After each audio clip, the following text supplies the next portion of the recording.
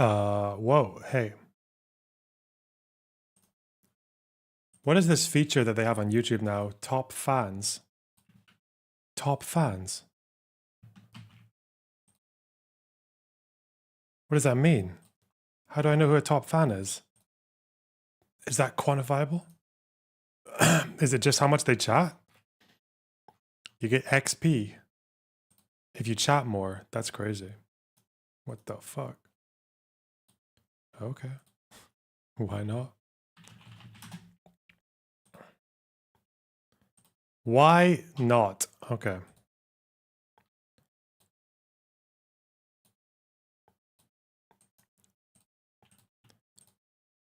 Let me see this little show from yesterday.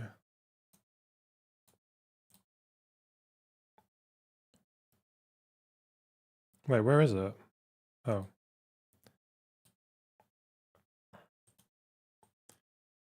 So this was the, I have a 1 minute YouTube clip in regards to the Epstein footage I need you to watch. It's driving me crazy. More people aren't talking about this. Is it the one where Hillary walks into the room and kills him? Is that what we're talking about? Or the one where he runs away? What was it, like a...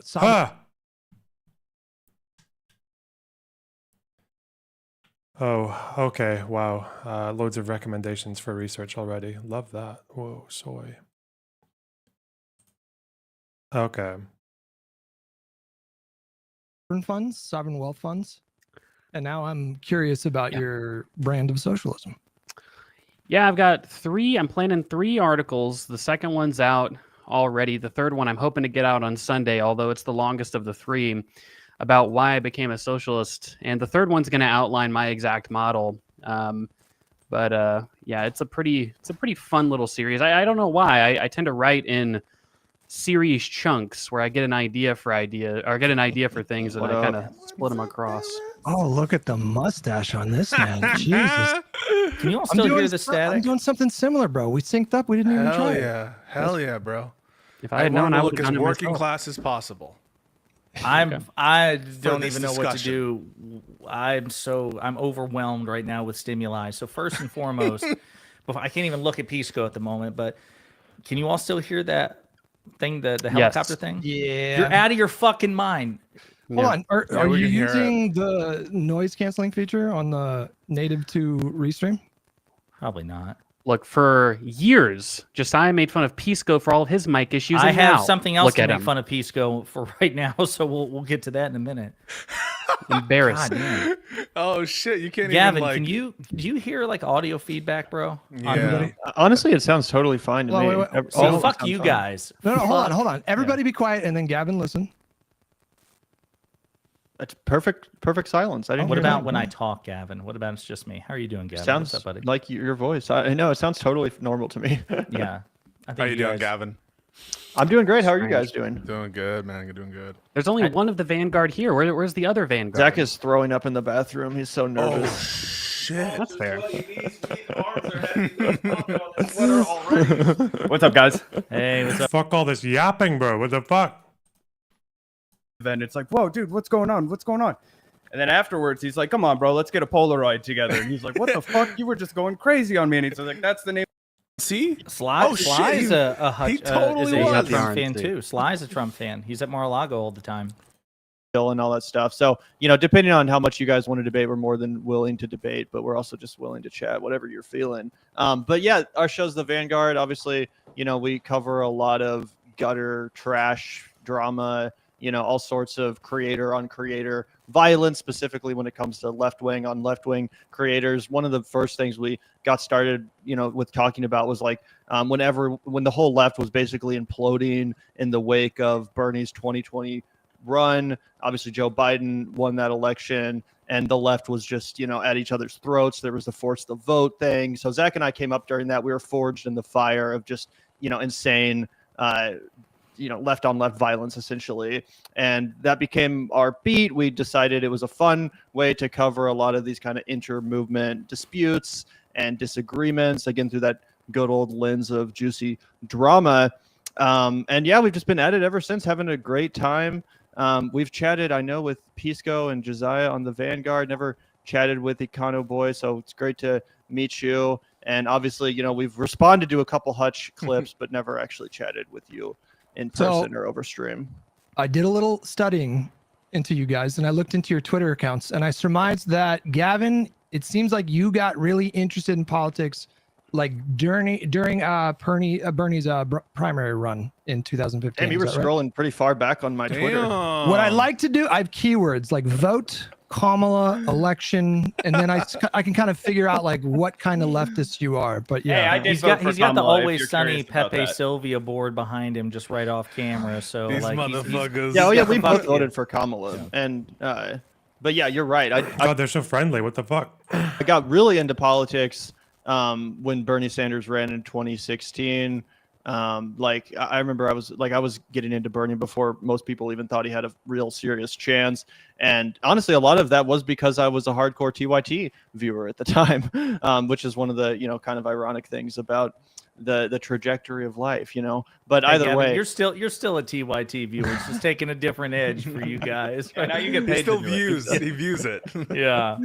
yeah, but you know, you're not wrong about that. Your investigation is correct. Not that I wasn't into politics before then. I've always, you know, kind of been a low-key a horse race junkie. I remember watching the freaking debates in like 2004 and shit like that before I even knew anything about what was going on. I was like fucking, I don't know, how old were we in 2004? Like six? Yeah, we got in, we actually became friends because Gavin and I were really two weirdos. We met at Walnut Grove. We've been boys since 5th grade.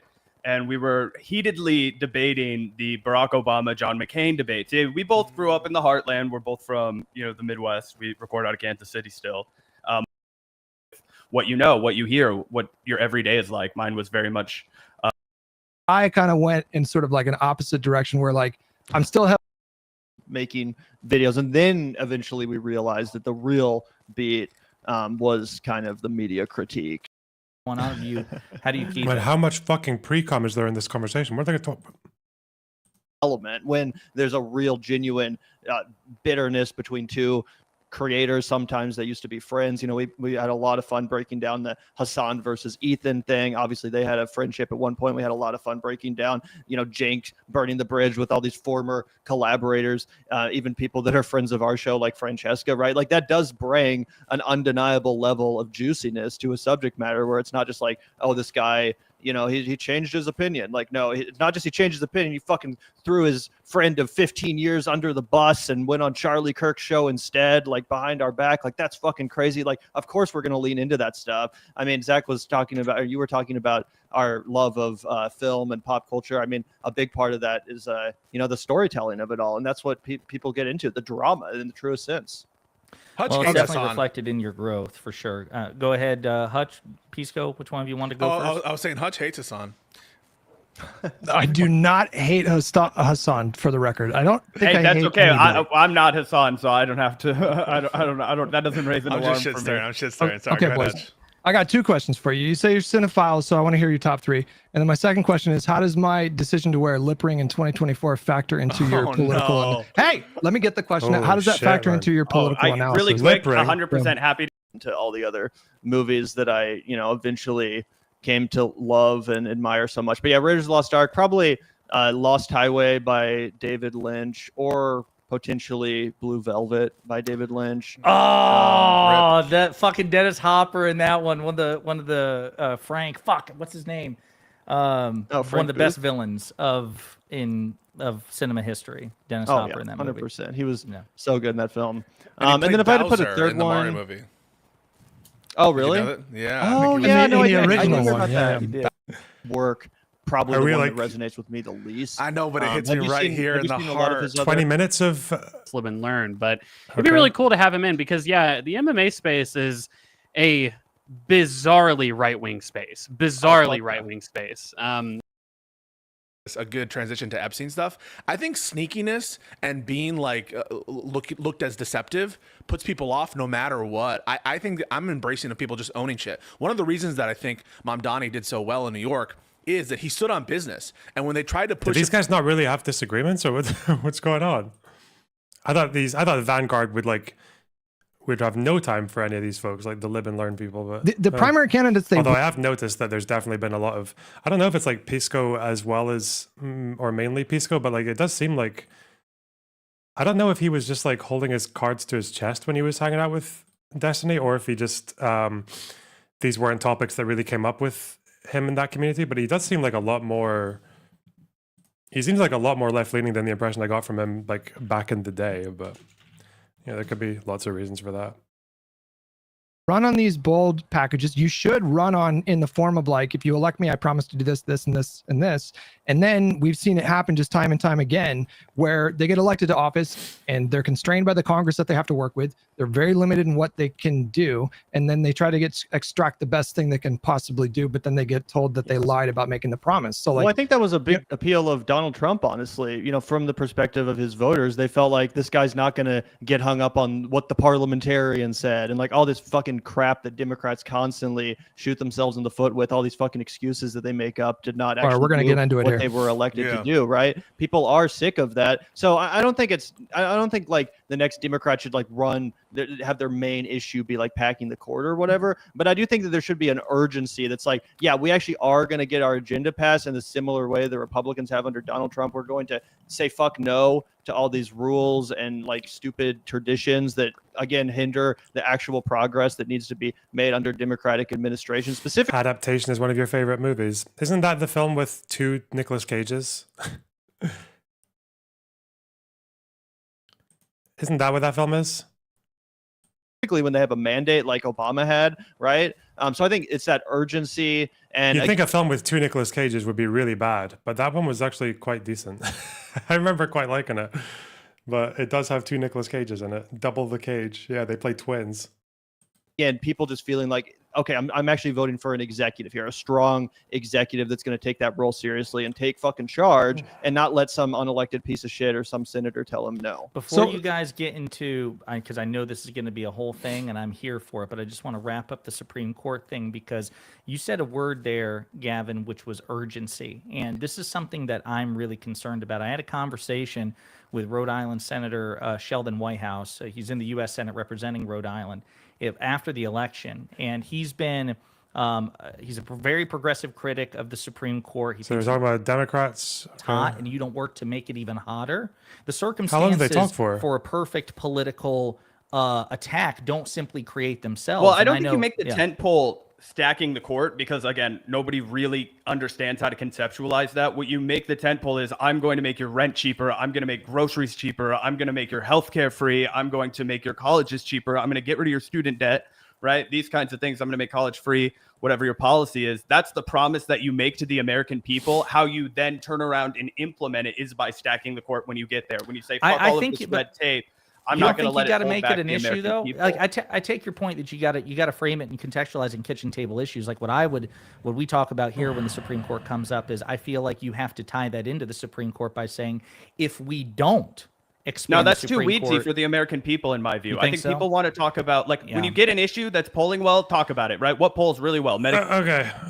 Is this whole did anyone watch this whole conversation? Is it just them kind of like, there's not really that much spice here. I don't know.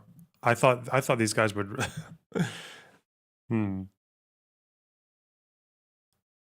especially with Hutch. I feel like Hutch is kind of like the worst enemy for these Vanguard dudes, but Duck, that question is perfectly reasonable. But she you brought doesn't up- understand that she has to then promise them something, right? Here's the problem with Kamala. Well- She couldn't even go on Subway Takes, man. She couldn't even get a 10-minute pre-cut interview because she said bacon's a seasoning. And the guy was like, I Right. can't I agree. have it on Listen. my conscience if I make you go viral for looking so horrible. Well, you gotta let me You know what I finish my mean? thought. So Like, she didn't do I- herself any favors. I agree with your critique that she was not good in like a long form setting. That was a she 10-minute was- interview. That's not long form. he surprised me. I know he surprised a lot of people on Twitter when we're like, oh fuck, they're not going to be able to get Mike Johnson confirmed to speak. You guys blamed the Senate parliaminarian for the $15 an hour minimum wage. No, I don't I understand blame how you Joe reached Biden that for conclusion. failing on one of its primary campaign promises to the American people, and the minimum wage in this country hasn't been raised since George Bush Well, what should he have done? fired the Senate parliamentarian. What would that have accomplished? There would have not been the person standing in the way of that issue. Another one would have cropped up, and I would have advised that he deal with it swiftly. You still didn't have yes votes from either Cinema or Manchin. I think you there's- can deal with that if you're the president of the United States. To Pisco's How? point, he expected every single one of those people to fall to Trump because Donald Trump will exercise power within the Republican not Party. everybody He will did. ruin you. But not He'll everybody make sure did. that you never work again. Nancy I said think that no. Joe Biden could have done a lot more to put his thumb on the scale to get Joe Well, Manchin, get excuse me, into to flinch. specifics. How is he going to pressure Joe Manchin? Go to his district, hold a rally, talk about how this guy right here is standing in the way of you getting a minimum wage. Call it the minimum Good. wage rally. Have 100,000 people show up. Have Bernie Sanders speak at it. Have every single person. Have Kamala Harris speak. Bring out Barack Obama. If you can't have Michelle Obama. But wasn't the problem with Joe Manchin that if he had gone, then the next in line would just easily have been the Republican, like because he's in a state where you kind of have to be a bit of a a blue dog. West Virginia, baby. Speak there. Sorry, what Get state does he AOC on the serve stage. again? This is how we're going to raise the. It wasn't a district; it was a state. What state did he serve again? West Virginia. And then how did they vote in the last election? Do you know? Yeah. Do you think that they would all vote for a $15 minimum wage? They would. We voted for a $15 minimum I'll wage in my answer state it. of I'll Missouri, answer and it. guess what? Yeah. We also It's a voted Trump for Donald plus Trump. 40 Unfortunately, people state. are heterodox. Same thing Also, happened in Florida, which is a Republican it's a stronghold. Trump plus 40 state. Whatever leverage you think Joe Biden had in West Virginia, you are deluding yourself. Like, I just want to ask you, That's because there- people is don't there show up to anything- vote in West is there Virginia. Look at how anything- many is people there- are registered to hold on. vote compared to eligibility in West Virginia. Can you simply accept that sometimes presidents are going to be constrained by the Congress, that it's not just as simple as them wielding the bully pulpit? Are you willing to concede that sometimes Ryan Wilson presidents told me, how don't would I get know? the things that they want? How would we know? He didn't do that. He did not do that. He did not make a single effort. He stayed in his basement. How do we know that a hyper left wing Bernie Sanders rally at fucking West Virginia wouldn't have swayed? What was the idea there? That it would push Joe Manchin to $15 minimum wage, or it would have got the public to vote for a different Democratic candidate, to just go past all the Republicans who come below Manchin and then go for the Democrat? It's such a fucking fantasy. I love that. I love how these guys just sell fantasies like alt history, like the most ridiculous fucking alt history. But you know, it wasn't tried, so who are you to say? He said, "Oh, He negotiated bills that he could get passed, and he didn't waste time fighting for something like firing the Senate parliamentarian that wouldn't have changed the bills outcome. to give a right-wing, watered-down infrastructure bill so he could claim victory after he rolled over completely. That's what happened. I also think, as I was talking about earlier in the show, Joe Biden of 10 years ago absolutely would not have taken that bullshit from fucking Joe Manchin. Are you kidding me? Do you know who absolutely Joe would Biden have, is as a for the politician? record. Do you know who Joe Biden is as a politician? Because if Do you Joe know Biden that- had actually listen, been in, if he hold had on, actually can we- been in can we- office, It's would weird. he- The Lib and Learn chat here is really blackpilling me. Are these guys all just like fucking communists? Like, what's going on? Fuck me.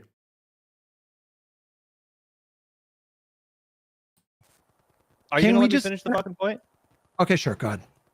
Okay, because I can't focus with that either way.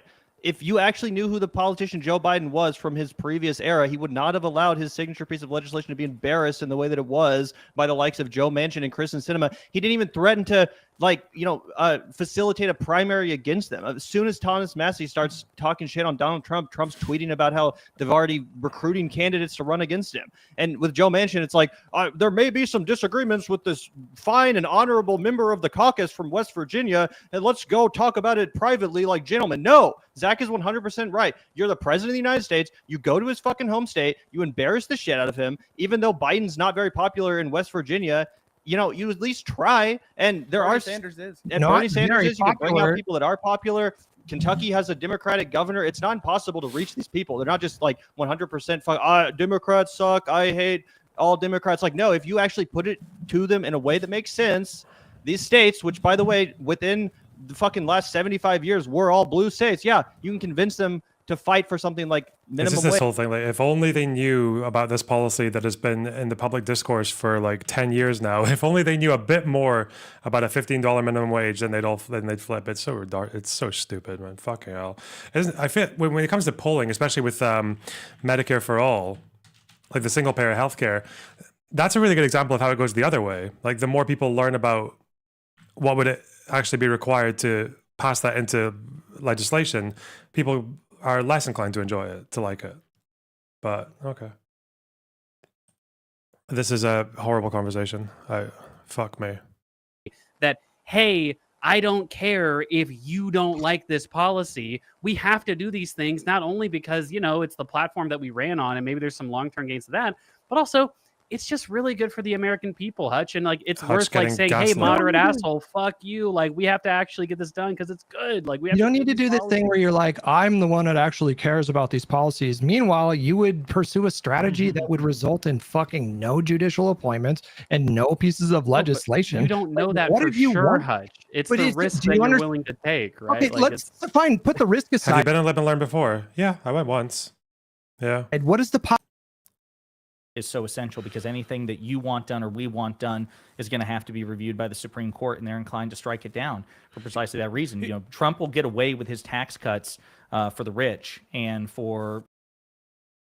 I mean, I'm sure Trump knows what's in them, right? I mean, it would be kind of bizarre if he didn't. I mean, at this point, I mean, I think that he also, to be fair, I think one thing that the Democrats need to wheel out on this is, he had some pretty sus statements about the Epstein files himself, where he had said something like, oh, yeah, I'll release the JFK files, I'll release the MLK files. What about the Epstein files? Well, there's a lot of weird stuff, and I don't, it's like, It was an edited Fox immediately News right interview. after. The whole thing is Yeah. a fucking fiasco. And I don't think they're and I going to mean- disagree much on the Epstein files. Okay. That was cringe. Do I? The other thing there is to watch from these guys was it was Aaron and Hutch talking about ContraPoints. other people maybe who How did they talk for 3 hours and 30 minutes, man? Obama, CIA, Bernie. We're still talking about Bernie. Fuck me. All right. Do you want to talk about All right. ContraPoints? Yeah, let's talk about ContraPoints. Okay, so the way this conversation started, give me a second, I'm gonna show my chat. So ContraPoints had finally made a full statement on Israel-Palestine, and she posted it on Reddit. She didn't post it on Twitter or anything. They got put up on Twitter by somebody who transcribed it, and then I put, it's crazy that Ms. Rachel, a children's entertainer, has done a better job of speaking up for Palestinians than many liberal and progressive political creators. And Hutch responds, what's your specific problem with her post? And you put, and I said, there are a few points ContraPoints makes that I agree on, and I've read the statement, I stand by that. But overall, it reads to me like a long-winded rationalization for an action that's framed as moral nuance. She acknowledges the ongoing genocide and has donated to Palestinian causes, which is more than many and commendable, but devotes more energy distancing herself from those participating in said genocide, or from those protesting said genocide, than from those supporting it, tacitly or otherwise. And then we agreed to this conversation. So I don't know, how do you feel about my criticism? And you can give me your thoughts more broadly on what you thought of ContraPoints' statement. I think the problem that I'm seeing in terms of the reactions, I think your premise about what Contra was saying is not accurate. I think a lot of people read her statement and they interpreted it to mean that she was saying don't do any activism, but that wasn't what she was saying. She was explaining why her specific platform on YouTube, which is videos presented in a normally kind of whimsical, playful, satirical, comedic way, that this topic wasn't a good fit for that particular platform. And she then went into great detail in a post that should take maybe 2-3 minutes to react or to read. So I didn't feel like it was super long-winded. I mean, this was a very quick read for me. But I think your framing is just all off. Like, she's not telling people don't do activism. Do you think it's possible for somebody to, for people to kind of pick up on a connotation and that ends up being more specific than the literal denotation of what somebody says? Yeah, of course. So if you're saying that maybe she should have articulated herself better, then we can get into that. But when I read her, No, just because you said that, people were strawmanning her and saying that she's discouraging people from action. That's why I said, I think it rationalizes inaction, because is there anywhere in it where she says, do not do a thing, do not speak up for Palestinians, don't protest? No, those words never appear anywhere in it. But I think the framing, when it kicks off in framing that I don't know if I don't believe that she's intending to trivialize criticism, but I wasn't seeing, and I'm not ContraPoint, so, defer to her, that maybe she saw more people requesting that she make a video on it. I didn't see that. I saw people just making the request, why haven't you spoken out more about it since, or why don't you use any of your, multiple platforms to kind of speak up for Palestinians if that's how you feel. Well, the opening starts off from a criticism that I almost think is a false premise, but then also even if she literally never says don't do this activism, it's possible for it to have a depressing or almost a demotivating thing, because I have to assume that, Contra acts in a way, if ContraPoints feels that she herself needs to be very cautious in the type of protesting that she engages in surrounding this topic, then you're implicitly suggesting to people who agree with you, you should also, and even those who disagree with you, you should be more willing to you should be more cautious as well. I think that's what people mean when they say, that's certainly what I mean when I say it ends up justifying inaction. So the very opening sentence of her post is, so many leftists feel betrayed because I haven't made a video on Palestine. So she's opening it by very clearly identifying this specific platform. But I saw it on Twitter. I saw people responding to her on Twitter. That's why I'm saying I didn't see people saying, why don't you make a video on it? I saw them saying, why don't you just use your platform to speak more? But she has multiple platforms, because she has Twitter, she has Patreon, she has YouTube, she has lots of different things at her disposal to reach out to people, right? Okay. Like, I don't know where people, personally, I would enjoy seeing her pour milk on a mannequin of Bibi Netanyahu. That's just me.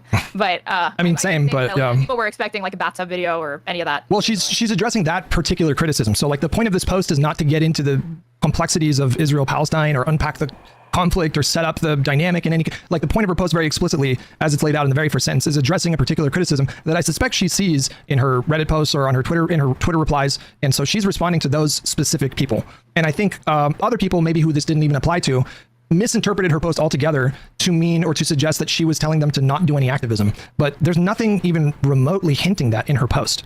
Like nothing, literally not a single thing. What she was drawing an issue with was a particular kind of activism that mandated anti-Zionism as a part of a necessary component of Palestinian advocacy. So like I watched a Vanguard video yesterday where they were discussing the ContraPoints posts, and they said, for example, you cannot be an advocate for Palestinians if you don't believe in a one-state solution. So she's speaking to this exact kind of insistence or mandate. Okay. And I think her observations were just like self-evidently correct. So like by doing that, by saying that if you want to be a part of our coalition, if you want to be a part of our activist movement, you need to advocate for basically to dissolve the current government structure of Israel and replace it with a single state full right of return, which she goes into detail about why that's completely infeasible. So I'm just not seeing that same issue that you're seeing in the context of everything she wrote. I did not get her at all saying don't do activism. If you say that the current strategies that have been employed now have meant that 0 Palestinian lives have been saved, not one fewer bomb or bullets was like deployed, and it also may have slightly contributed to the re-election of Trump, guaranteeing that the U.S. will put no diplomatic pressure on Netanyahu for at least 4 years, making protests against Israel both more riskier and less effective. That's right. What she is calling people to do is reflect on the types of tactics and strategies and protests that they have engaged in since, and saying like maybe it was completely ineffective. So I do think that it's not just a critique that she's saying like, oh, be open to considering this. I thought she was pretty much suggesting that like the things that have been done now, not only was it like not helpful, it may have actually hurt. So how is that not her saying that like maybe you shouldn't protest in this specific way, right? Well, no, but that's different though. Feel that like that's not the way to do it. No, but that's different though. If she's saying if she's saying protesting in this specific way was worse than unproductive, it was counterproductive. She's talking about a specific critique. She's not saying broadly don't do any kind of activism or contribute money to direct aid organizations or charities that benefit Palestinians. She's not saying to engage in activism. She's talking about a very specific critique, right? I guess having a criticism like this and not following it up with like, here's what you ought to do instead, or kind of like, it's like, I would never like tell someone and not show them, like if I had a criticism of somebody and I'd be like, you should not do this, I would also follow it up with, this is how you should do it instead, because this is a way that you can get people on board with your movement. This is a better alternative to what you're currently doing. I personally wouldn't leave them with just like, here's the criticism, do with it what you will, I'm not going to tell you what to do, I'm just going to tell you what not to do. It's always going to lead people to make uncharitable assumptions, because it's like, you don't like what I'm doing, you don't provide an alternative, so I'm just going to assume what you've said has been the reaction. So that's one part of it. But then another part of it is like, well, give me your thoughts on that. Like, do you think my assessment of that is like off base, I guess? Let me think about that for a second. Well, there's like a couple things here. Like, I don't think she needs to necessarily go into detail about like what a particular kind of activism should look like, because I think that's really broad. I think like you can do all kinds of activism that doesn't revolve around demanding a one-state solution. But I think an equally important part of her post was setting up the reality that, and this is just going to be something that makes people upset, I understand it, but she's telling the truth. When she says it was politically infeasible to expect that there was a lane or a path or any kind of mechanism to pressure government to stop sending them arms, she's saying that that was impossible. I know that people might hear that and they're going to get very upset. I understand why that anger. Nobody wants to see violence like this unfold daily with hundreds of videos every day of just like unspeakable violence. And nobody wants to be confronted with that and be told there's really not much that you can do to stop that right now. But she was telling the truth. When she says it was politically infeasible, the Republic, I mean, like, let's just grant that it was possible to convince Democrats to go along with this. Let's say we can convince Joe Biden to not be a principled Zionist and not be someone who is looking to continue our decades-long diplomatic alliance with this country. And let's say he was open to discontinuing arms sales and aid packages to Israel. You know who else you have to go through in that spot? It are Republicans. Like the Republicans held the House at that point in 2023. There was Mike Johnson was the speaker shortly after October 7th kicked off. And so if you wanted to set as a goal like pressuring the government to stop sending them arms, like what you're saying is the job would have been to convince Mike Johnson to do this. This is just an obvious non-starter. Like that just was never, ever, ever going to happen. And so there's a couple things here. Like, yeah, like she's right. It was kind of hopeless, and it is kind of hopeless right now. And she's right that doing one state solution only type thing necessarily excludes like 95% of the country. It's also hopeless because one side of the conflict doesn't want to give up. That's kind of a big thing. I don't know why anyone ever brings this up. Is Hutch going to? Is Hutch going to be like, are we just going to? Because I know the ideal conversation for someone like Aaron on this would just be to have the entire conversation and Hamas just doesn't exist. Like they're just not a relevant party to the conflict.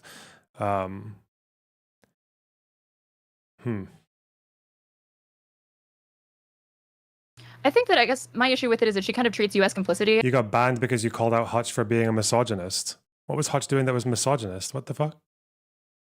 Was he like, listen, lady? Wait, what? I could know. What did he say?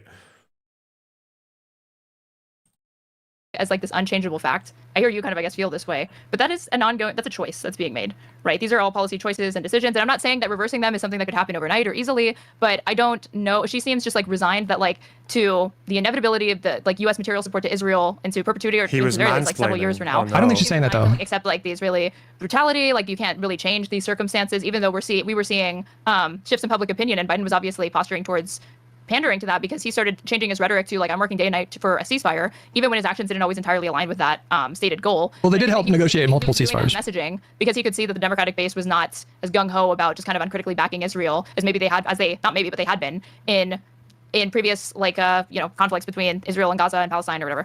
I don't know, like I don't see that to me as like, oh, she's just being realistic. I feel like she's being fatalistic, and she kind of dresses it up as like, this is me being pragmatic, but to me it's like, I don't think that, what does Congress have to do with the United States vetoing Security Council resolutions at the UN? Last time I checked, Joe Biden doesn't need to get every statement that he makes approved by Congress. He can make statements condemning Israel. He can make statements expressing opposition or distaste or displeasure at what he's doing. No, the Biden administration and Biden himself were partly culpable. I'm not suggesting that they weren't. But the UN votes are largely symbolic that don't really amount to anything. So that wouldn't have changed anything. But like, We're a permanent member well, of the UN. So I think like a lot of these are just like measures condemning Israel, right? Like, what does that actually amount to? The Security Council resolutions are more than just like performative or whatever. So there's two different types of resolutions that can be passed, but the Security Council ones are actually serious, and they do have like weight behind them. And when the United States backs something, that's not just like a virtue signal. Like I can understand if it's like, okay, I take your point. I take your point on that. But like, I want to unpack what you said though. Whatever. It's like, it's true about Congress, but it ignores that there are other mechanisms that the United States has to put pressure on Israel that absolutely could have been used. But before we even get to that though, she actually didn't say that it would be impossible to change the sort of congressional makeup. She didn't say that it was impossible to change the congressional makeup to one that has way more people that are willing to vote for something like an arms embargo. What she said was that something like that would necessarily take years, and she's correct about that. Like the UN can do this or that resolution, and Biden can pause shipments in accordance with law, but he did not have the unilateral authority to halt shipments altogether. That would have had to have come from a bill from Congress, and so. I think it's counterintuitive, and it works against people's sense of like. I think especially when you're young. Excuse me. When you're young and you're getting involved in politics, you take a look at historical examples of successful civil rights movements or liberation movements, revolutionary struggles, and you want to think that at any given point, you can accomplish anything with your activist movement. You can change any kind of situation so long as you just have the sufficient energy and willpower and passion to do it. But at some point, if you want to say that she's incorrect about what she's saying, you're going to have to make the case to me that how you could have convinced Mike Johnson to stop sending aid to Israel. And that touches on another thing that she touched on, which is that when the leftist Palestinian activists were talking about this issue in 2024, they were only talking about the Democrats and their complicity in what was going on. They did not talk about like the vital role that Congress plays. They did not talk about the vital role that the Republicans in the House played in passing this aid package. All of the criticism with respect to Israel and Gaza was focused and centered on Biden and Kamala. But why? Why do you think? The answer to that question for me is that I think that they were completely misguided. I think they made a mistake. Wait, the activists by pressuring the Joe Biden's administration? Yeah, I don't think that they were. I don't think that they were properly. I don't think that they. I think the motivation was to like shift the party platform that Kamala was running on. So specifically they wanted her to run on like an arms embargo or something like that. So they had political goals, but in doing so, and she sets up the stage here. So like she sets up the sort of intractable nature of what was happening at the time, and then she sets up their like specific methods, like demanding a one-state solution. And then when you have a situation where like hundreds of videos of unspeakable violence are showing up on your feed every day, and all these activist groups are talking about is the Democrats' complicity in it, they don't it sets up a situation where a lot of these people don't properly, number one, acknowledge the Republicans' role in what was happening in Gaza, and number two, it's shifting them away from the emphasis on how bad Trump is going to be. That was what she was sort of like speaking to in that post. Well, because Trump's not the president yet. Well, he was a candidate for president, right? So like, if I'm a voter for the Democratic Party, I'm going to spend more time attempting to leverage my vote within that party than I would attempting to leverage it like with a Republican base politician group or whatever, because I can't even say to that person, yeah, I'm part of your coalition or I'm a constituent of yours, that's why you should listen to me. It's like with the Democrats, these people are Democratic voters, or they could potentially be Democratic voters, and in some cases, again, they supported him or whatever. So, and given that it's Biden's administration, that it makes sense to me that is where the effort is currently. But the role of the Congress the role of the Congress in appropriating these funds is just as crucial as Biden's role in like dispersing those funds. Like it's a co-equal branch of government. They like the Congress are the ones that determine what amount of aid gets sent, what amount of like money gets sent, that like they have just as big of a role to play in this situation as Biden did. So like, let me just like say, like, imagine someone who's like 18, 19, 20 years old, and they're just getting interested in politics, and their entire media diet is like, you know, Hassan and Vanguard and a lot of people that were sort of like Mike from PA or whatever, like people who are like singularly focused on the Democrats' complicity and what's going on in Gaza. And then from that media diet, all this person is exposed to is Democratic complicity, Democratic complicity, Democratic complicity. No, there's no mention of Mike Johnson. There's no mention of how much worse Donald Trump is going to be. Can you imagine that like a lot of people in that spot probably felt apathetic and felt like they didn't have a meaningful choice, even though Donald Trump has been like literally 100 times worse? Yes, but I think that's rational because I don't think that you can just let the administration that's currently in charge off the hook from holding them accountable, because there's always going to be the future evil of Republicans. That always has to be factored in, and that's something that should be mentioned. If I could make recommendations to those creators, it's like when talking about this, it would be irresponsible to leave that out because he's a serious contender for the president in just a few months. So don't leave it out of the discussion. But I also don't think that it should undermine or make people's criticisms be any less intense, you know, and the pressure that they decide to put on it. Because I guess like, is there any issue that you agree on Republicans with? Any single one? I feel like all of these conversations, like it gets really abstract, and then the problem is that people are just kind of like listening to it with a different set of priors. So in a sense, you could almost argue that what Hutch is doing here, if you don't agree on the underlying facts about what the Democrats could have done differently with regards to Israel and Gaza within the 2 years that Biden was still in office, or a year and a bit,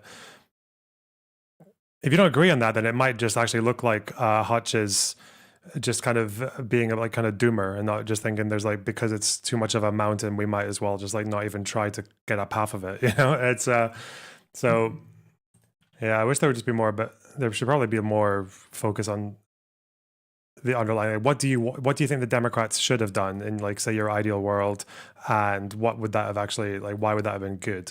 Because I think Erin is probably going to be on the arms embargo brigade, right? That's probably where she'll be. But then the easy question to ask following up the arms embargo would just be, okay, you've got your arms embargo, then what? Americans just stop talking about it? Like, we're just not involved, you're not involved anymore? Like, Europe can detach as well, and then it's just like, well, okay, well now Israel and Palestine are just, that's just another fucking place in the Middle East where people love to fight, and they fight in really brutal ways without the rest of the world keeping checks and balances on them. It's not like Israel's going to struggle. It's not like Israel needs American arms to overpower Hamas, right? Like they can still do the job, albeit with maybe like a bit less effective weapons, or like blunter weapons that are worse for minimizing collateral, maybe.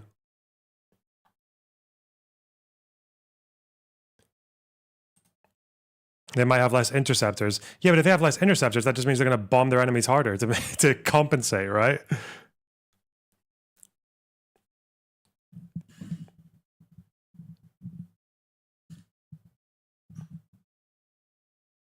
Then it just becomes what? Like, it just becomes Syria, or not even Syria, but maybe more closer to, because America did have some involvement in Syria, just closer to like Congo. Myanmar, like, yeah, whatever. Just not my problem. Yemen. Well, America did have a side in Yemen, but yeah, I guess the left were a lot less active on trying to change that. Sudan. Well, America gives aid in Sudan. I don't actually know what their political involvement is. I don't know what they do there. Nothing comes to mind. I'm Gun rights or something? well, I don't think the gun. Or, No, or like anti-choice or something? no, literally not a single thing. I cannot think of a single thing. I struggle to think of something as well. But let's say that I agree with Democrats on absolutely everything except the one thing is like the Second Amendment, right? And in the context of some like school shooting or something like that, there's a really big ongoing public conversation and national debate about what direction we're going to take gun reform laws in, right? And you've got like Democrats in charge, or like you have Republicans in charge or something like that, and people don't like it, or like don't like the policy that they're going for. But then, where do you stand on America donating offensive weapons to Israel? If you're going to donate offensive weapons, like what, you don't even sell them, then it should probably be like, the only ones I would maybe accept for that would be ones that actually have a function in that they would reduce collateral, like on a strike that was going to happen anyway. So let's say Israel's got a target and they're like, okay, we can either hit this with our fucking bomb that is slightly dumb, slightly fat, bit of a fat ox, or we can use this American JDAM precision strike that's a bit lighter and will actually hit the target, like for sure. Like, I don't know, if it was like a dispute between that, then yeah, of course you should give them the weapons, but otherwise,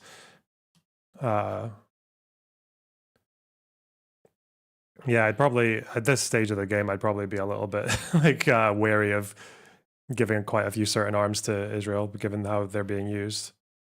People from their party say like, but you should just be criticizing the Democrats because think about the future. I know you don't like what Republicans are proposing, but think about like the future evil that a Democratic administration could bring in if they were in charge right now during this crisis. And it's more important for you to think about that future harm instead of put pressure and act now with urgency at the current administration that's at the helm of all of this and the party that is the one that's like dictating the policy. It just seems irrational to me.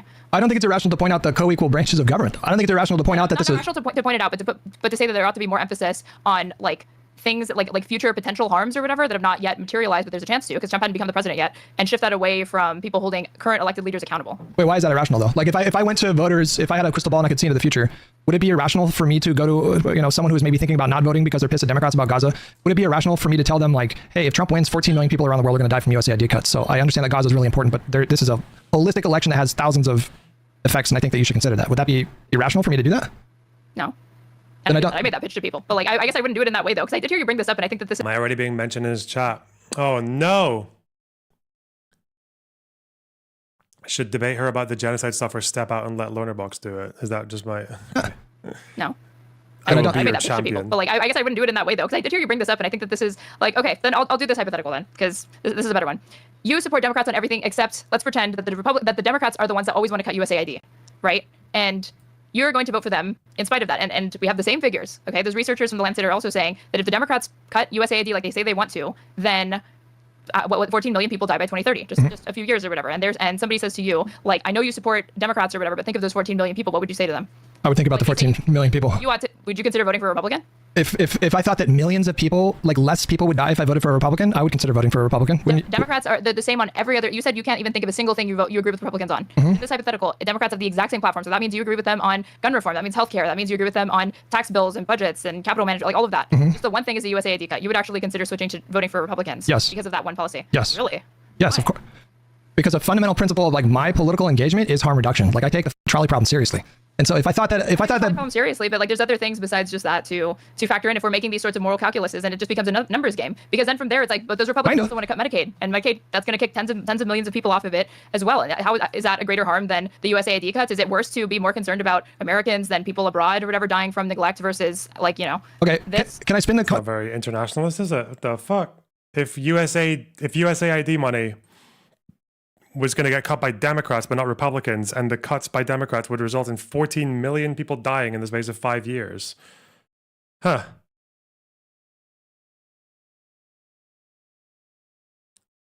Okay. Wow. Question around on you, but change it a little bit. Sure. If you knew that by voting for a Republican, you could prevent 4 billion people from dying, would you vote for the Republican? It would depend on what Democrats are proposing. I would need to know. Well, that's the difference. The difference is obviously the Democrat proposal results in 4 billion people dying, and Republicans would be otherwise. That's the hypothetical. Yeah, it's an isolated. Huh. Say the Democrats, like let's say the Democrats' platform was fucking like literally 100% what you want, but 4 billion people would die. Would you still vote for the Democrat? And it's like passively because of the same way the USAID cuts. Yeah, we'll just say yeah. Yeah, they press a button to get all the policies, but. I guess I would consider it at that point, but again, it comes down to Consider but I don't think it. it's comparable. What the with what you're fuck? saying entirely, because Well, you you're- also have to factor in that you would be voting for a party that's anti-vax, that doesn't think climate change is real, that wants to take away healthcare from people, and that wants to install Supreme Court judges that could be disastrous for minority rights, equal rights. Yeah, but Republicans are going to kill 4 billion people for all that. Like there's a scale. Right? If we're talking like your harm reduction ethics, like, huh? And just constitutional protections for every single American. That always has to be weighed against these numbers, right? Yeah, I would take a look at like So- projections for how each individual policy is expected to, have an impact in terms of like lives lost or, any number of other variables. But if you give me an option to like save 14 million people by voting for a Republican in one election, The fuck am I watching, man? What the fuck?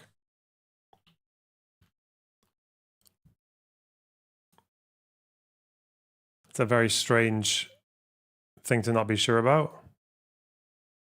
Normally, the extreme hypothetical is just to be like, I think he probably asked that to be like, okay, so clearly there is a line where you would give up all your policy preferences to vote Republican if it would say 4 billion people or whatever. But then, so let's narrow, and yeah, that should be a given, and then we'll just narrow it down to be like, okay, like how.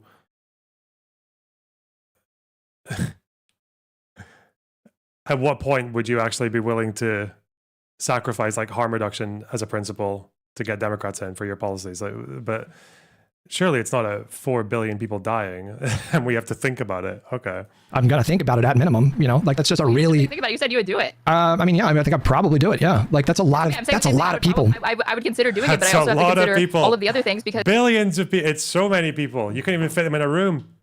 Imagine them all being in this little fucking box. Imagine them in chat.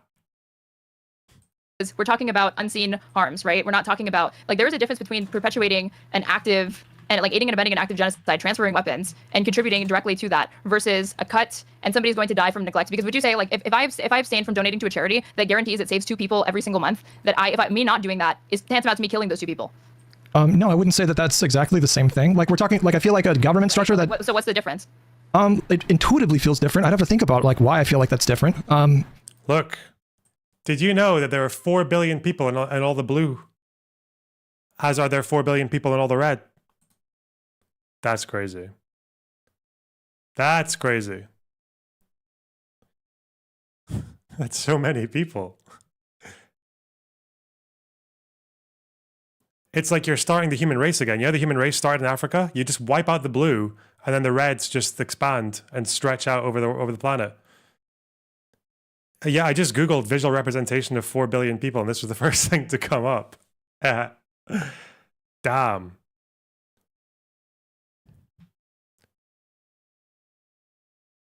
Surely it depends on which color we're... Is that where we're going to go next? I'd have to think about it.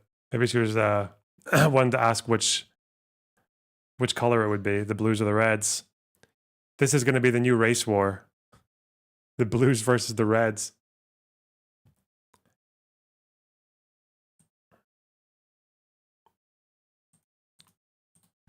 Yeah, I mean, like if you give me a more extreme example, like if you say like, well, if you donate $5 to this charity, you could save like I don't know. That's a good question. I have to think about it. But intuitively, it feels very different.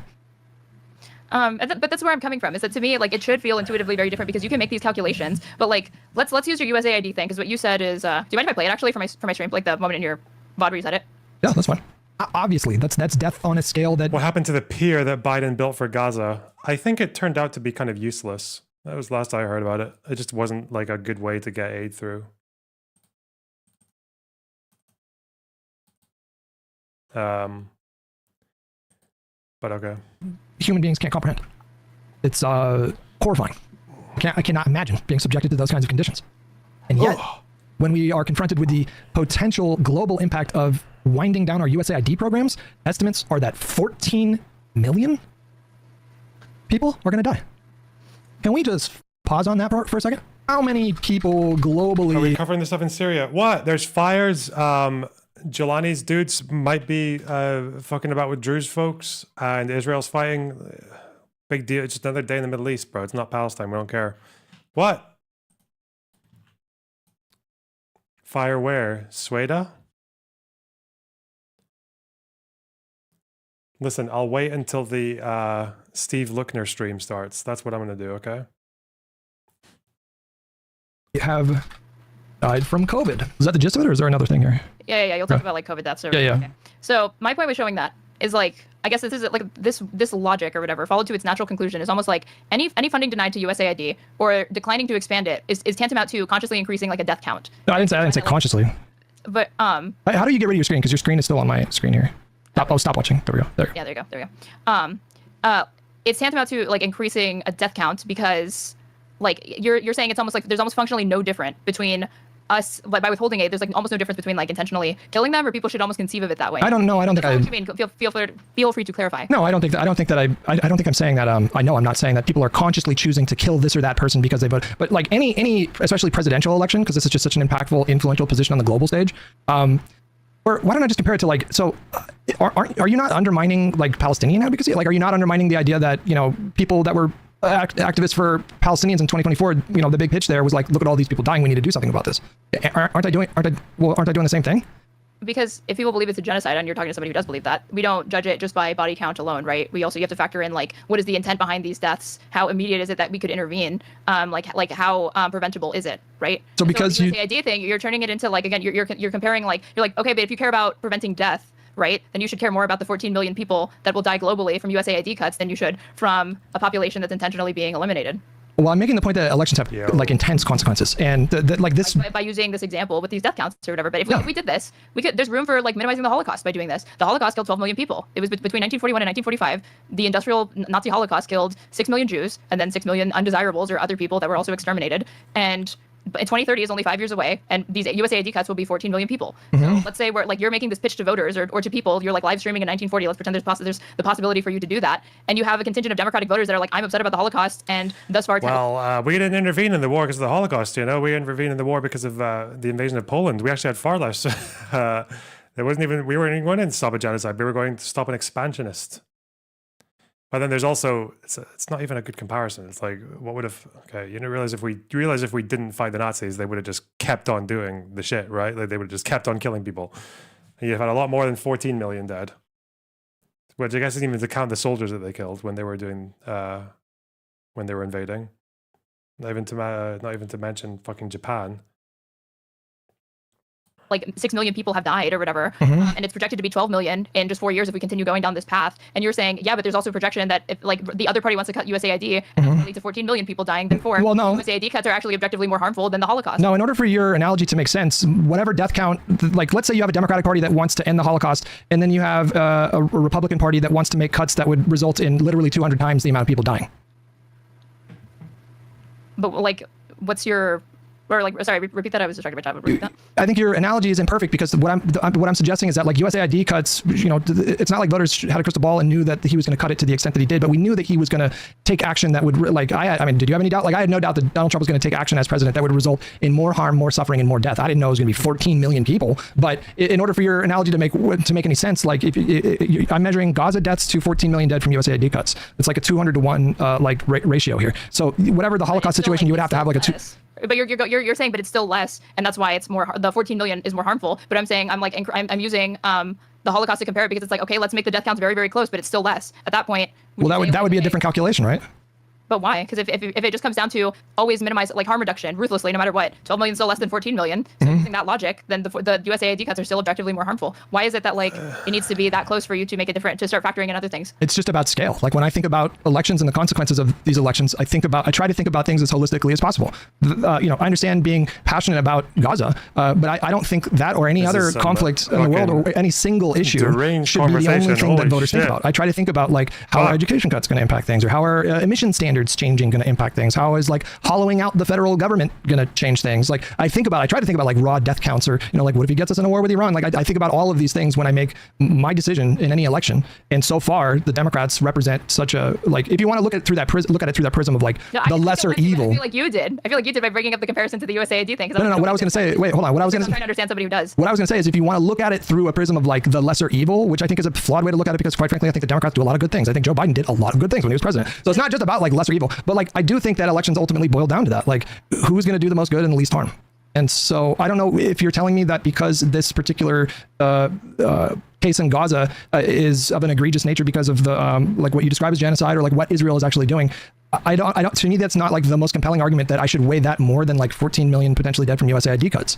That's not me saying. That's not me saying that Gaza is no big deal. The election was coming. Well, no, that's what I'm saying. Like, if I could go back with a crystal ball and show a voter back, like a person who's like, you know. So we had to make the pitch with the information that we had, and I think even if we could have those projections, I don't know how convincing it is to voters to point to hypothetical future deaths and get them to ignore the. Well, no, it was just a thought experiment. I'm not literally thinking that we have the technology to go back in time, but like if you want to do it that way, I think the obvious pitch was like, look, I know you're pissed at Biden for everything he did for with Israel. I share that frustration. He was way too cozy with Netanyahu. He was way too publicly like embracing of him, and he didn't do enough to constrain Israel and Max, do you ever find listening to people say stupid things every day exhausting?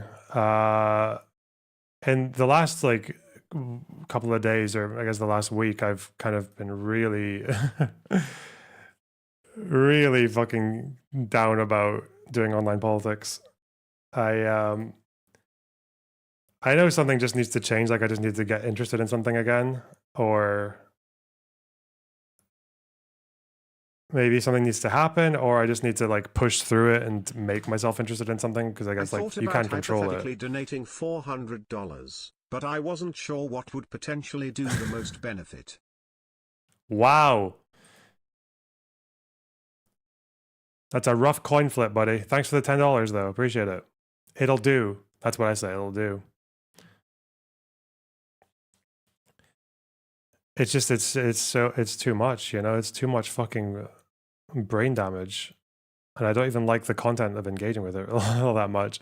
Like this is what it is, you know. It's just like a bit of fucking brain rot.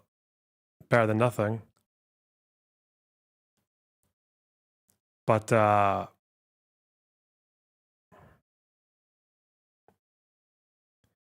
you, Hutch, Dylan, and Wick are keeping you sane. Wow. Yeah, I don't know. I think if I have been doing a bit more reading lately, which is good, but channeling that into actually some kind of like essay content that would get the views as well. Because unfortunately, just like if you want to get the views, you need to do the fucking drama, or you just need to upload like every day for a year before the algorithm is like, hey, this guy. So that's kind of annoying, but I think if I start doing video essays again, the problem is I'm just going to need to cut down my hours on streaming. Like I can't just stream like, because even streaming like 4 or 5 hours a day for 5 days, like writing video essays after that is still like a bit of a pain. Like it's not the best use of like fucking brain power. I probably need to cut down the days that I stream. Maybe do like a 3 or 4 day stream week and then use the rest for making essays, and do it off stream because I'd be quicker. Outsource the video editing process. I mean, I can pay an editor, that's fine, but the script writing and the direction is going to be a pain. Is going to be quite difficult as well. Yes, I do content full time. Yes.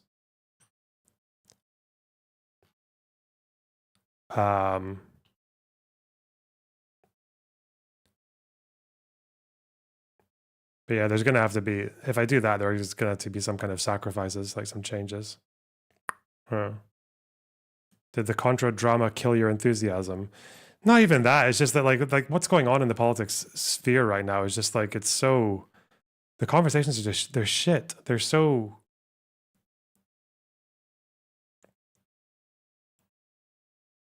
it just feels like there's not really anyone around who's like willing, at least in this immediate space, that puts in the same like, oh, it's so fucking like obnoxious for me to say this, but it just, if we've done the Middle East and we've read so much about it, but it just feels like in this space that we actually do these debates in and have these exchanges on, or even just watching other creators, or even watching peers, it just feels like there's no one who's willing to do like even close to like the same level of like digging into these things. And it's just, yeah, it's a pain. And if they are, then like they don't really have any meaningful impact on the discourse.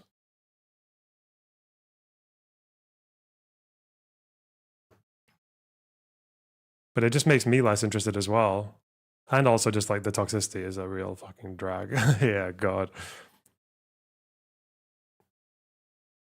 Yeah, I fully agree with that. However, Kamala Harris is not Joe Biden. She's not distancing herself, and I think that's stupid, but she's not Joe Biden. I don't expect her to be as coddling as Biden was. And number two, Donald Trump in 2024, what was he saying about Gaza? All he was saying was, we got to let him finish the job. That's all it was. And like anybody with two brain cells. He made his pitch to voters better than Kamala Harris did on this specific thing, because they both evidently. I mean, yeah. Harris, I know, but it was so obvious that it was clearly the worst strategy that she was deliberately picking.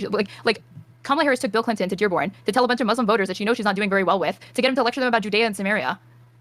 And like, do you think that's a persuasive pitch to voters that are concerned about the humanitarian crisis in Gaza? No, I don't. But they made a deliberate choice to do that. So she made a lot of mistakes. I'm not going to tell you she. Like, no, for sure. But I'm saying, like, to those voters, if I was in the room with those voters and I heard that was the pitch, I would be like, Jesus Christ, what is going on here? And then I would feel the desire to step in and be like, they just gave you the worst possible pitch. Please ignore that. What we should go is go to the entire United States and tell them about the one-state solution for Israel and Palestine. And have you seen the latest fucking update from Al Jazeera? And like, fucking hell. What about this Bet Salem report? Do you know my good friend Hassan Piker? Yeah, that would have done it. They're terrible on this issue. They're better on these other things, and Trump will be worse on this issue, would be what I would say to them. And I would be able to demonstrate how. But I would also say that doesn't mean that they shouldn't be angry with them. But I'm just saying that, like, between that, I don't disagree with that. Fact, I know, but like, I'm not surprised that like voters went for Trump, because what Trump was saying, I'm gonna end the war. Now, you and I are both informed, so we know when he says end the war, there's like a monkey's paw that curls. And by end the war, he means he's going to accelerate the death and destruction in Gaza. Yeah. End the war. And I don't think that that's what people realized that they were voting for, but it was. Wait, You know, because what? people, when they hear end the war, they're thinking like, oh, like bring about like a peaceful resolution. Should they be giving Trump the benefit of the doubt? No, but a lot of voters are like low information voters, and that's like real. Like they take a candidate at their word, they give them a chance. They're like, they look up, they see who's in charge, they blame the entire like the Biden administration on that, or like the entire administration that's in charge on that, and then they hear out the other guy, and he's like, this person's saying that they're going to end the war, the other is finding justifications for it. I'm going with that guy. You know, Well, it's not isn't this crazy to me. but isn't this a separate discussion? Because if we're having a conversation about like the mistakes that Kamala Harris made, I would join you in your chorus of critiques against her. I mean, I have notes for how I think like I think Well, ContraPoint's statement is putting more onus on voters than she is on Democrats. You know, like those types of of choices. Like I'm more upset about Kamala Harris, that being her pitch to voters, given all of the access that she has to different like people to help her with like marketing and messaging and all of the money behind her and all of the and things that she has access to. But we're not talking about them though. We're not talking about them though. Like in retrospect, They're relevant. We have to talk about them. I mean, I do. Again, but we are talking about it because ContraPoints is like there was too much heat for Democrats and not enough, and that might have contributed to the re-election of Trump. Do you disagree with that though? Wait, well, can I just say on this point, and then maybe I'll understand where I'm coming from on it? Okay, sure. Like, that's what she says. That like you're focusing too much on the party in power, and you're not, working to prevent like a future harm. And one, I know that these are not mutually exclusive, but it's not irrational or wrong for people to demand accountability for the people that are currently in charge, currently transferring the weapons, currently contributing to the death count in Palestine. And They weren't demanding accountability though. They were dressing up as fucking like Second Intifada stone throwers and making a fucking state, like a complete fucking spectacle out of themselves at universities or at the uncommitted movement, like, and just screeching. Like that's what they and screeching unreasonable demands. Like that's what they were doing. But I guess maybe the problem with Hutch is that he doesn't disagree with some of the demand. I don't know. Fuck.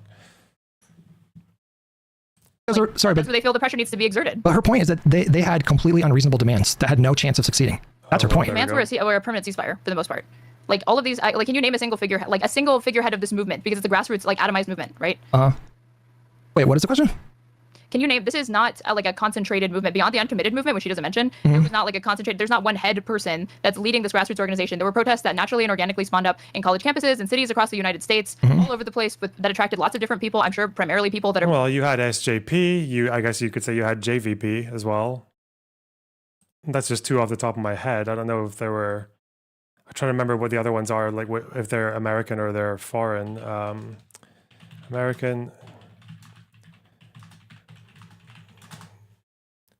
Yeah, it's not really like a lot of this isn't necessarily organic. Like some of them actually, within our lifetime, like these guys had leaders within the universities as well. Like a lot of the people leading in Columbia were also lecturers and professors. So PSL, what the fuck is PSL? There's that one in Canada where the lady was funded by Iran. Oh no. More liberal, progressive left in their politics, but I wouldn't be surprised if it attracted some Republicans or independents in some instances. But there is no like centralized or one person in charge of this. These are grassroots movements that like have a common cause, which is opposing the genocide and calling for a ceasefire. But it wasn't just that though. It wasn't just that. If it was just that, we wouldn't be having this conversation. It wasn't just that. It was anti-Zionism. They wanted Israel as it currently exists. Who's they? Who's they? The broad There leftist. was If Not Now, and there's Palestinian Youth Movement. I don't actually know them very well. Palestinian activists. Online. Well, she comes from media. Well, I mean, do you disagree? Like, if we went to like, we're talking about, she's in media spaces, and so I do think she is speaking to like other creators as well as their communities primarily when she writes this post. Can you give me a single prominent leftist creator that wasn't an anti-Zionist, and more specifically that didn't think that Israel should be dissolved and replaced with a single state and full right of return? Whoa. Like, a single one of them? I'm asking you to give me a single one that like which ones are you thinking of again? You're saying that all of them, literally all of them. Yeah. You know for sure that's all of their positions. You watch them? Well, can you think of a single? I do actually. I watch a lot of leftist content, but like, in the SJP pamphlets, like a basic red line was one state. Like that was a first red line, which makes me wonder what the fuck they were debating with each other. Because I think also armed resistance, that was a basic red line as well.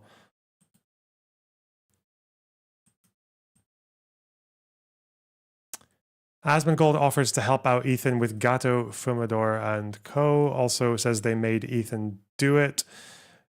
Uh-oh. Hey, I found Schizo Asmongold. Where'd you go?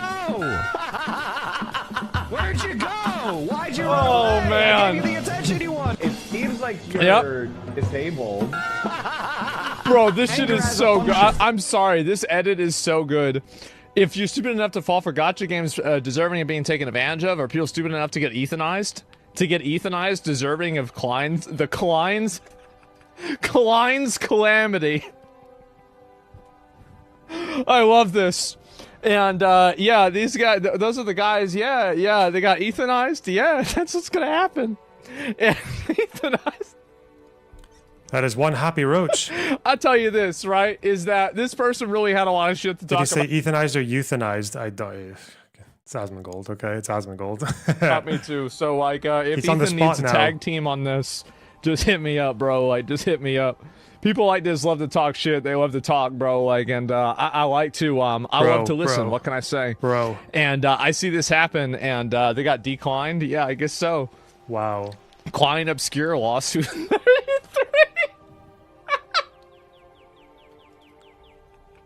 I guess that's what it is, right? 2v1 in court. Yeah, bro. We're gonna put these people back. We're gonna ruin this person's whole life, bro. Like, that's it. And the thing is that these people, you gotta understand that these people are the worst, man. They are the worst. And I'm so glad that now, like, see, this is the thing, is that I hope that these people know that they created this. Ethan didn't want to do this. All he wanted to do was make videos, but they had to go and call him a Nazi because he said that it wasn't cool to kill Israelis. That was all it took, bro. That's all it took. They had no idea. They made him do this. All he had to do, He still has choices, but okay. as Garrosh said, you made me what I am. They can dish it, they can't take it. So this person has actually done a response. This Gato fucking loser. Let's see. Yeah, I think Asmongold has a special hate boner for this guy because he accused Asmongold of getting his mum killed or something, of killing his mum. Ethan Klein continues in his megalomaniacal campaign to use his wealth and influence to silence those who dare expose his endless lies and abuse. That's literally all you were doing, wasn't it? You were just exposing lies and abuse. This person's the biggest fucking liar on Twitter. Like, the projection is so fucking obnoxious. God. Can we add in a few commas here? Doxing, harassing, defaming, slandering, inciting violence, wishing harm. Like, this person does all of it. All of it. Most recently, Klein has decided to threaten me personally with frivolous legal action as a pretense to dox me, in part hoping to shame me for having placed my career on hold to serve as my chronically ill father's round-the-clock dialysis caregiver. I'm completely unashamed to have done this for my dad, grateful for the time spent together, an opportunity to get to know him during the last years of his life, whose passing just a few months ago has not been without its emotional, financial, and legal difficulties, as anyone who has lost a parent likely knows. I love it that this person, just like for the first time in their fucking life, has pulled out the human empathy card, and it's for themselves. Fuck you, man. Fuck you, you disgusting piece of shit. Jesus Christ. You don't get to just like make fun of people dying when they're fucking Israeli for an entire fucking 2 years. You don't get to wish harm on other people and other people's families and other people's parents, incite violence against people, dox people. You don't get to do all that shit and then just like, oh, please care about me and the situation with my family once I've received like a fraction of the shit that I give out. Like, fuck off. Do another 100k tweets. Give me an example of a single prominent leftist content creator that was not advocating for a one-state solution. Well, I don't watch a lot of these leftist content creators or whatever. Like, I don't watch like the Vanguard regularly. I've never watched Hassan. Like, I don't watch these people. So her characterization of it is one hyper focusing on a very, very small part of like the electorate. I thought all of the memes is that these people are relevant because they don't even vote. So we don't even know that they're voting. So to me, it would be like she's talking about people and she's talking in very vague specifics, and it's hard to know like who are you talking to? Are you talking Vague to a specifics. specific person? That's an Specifics. Sorry. She's making specific criticisms of very, very like vague online groups that I don't know who she's referring to, and I can't know if she is actually accurately characterizing them or it's a straw man or a caricature of what she assumes. I mean, so like if we just, who are the prominent leftist streamers on Twitch, for example? It's going to be, Hassan Denims, Mike from PA, and then you have like lesser known creators like Frogan and Sean DeBlack, and when we think of like Second Thought, there's plenty of like leftist content creators that just do a lot of posting on Twitter. A lot of them just do YouTube VOD stuff like Second Thought. Literally all of them were explicitly anti-Zionist and were defining as a part of their goal the end of the. You just said that they're like irrelevant, like nobodies. I didn't say that. First of all, wait, who said that? I agree with that they're irrelevant nobodies for the most I don't agree. I mean, I agree with her. Except for Hassan. Those people are like Mike from PA and like Frogan and stuff like that. Well, I mean, he's a pretty big streamer on Twitch. Like nobody. Well, I mean, no, no, but we're talking about the entire ecosystem. Like, I'm sure you can find me like a handful of like leftist people that create content that were sort of like open to, like Vosh signaled an openness to a two-state solution. But in that context, he was saying that has to be kind of a stepping stone to a one-state solution. Like, Are you really fighting me on this idea that anti-Zionism was explicitly a part of this movement, even at the college campus protests? And because she is making broad generalizations and not grounding the criticism or aiming it specifically at certain people, and it's a characterization that like I don't have a way to know because I'm not as online as her, and her timeline is different than mine, and it's different than yours, and our timelines are algorithmically generated to be specifically catering to what we already engage with. Okay. So it becomes self-fulfilling. So it's possible to lose perspective and So not. wait, what if these campus protesters and organizations, which of them were not anti-Zionist? Like, you'd probably have a harder time listing the ones that weren't explicitly anti-Zionist. They all were. What the fuck? Aren't these the same people who've been using Zionist just as a pejorative for the last 2 years? Like, just the word itself, like no Zionists allowed at our protests, and what the fuck? Realize that like the timeline that you're seeing is manicured to your specific preferences, and it might not actually be indicative. Or move your box left for reasons. Stop gooning, chat. That goes for women as well, by the way. Take a 5-minute goon break, moron. Fuck. What you think it is, Okay. because you have to keep into account other things. I mean, you look at me like I'm crazy, but you know that that's how those algorithms work, right? They're self-reinforcing. I mean, I understand that. I'm just saying, like I you're literally. a personal echo chamber, and that characterization might be accurate, but then she extrapolates it to the online left TM broadly, and it's hard for me to judge the accuracy of it when you talk in these very, very vague and broad generalizations. I don't think she's being vague at all, though. She's being hyper specific with her critique, and like I think you would have more of a leg to stand on at this part in the conversation if you literally could give me a single leftist creator that doesn't support a one-state solution. And if we want to even remove creators from the discussion already, Yeah, watch like this, guys. you had Watch college this. campuses where the students Ooh, were get blocking fucked. off access to specific parts of the university. Get absolutely fucked. You can all thank Tanky for that one. For Zionists, anybody they deemed to be a Zionist, they would just physically block. Yeah, that should never happen. But Well, it's crazy, but it illustrates. Yeah, that should never happen. Zionists should not be trying to get involved in our... I'm sorry, joke. mentioned like okay, so we mentioned Sam Cedar. Sam Cedar was like not calling for that. There's one. All right, there's one. You got one. You got one. That's true. Sam Cedar and somebody else who's saying Hassan was fiercely pushing for Kamala to do a ceasefire and weapons embargo. And he's also explicitly anti-Zionist. He's asking for a one-state solution with a full right of return and war tribunals. And Him being like, was he asking Kamala Harris to be anti-Zionist? no, I'm saying that movement His mandated. motivation for it is anti-Zionist, but the goal and the tangible request is still just a ceasefire and a weapons embargo. What does it matter that it comes from that place? Because it was a cultural marker. Like it was if I walked into any Cenk is pro-2 state. Cenk is pro-2 state apparently. Is he still a leftist? Are we calling him a leftist? I'm talking about leftists. He's like a progressive. The online left includes liberals to me. So But she specifically said leftist Palestinian activists. Is this Mina from your channel debating him? No, this is not Mina. Like, what the fuck? How would you even confuse their...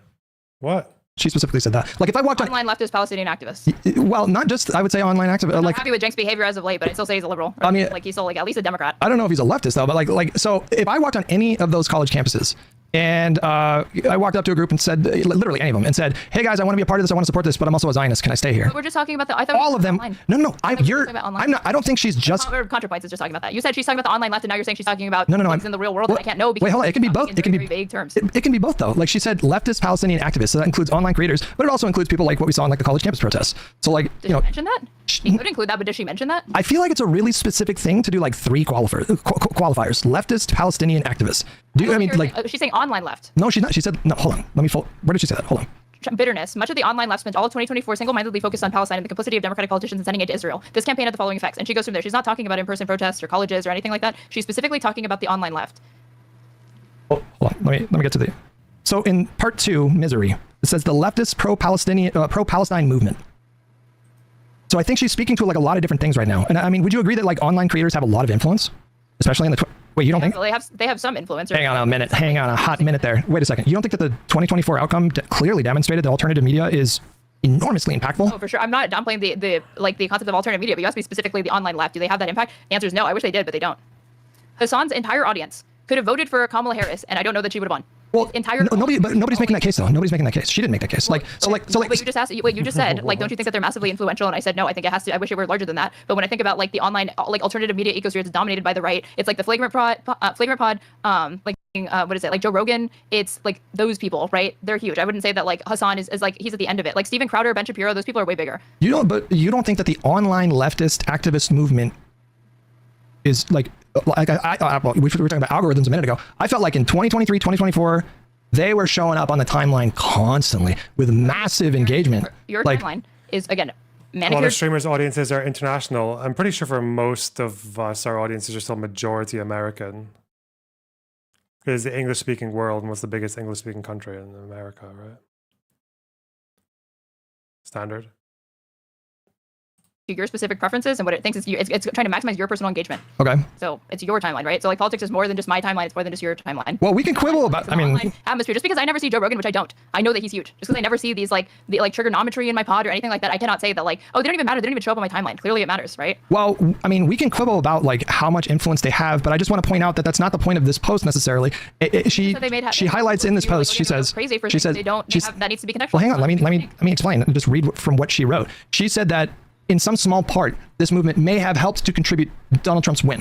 What that means is that maybe the movement is not big enough that it single-handedly swayed the election. And the outcome of this election was a convincing win for Donald Trump. It was still tight in the margins when you restrict it to like 3 states. It was like 120,000 votes would have made the difference or something like that. So it's still technically a close race, but he ran away with it, won all 7 swing states.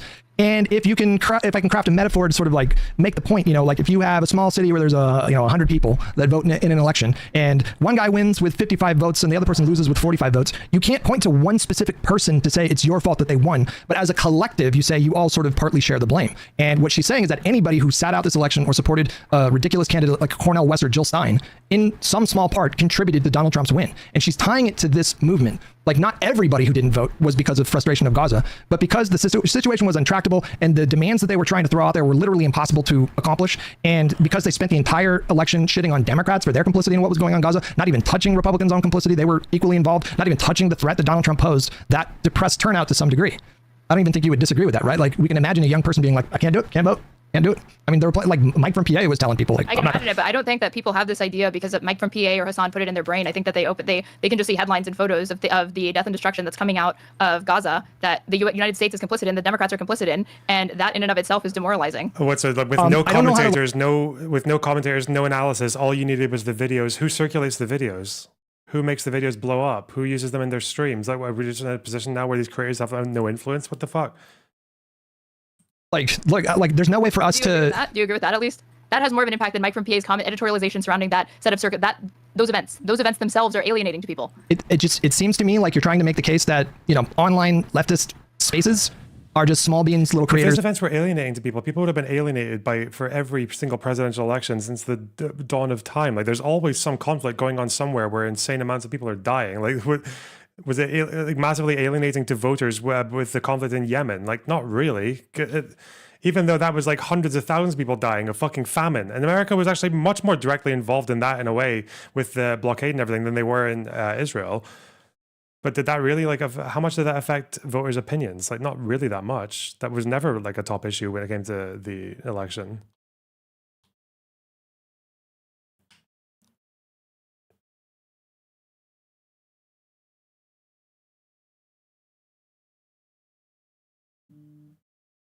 Silly.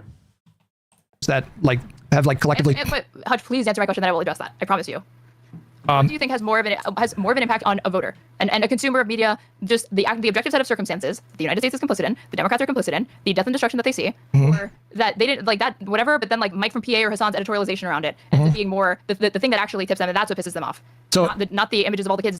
Yeah, the dynamic is always in this situation, you have like a larger issue that's creating a lot of discourse, and you have a lot of opinions going this way and that way. There's a massive spectrum of like ideological differences there. So in what you're saying is this larger issue matters more than a specific subgroup. You're correct. More impactful. I'm saying more impactful. Well, of course you're correct there. Of course. Okay. But I just wanted to make sure we agree on that. No, but that's more the actual objective facts are more impactful than how Hassan spins it or how Mike from PA spins it. Do you understand that you could use this logic to say that Joe Rogan is not influential? I'm not saying that they're not influential, but like Joe Rogan, we don't have a leftist Joe Rogan. The whole thing is that we're trying to get one because we don't have anyone that's even approximating that scale. No, but let's not get sidetracked. That's not the point I'm making. You're saying that because what do you mean sidetracked? You're the one who brought it up. No, but it's the point I'm making is completely addressing specifically what you're saying here, because you're saying that the larger issue matters more than how the leftist online space engaged with that issue. But you could use that to say, like, okay, vaccine distribution is a bigger issue than Joe Rogan being anti-vax. Does that mean he wasn't influential? This creator combined doesn't even hold a candle to the influence that a single episode of Joe Rogan has. But I don't know what point you're making with that. That doesn't mean that they don't have influence. I'm not saying that. I never said that they don't have influence. I said it's just not nearly as significant. Because you said, like I said, not really. As in, there's some influence, but it's not really as substantial as you think. You're overstating it. Okay. I think that the online kind of leftist space, it's not just about like what they're specifically posting. People sort of like passively engage with these people's posts. They might not be super familiar with everything that Hassan does, but maybe they see a post show up on their Instagram feed or their Twitter feed or something like that. So we're not just restricting it to these people's communities. And I do think that the leftist pro-Palestine voices that were pushing an anti-Zionist, like heavy anti-Zionist message, I do think that they had a huge like impact on the culture. I observed it on my feed. I've observed it in conversations that I've had, numerous conversations that I've had throughout the last couple of years. I think I'm just rejecting your premise here that, all that they did, all that activism they did, like none of that made any difference in the election. I don't think that's true. I think it did depress the turnout. I'm not blaming them exclusively, but they, in some small part, I think contributed to. Before the election that we don't need these people. They're completely irrelevant. Hassan has more influence than Rogan. Rogan viewers know he's an idiot. Hassan viewers will parrot anything he says. That's not true. Rogan viewers parrot a lot of what he says. What are you talking about? Because it's not just Rogan, right? It's Rogan with whatever fucking Dr. Führer von fucking Dr. Lab Leak COVID eat bugs bats wanker. Like that person will validate what Rogan's saying. Yeah. Rogan viewers will go along with it. Yeah. Of course they would. Yeah.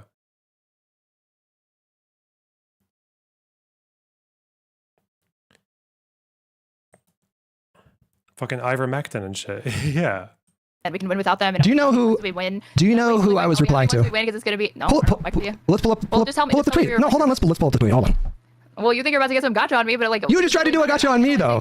Your statement. But anybody can look on that. Trying to get you to concede certain things. Well, let me address this tweet. You brought up the tweet. Let me address the tweet. You're mischaracterizing my answers to things because I never said. I said you asked me. This all started because you asked me, do these people have a significant amount of influence? And I said not really. And then you changed it to so you strawman me and you said, oh, you think they have zero? And I didn't say that they have zero. Okay, then not nearly as significant as you think. Then I don't understand what you're presenting. How did you go from saying that like they don't have any? If I remember correctly, the only claim was that they might have slightly contributed somewhat to the re-election of Trump. Like there were people who would have voted Democrat who otherwise stayed home mostly, or maybe some of them voted third party because of the narrative that got spun around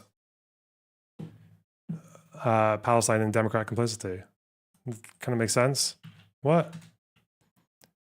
But no, actually, people just watch the videos on Twitter of people dying, and then they just held the Democrats accountable with no political commentators swaying that. That's fucking crazy, bro.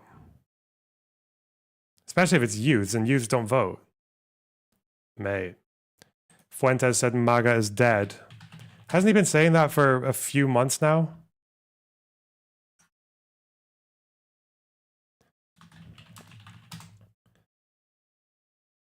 It's all because of Epstein.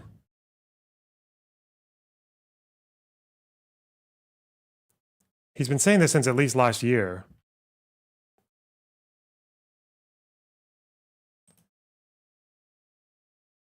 If Ben Shapiro is supporting Trump, MAGA is dead. October 2024, MAGA is dead. Israel's the greatest country in the world. This is the most important election for Israel. And now Ben Shapiro and Howard Lutnick and Jared Kushner and all the usual suspects, now they're all on board. It's over. MAGA is dead. If Ben Shapiro is supporting Trump, that means MAGA is dead. If Ben Shapiro is voting for Trump and hosting fundraisers for Trump, and Trump is going on his show, you know that means it is no longer America first. Okay. Or like they're going to be irrelevant and you'll be happy when Kamala Harris wins because we can ignore them, to now they're responsible for the Democrats losing when I don't put more like. I didn't say that. Like I think. Is it true? Like I guess it looks like I haven't caught up with what everyone's saying about the Epstein stuff, but is it maybe that the Epstein thing is actually opening up? I don't know, like in my head, my instinct would be that the Epstein scandal right now would be the thing that actually really hits MAGA more than anything else, but I don't know, like MAGA always finds a way. They always find a way.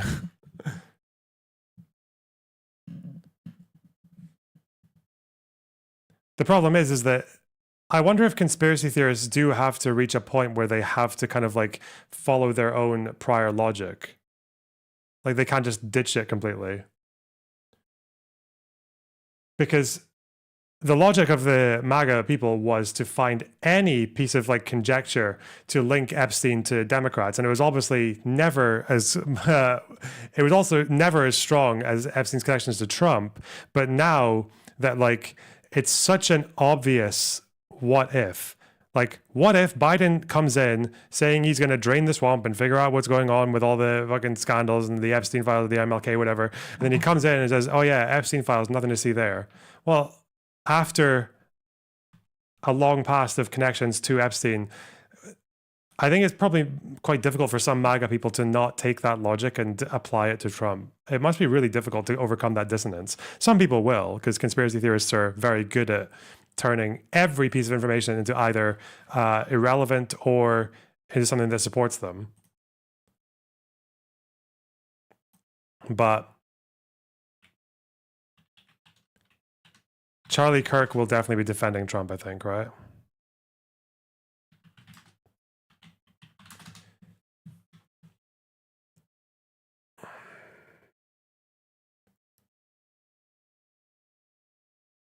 That we have a lot of. You should cover the Epstein case. Maybe. Maybe. What did you say then? I'll repeat it. I said that in a situation where Donald Trump won with the kind of margins he did, you can't point to like one group like that or another. It's a collective. Like it's a collective. They're saying Trump is blackmailed. Might be okay. You know what? That might be a good special interest. Who knows? Breakout of Israel-Palestine with a with a Jewish pedophile. Yes! This is our out.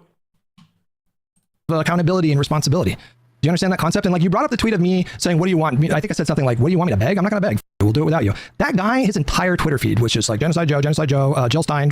He was a lunatic. Like that guy I was never going to be able to convince that guy. There was nothing I could have done to dissuade him. And he was actively using his platform every day to discourage people from voting for Democrats. So I do not regret telling that idiot, I'm not going to beg you. That's what they want. They want to feel important. I'm about the content of what you're saying, of what you said to him. If you're saying it was highly personalized to just that specific person, then I misunderstood it. I remember the sentiment being in general. Anybody who was doing what he was doing, anybody who was constantly every day telling people the Democrats, they're just as bad. I'm not going to beg those people. I'm not even going to waste my time trying to convince them. Those people are like completely ideologically captured. Like these are unmovable people. I agreed with you, and they were worse off for it. You think they would have gained more voters if they tried to appeal to that particular type of person? This dude was literally tweeting like 25 times a day, Joe Biden, he killed everybody, and you should like not vote for him. Yeah, and you think she should have spent her that say these things? But yeah. When you have the uncommitted movement that didn't they get like 700,000 votes? 700,000 people taking time out of their day to, in a primary, vote for uncommitted, to signal to the party that they're a part of. This is an issue that's important to me. Please reconsider your position on it, move on it. This is how I want there to be a permanent ceasefire or whatever. And I also want there to be potentially an arms embargo and other demands, right? And then they go to the DNC and they can't even get a speaking spot. Like a Palestinian American who is an elected representative in Georgia can't even get on the stage at the DNC, but there's room for anti-Trump Republicans. Like, that's you at that point prioritizing capturing Republicans who are, to me, way more off the deep end. Anyone who's even like flirting with MAGA or whatever, like not just saying don't vote for Joe, but actively saying like considering voting for Trump. That seems like a person that's way harder to reach than somebody who's like actually going to a ballot box, casting their vote, and trying to signal to the party, I would like you to move on this. This is important to me. And they're still saying no. Like, the opportunities that they could have, like, given into some of their demands, and they should have, they're not doing it. And they're also doing things like heading to Dearborn, Michigan, and lecturing voters, Muslim voters, about Judea and Samaria. Okay, to unpack the uncommitted thing, like I actually don't know if I have a big issue with them like doing that during the primaries. And quite frankly, by the time we got to the general, I don't like love what they did, but what they essentially did was, vote against Trump. They were essentially telling people to vote for Kamala without saying vote for Kamala, because they had some members in their leadership that were just saying I can't do it, and they wanted to make space for those people. But they were essentially telling people to vote for Kamala. So like, I don't really reserve a lot of smoke for those people. I completely, especially if you have like a familial link to Gaza, if you have family there, I completely understand like feeling that way and wanting to do this like action that you feel or you hope is going to move the party in some meaningful way. But if we want to really unpack the whole uncommitted situation at the DNC, it's really important to contextualize what happened. The uncommitted movement were advertising a massive protest at the DNC. They were telling people 30,000 people are going to be here. We're going to raise hell. This is going to be like the '68 convention, which if you know anything about U.S. history, they got like 250 people. They didn't get the people out. They got like, hold on, let me finish my point. They got like 3,000 people, so it was like 1/10 the size. And then after that, they went to Kamala scene. I thought it was like 250. So no, it was a few thousand collectively, I think. And then after that failed, then they went to Kamala and they were like, we demand a speaking spot. That is a coronation for the point of the DNC is to get people excited to vote for the candidate. It is not, the point of the DNC is to not allow a platform to every single activist who has some cause that they want to lobby for. But why are you focusing so much on the 3,000 that showed up or whatever, instead of like, that doesn't negate that hundreds of thousands of people cast a vote? And what was it really even like a primary thing, right? Like it wasn't, do you feel like the Democrats really held the primary? They went through the formal process of having the primary votes, and that's what the uncommitted thing was all about. Right, but it was like, there weren't debates, there weren't like, No, there never are when an incumbent runs for re-election. That's just not what the parties do. Right, so that to me, that only speaks to how much more significant it is that people went out of their way to vote uncommitted. So Charlie Kirk done talking about Epstein. Handy. Honestly, I'm done talking about Epstein for the time being. I'm going to trust my friends in the administration. I'm going to trust my friends in the government to do what needs to be done, solve it, balls in their hands. I've said plenty this last weekend. So if you guys want to see my commentary on it, that's fine. Your balls are definitely in their hands, bro.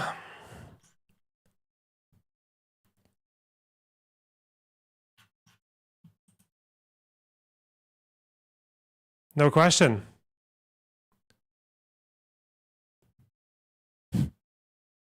Okay. What does it remind me of? Britney Spears. No, that's trust.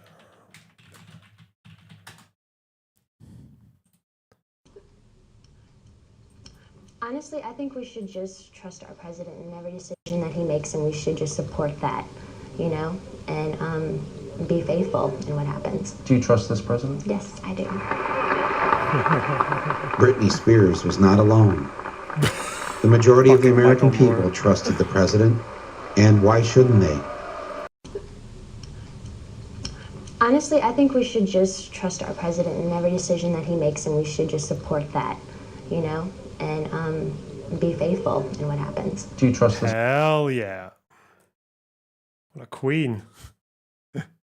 Regardless of whether I just told you. See Charlie Kirk taking notes. I was fine with that, though. Regardless of whether 3,000 people show up or 20,000 people, the Democrats should be making overtures to that group because they were a voting bloc, like objectively, at 700,000 people in their party who took time to do that. Do you understand that like thousands of other activist How many more groups? people needed to show up at the DNC for you to think that they probably should have let a speaker on there? Do you agree that the DNC? Like you're Wait, hold on. You asked me a question. Wait, hold on. You gotta ask me a question, and then you keep doing this thing where you ask me a question, and then I begin to answer it, and then you cut me off. It's happened like so many times. Fuck. I'm sorry, I don't mean to cut you off or whatever. Well, do you agree that the DNC is a core I nation? don't like Hutch when he's angry. Bro, stream decks are more expensive than for what? A couple of fucking buttons and a USB. What the fuck? Die.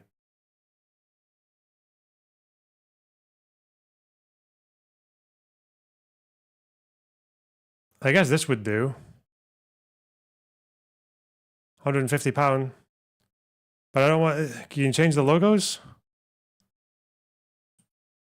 Because obviously I want each one to be just a soundboard button. I don't give a fuck about what Instagram or what the fuck is this? That's not Instagram. Is it? All right. Okay, we got to do better than that. Where's a big one? Big fucker. Big fat ox. Customizable.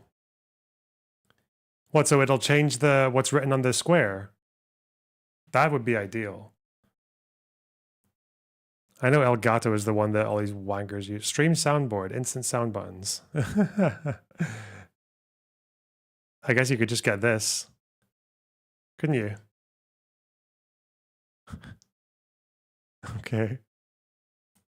Just get a soundboard. Isn't that what that is? I want to be able to press it though. I don't want to use my mouse to go over it.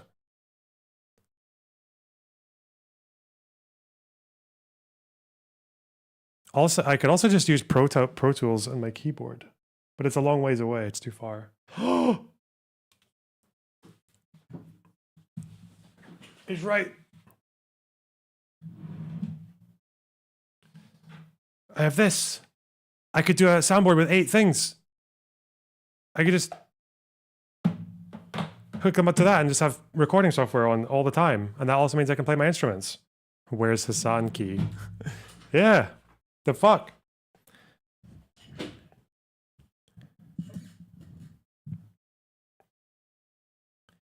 Key bindings in Ableton. Yeah, I could just do it with MIDI on fucking Pro Tools.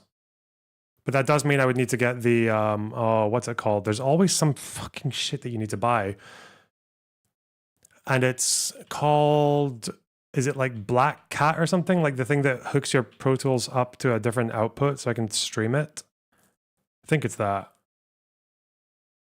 And it's like $50.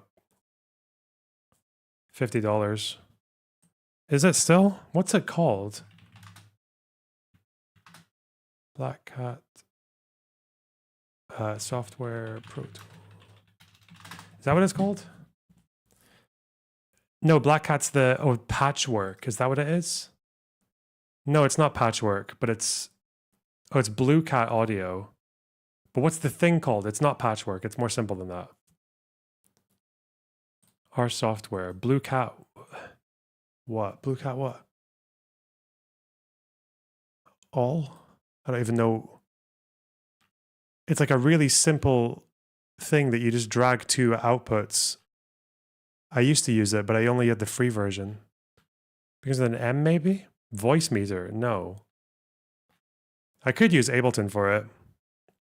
If I'm not recording, because I don't like recording with Ableton. It's not Blue Cat, is it? Fuck.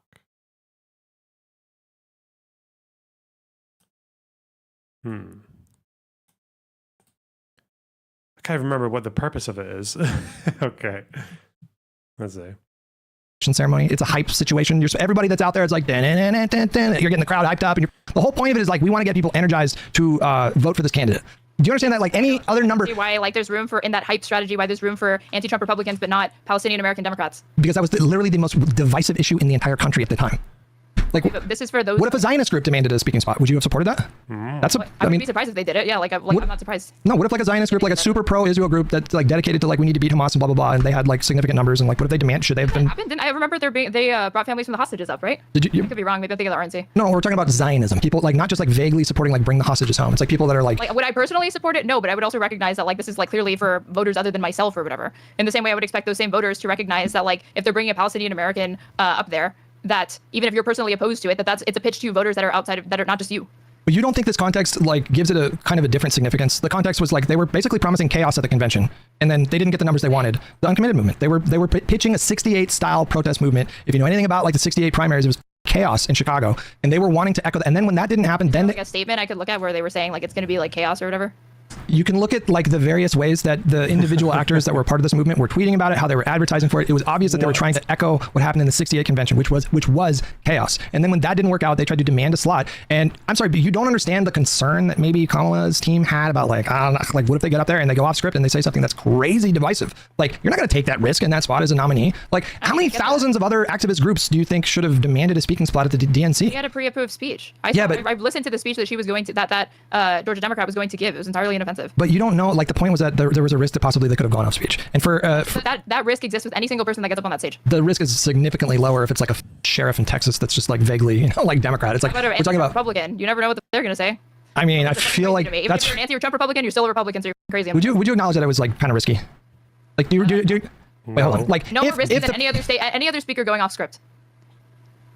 Okay, we just don't agree on that one. I don't know. I don't know how to like. Obviously, there was risk there. It didn't mean that she didn't care about Palestinians, but the purpose of the convention is to get people excited. And these people had the uncommitted movement had demonstrated an intent to be a sort of like chaotic presence at the DNC. The chaos. The Democrats supporting this is the source of the chaos to me, and I don't think the onus is on people to just shut the fuck up about it. I didn't say people should shut the fuck up about it. I didn't say that. No, I'm not saying that you're saying it. I'm saying that I don't think that the onus is more on activists, constituents, individual voters than it is on the party to recognize. It's also that you're tying yourself in with the movement, and the movement has so many, like imagine if you're a Republican, okay, and then they allow the uncommitted movement to come and speak, and then all you need is like, well, let's have a look at some of the people in the uncommitted movement, because I was like, there were uncommitted people who were like waving a fucking Hezbollah flag around, or like they can look at Hassan hanging out with the uncommitted movement and just fucking broadcast his mad statements supporting Houthis and shit. Like this is, most Americans actually take that kind of seriously if you support terrorists. I don't know why though, like these lefty spheres have just managed to insulate themselves into a kind of world where this kind of detail about these people doesn't really matter, you know?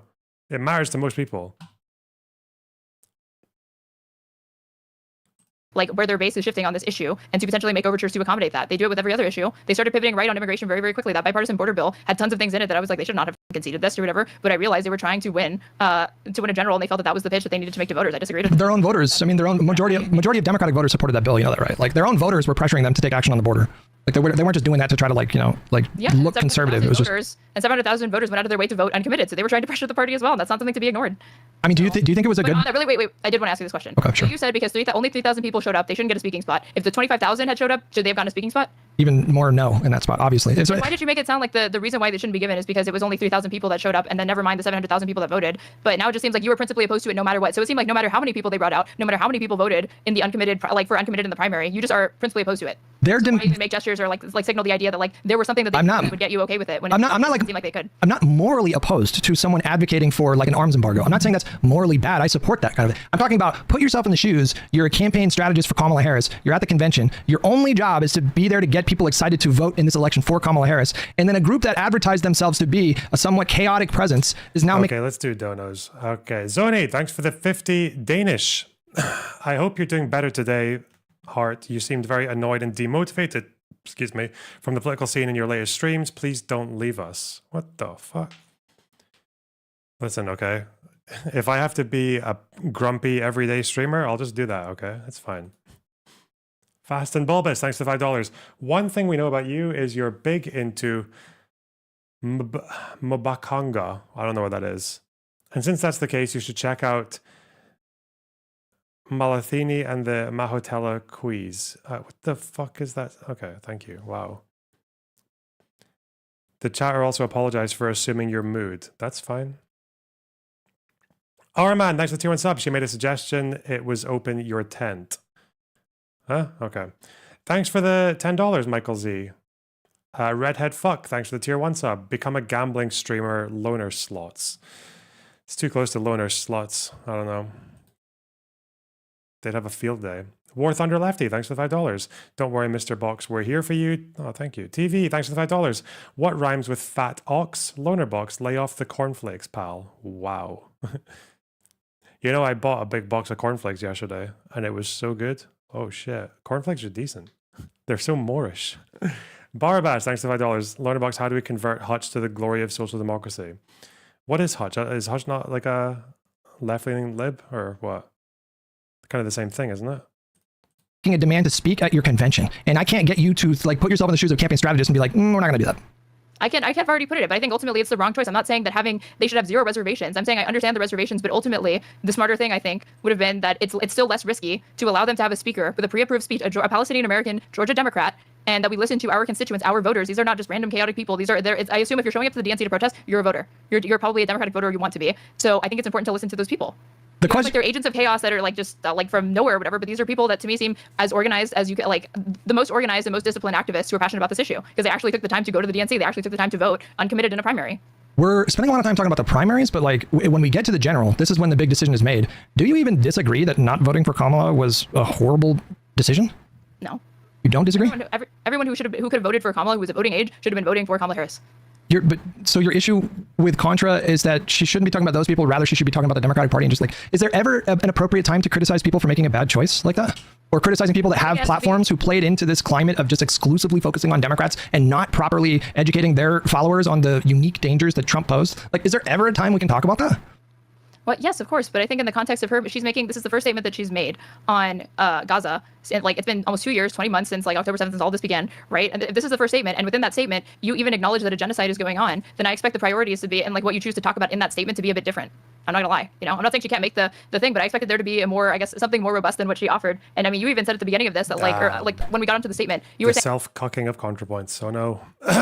that like to offer a criticism without offering an alternative or like guidance for what would be helpful and like what they ought to do instead is like you're of course you're gonna get the reaction that she did because you're criticizing people, you don't provide an alternative, and so they have a very uncharitable interpretation. They view it as hostile. I think the reactions to her post justify it, to be quite frank with you, because she made it quite clear in the post that she considered anti-Zionism, which is to say like setting as a goal like dismantling the current Israeli government. She said in the post that she correctly said in the post that this goal was completely unrealistic. So if she would have spoke up a year ago or a year and a half ago and said, look, I've donated money to Palestinians. Is Pisco reacting to the same thing I am? No, that's flipped. What's he saying? Do you think that the progressives aren't going to do the same thing? Do you think that they're not going to use their own leverage to make sure that I just want to see if we can catch one comment, see what page we're on. From doing that? I assume so, but then at that point, aren't you saying it's coming down to incumbency bias and not like an ideological thing? No, I'm saying by that point, they will have persuaded enough voters to put them in the driver's seat for the Democratic Party, and they will use the same influence in the same exact way. And I feel like this just feels like a different argument. Like, okay, you're giving this other hypothesis. Will the progressives use their institutional power to their advantage in the future? Yeah, but yeah. I feel like progressives are probably not going to have a problem with it when it happens. The incumbency? We're not talking about the incumbency when we're talking about the primary contest, though. That's a separate discussion. But you can primary incumbents. No, but aren't we talking about the presidential primary in 2020? Whatever. They're talking about Democrat stuff. I think they deserve their own state, but I think anti-Zionism is a doomed cause. What do you think the reactions to that would have been? I feel like people didn't really want to hear her actual opinion. What they're saying is, we don't like your opinion, therefore you shouldn't say it. That's what they're saying. That's what Hassan said, literally word for word. I mean, people didn't like that I criticized her. Like my criticism of it was met with just as insane shit, the same shit that I'm sure she sees, but for different reasons. Like, and I had like a more fleshed out, like nuanced response to you and directed people back to that. And somebody was like, you should have included this as like the main tweet instead of what you said. And I said, honestly, there are going to be people that are just mad that I'm criticizing ContraPoints. I mean, that's fair. I just like the question is that dynamic exists like everywhere. I don't think it's specific to the like online left or the pro-Palestine left or anything like that. It's just some people are not going to like that I criticize ContraPoints. I mean, you don't like that I criticize ContraPoints, but that's fine. No, I don't. Hang on. I never said don't criticize ContraPoints. Like I wanted to have a discussion with you because I think it's an interesting topic and we can touch on some relevant themes and potentially like touch on some things that will be useful to understand a couple years from now when the midterms come up. Like I never ever told you or anybody else like don't share your opinion. Like if I don't like what's a valid criticism of Contra's thing then? Of this note, I have yet to say a single valid. Too soy. Much too soy. She should have said some slurs.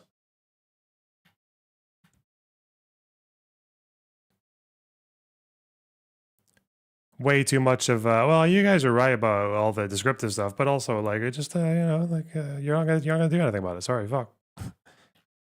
Could probably do better than that. Fuck. Criticism, but I'm not going to tell people. You're saying that, like, you're saying that, okay, you haven't said you can't criticize her. That's true.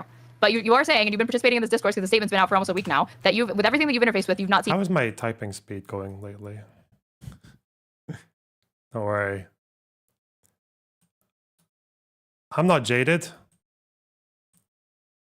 I'm not doing anything I can to distract myself from the contents of these conversations. Anything that was substantial. You don't even agree with mine, which I feel like is far more nuanced than the majority of people giving her criticism for this. So it doesn't seem like there's a criticism that you would accept because you don't disagree with any part of it. Well, I don't even really see that like there could be an improvement to the statement even. Well, I think the foundation of your like analysis was ill-conceived. That's my point. Like you seem to be making the case that you sort of touched on this idea that she was dissuading people from doing activism. She wasn't. You seem to be making the case that she was like making a broader point about like the conflict, but that's not what the point of the post was. The point of the post was addressing a very specific criticism. And then when we get into the specifics, you call them vague and generalized and assert that she is obligated to, provide an alternative, which she kind of tacitly did. Like she said what she did, she quietly did. Obligated in the sense that if you're attempting to actually not just scold people, but actually attempt to get through to them, I'm saying an improvement to this could have been everything that she said, but also provide give the rubric of what you feel is good pro-Palestinian activism that is approachable, that can actually help change people's minds and draw more attention to what she says she believes is a genocide. I think she kind of that urgency or like with that in mind, to me, it's like, yes, there's plenty of room for criticism because the people that needed to hear it the most in her opinion were the people that were the most hostile to it. So I'm like, okay, something could have been done better here,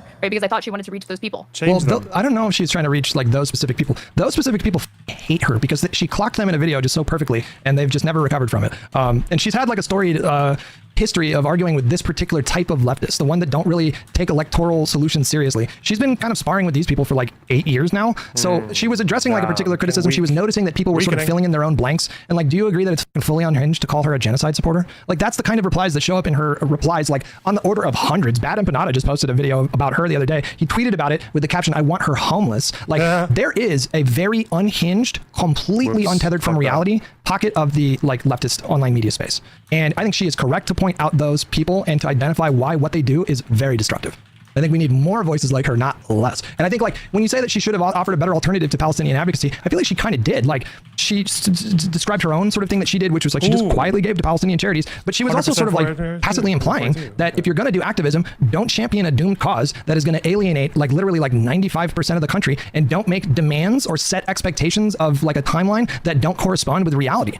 That's what she was saying. Also, like, don't speak out. Like, even like speaking out or whatever. She didn't say that at all, though. Where did hurting? She said it could have harmed more than it helped. No. She said the collection of like factors that she identified. So like championing a doomed cause, and like simmering in a cauldron of rage with no political outlet is what she said. Like she said, this campaign had the following effects: 0 Palestinian lives were saved, not one fewer bomb or bullet was fired by the IDF. What campaign though? It was very dismissive. We just talked so much about the uncommitted movement. You know what? Again, I'm maybe morbidly curious about where we are now with regards to the backlash, because I looked at this less than 24 hours after that Reddit post, but I wonder where we are now. 20K subs lost. That's a large number. That's quite fat, quite wide.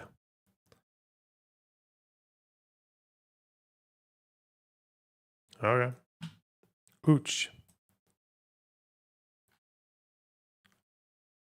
No, she's not just talking about the uncommitted movement, though. You understand that? Like she's talking about all of these different things. That's why like it goes back and forth between it's the specific criticism of these specific people, but then when I try to pin you down to the specifics, you want to zoom out, and you're like, but it's also about all these other people and all this big movement. Well, a lot of people fit this framework. Or whatever. A lot of people fit like if you. I'm saying you're fast and loose with like the specificity because you're specific when it fits your argument, and then you want to zoom out and speak in vague generalities when it doesn't. I don't think I'm being vague at all. Like, I don't think I'm being vague. Like, if you are a leftist... It may have slightly contributed to the re-election of Trump, guaranteeing that the U.S. blah, blah, blah, blah. Do you disagree with that? Yeah, I do disagree with it. You disagree that there were any kind of, like, meaningful amount of people that were too depressed and apathetic because of the Gaza situation to vote? Oh, yeah, for sure. But I blame the Democrats and the Republicans for that. So there's no blame on people with, like, influential platforms that are pushing these messages that she's criticizing? No, not really. Unless that message is like, don't vote for them, then that to me that's irresponsible because people needed to vote against Trump because Trump is the bigger threat always, right? But the criticisms themselves, no, of course not. I think People should be free to make those criticisms and to be outspoken about them. And I think 2016 should have taught us that it's not a good strategy to attempt to kind of like scold voters into putting a lot of parameters on the criticisms that they have of the Democratic Party. I think that those criticisms should be like listened to and potentially incorporated into the platform. And it just seems like there's like no way to use activism that is okay with people. They just want people to stop talking about it. They're really upset that people are drawing attention to it because they see it as divisive. And it's concerning to me that there's more concerns over that instead of the actual death and destruction of these people. Do you think the Democratic Party should include as a part of their platform anti-Zionism? No. I don't think anyone should be Zionism. I find Zionism you- to be productive in activism, but I also don't go out of my way to talk extensively about it. If you're asking me about it, I don't think being pro-Zionist or being anti-Zionist is like relevant.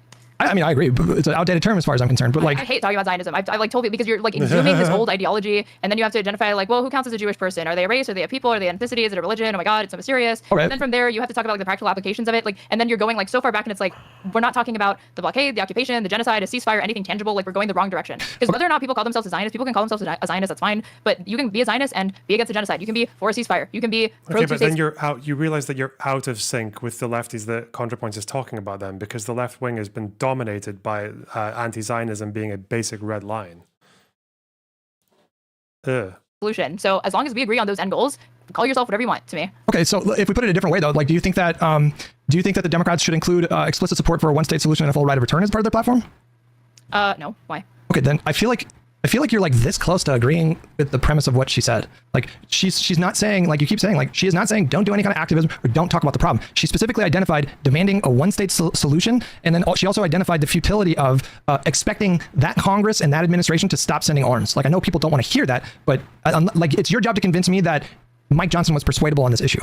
If you are saying that that was like a reasonable demand to expect on a time frame, like the ones that they were pushing, they wanted an arms embargo immediately. There are mechanisms that the United States could use, like the Leahy laws, to intervene and to not transfer weapons to like frequent violators of human rights and whatnot. That don't include like need the congressional approval, as far as I know. I have to look at the particulars of that law, but like, but if you wanted to, the conversation has moved to like the two-state solution when the priority is like we can't even start talking about a two-state solution before they stop the genocide or before there's a ceasefire. But that didn't stop activists from demanding a one-state solution. That's her point. But what's yours though?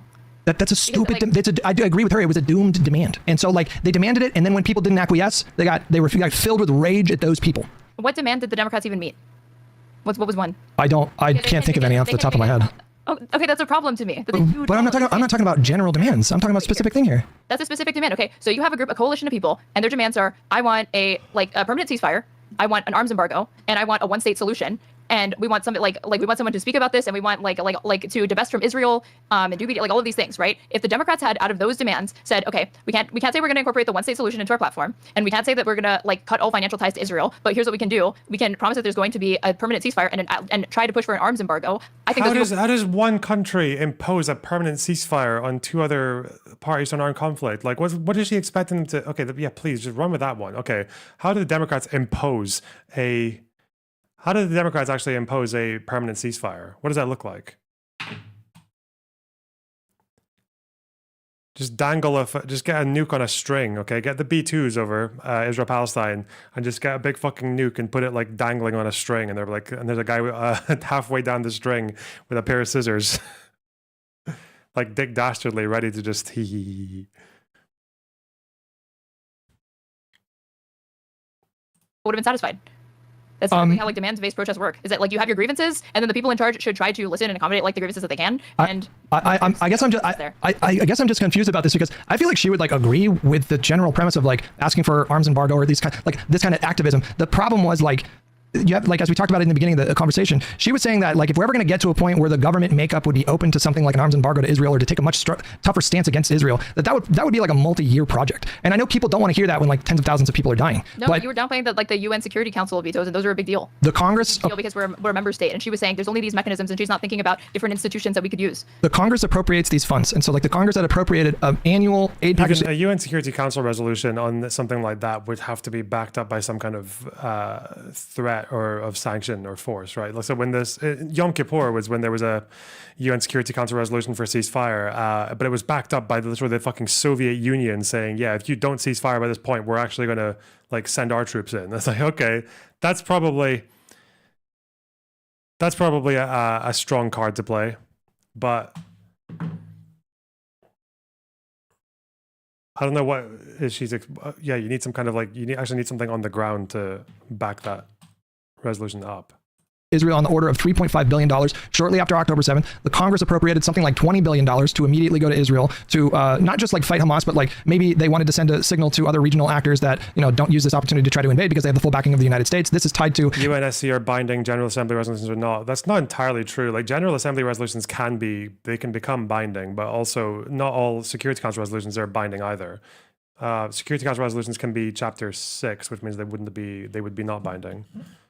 U.S. foreign policy that goes back like several decades. She was making the point that like all of these things, if they're going to be unwound, that is going to happen over like a period. That's going to be a multi-year project to unwind these things. Therefore, like demanding an arms embargo and then saying, the Democrats, I'm not going to vote for them because they didn't meet this demand. She's pointing out the futility of that demand. She's saying that like, why would you make a decision that could possibly help someone like Donald Trump win over a demand that had no chance of being met? I guess I just see it as like a distraction, especially in the context of like I need to disaggregate, I guess, like my criticisms of what you've said versus like the criticisms of what she said and what I felt that she left out. Because based on what you're saying, it just seems like there was no concession that you felt that the Democrats should have made at all or conceded to the uncommitted movement or pro-Palestine activists. Because again, if you're not even cool with like a Palestinian American Georgia Democrat speaking for 6 minutes on the DNC stage, I'm sure you don't support an arms embargo. I of course support an arms embargo. I don't know why you would assume that. Like, I'm not talking about like whether. Like, I guess I just see it as like that's a smaller concession, but you like the larger one. I'm like, I wouldn't assume that you support that if it can't even get you to be okay with the speaker. It's because these are two different topics. You're asking me about like what would I personally like to see happen? That's like a totally different conversation. The question that the issue that she is focusing on is like, what is a realistic outcome of this demand? Can we realistically expect that this president and this Congress, especially like right after October 7th, like in the immediate like 2 months or whatever, people were immediately saying like if we're setting as a goal like no more arms, no more aid to Israel. And she couples it with a one-state solution. Do you agree that these are doomed demands? Some of them, so not all of them. Those two specific ones right there. Wait, which ones? The demand and your name more than two. Sorry. The demand and an expectation that the U.S. government was going to stop sending arms and aid to Israel, and a one-state solution. Are those doomed? It's a huge assumption that like all of these people were demanding a one-state solution or whatever. Wouldn't have been happy to like at least take the ceasefire, because what I saw was arms embargo and ceasefire. You're saying the arms embargo and like one-state solution and an end to the illegal, illegitimate, settler, colonial, Zionist, ethno-supremacist project known as Israel, the full right of return. It was all packaged in with that stuff. Look who's straw manning. Look who's being. No. I'm not saying you said that. I'm not saying you said that. I know, but you're fucking like they're. I don't even know if she's like aware or if it's just gaslighting. It's so weird. You really don't think this was like a prevalent message from these protesters? From these organizations. Ooh. Being sloppy with like how you're characterizing these people's demands or whatever. Hold on. Ask your chat if they did not see like thousands of examples of people using this exact language. I'm sure they did, because we're talking about like whatever people saw on their Twitter or whatever. That's not like what insight does that give me into anything? Hutch, my chat thing. No, we're describing the movement. Come on. No, but we're describing the specific movement that she's criticizing though. Like if you weren't making those demands, she wasn't talking about you. Okay, well, I don't know that. Like, I don't know how online maybe someone was bullshitting me actually when they said this, because someone told me that Resolution 242 is not legally binding, and then I asked like, okay, well, it was 338, the one that affirms, but then they said no.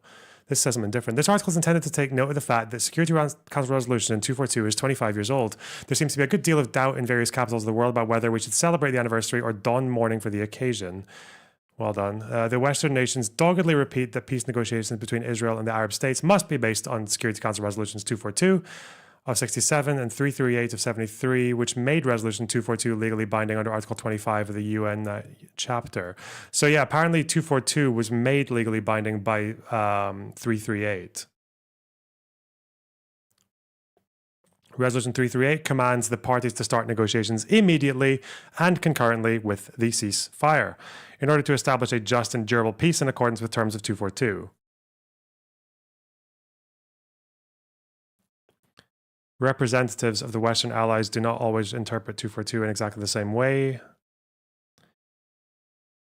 And the Arab nations, with the notable exception of Egypt, claim somewhat inconsistently that 242 is hopelessly ambiguous, and that it clearly meets the opposite of what its language was universally understood to mean when it was debated, negotiated, and adopted. It's not yet clear whether Russia and the other successor states of the Soviet Union have abandoned the pre-Gorbachev Soviet position on 242, which was identical to that of the Arabs. This might be good for my little research project. The Kamala Harris campaign is like, I just don't know that people should like for your like if like people that are fighting for career rights and equal marriage, right?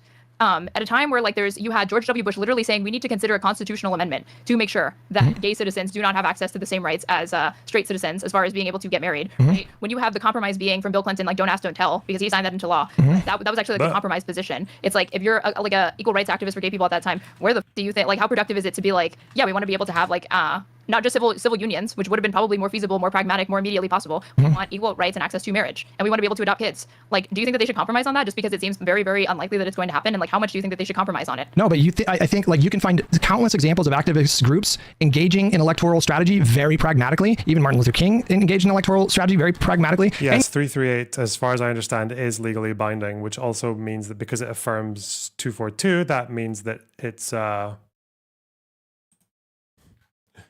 that it is the 242 is legally binding as well.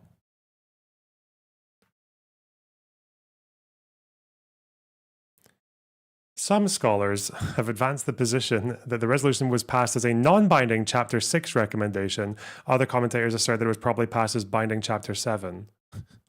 The resolution contains reference to neither Chapter 6 or 7. At the end of the day, right, my understanding is that none of this actually matters because it's only like legally binding or not is secondary to whether or not anyone's actually willing to enforce it. But I mean, who am I to say? What a mess, man. Look at the state of this. Absolutely fucked. Gaped. You can find example of activist groups that were very demands based. You could like there's one of the reasons why Nixon was able to win so convincingly in 1968 was because of like the demands based activism of the anti-war movement, and that led to Richard Nixon, who yes he withdrew troops from Vietnam, but he bombarded Laos, Cambodia, and Vietnam with bombs and killed more people with those bombs. Sorry, what? Huh? He lied like Trump to get elected. No, but I'm just saying like that was Nixon's overwhelming. He ran on ending the war, and then he got in there, and he and Henry Kissinger were like, we don't think we could, like, we're gonna secretly bomb Cambodia, obviously. No, but that's not the point. That's not the continue the war because they're like we can still win. No, but that's not the point I'm making though. Like I'm making the point that one of the reasons why Nixon won was because the coalition on the left was so fractured, and there was so much demands-based activism going on. So like again, like I'll just repeat the point. Contra is not saying that like you shouldn't set as a goal transforming the Congress or the party makeups into a government that is more likely to be tougher on Israel. She's not saying don't do that. She's saying that's going to take years. And anybody who was demanding it happen just then in that moment, they were championing a doomed cause. Unless you can convince me how Mike Johnson could have been persuaded. So people don't want to hear that because especially if they're in an activist group, nobody wants to hear like you're not going to be able to do what you want to get done in the next like 6 months. This is going to take a long time. I think if you're saying this could have slightly be contributing to the re-election of Trump and what you didn't make a single difference, you kind of are saying to people like don't do what you're currently doing and you're not providing an alternative of what they ought to do. And yeah, I kind of do think that ends up being that what people take away from it, even if that's not what she intended, even if she thought she was being precise or whatever, that has clearly been the reaction. And you think it's like everybody's so crazy that would have been the reaction anyway. I know she would have gotten backlash no matter what, but I don't know that it would have been this staunch if she had included the things that I'm saying she definitely should have included if she believes it's a genocide.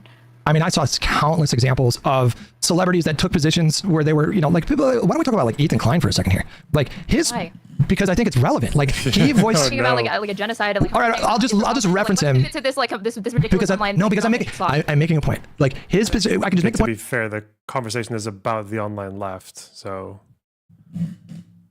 like that's what the ContraPoints post is referring to. You can say it's trivial, but okay. Real quickly, when we don't have to linger, okay? He came out with a position like over a year ago, very shortly after the conflict. His position was Netanyahu. He deserves to, die in a prison cell. We need to replace the current ultra-nationalist Israeli government, and we need to stop this military campaign into Gaza. But it should be a two-state solution. And they lost their fucking minds. Like she would have experienced the same thing if she would have used her platform the way that you seem to suggest that she should have a year ago. And if she would have just told the honest truth about what she was feeling at the time and everything she wrote was correct, they would have ripped her to shreds. ContraPoints has spoken about Ethan directly. Yeah, what did she say though? Did she say anything substantial about? Huh?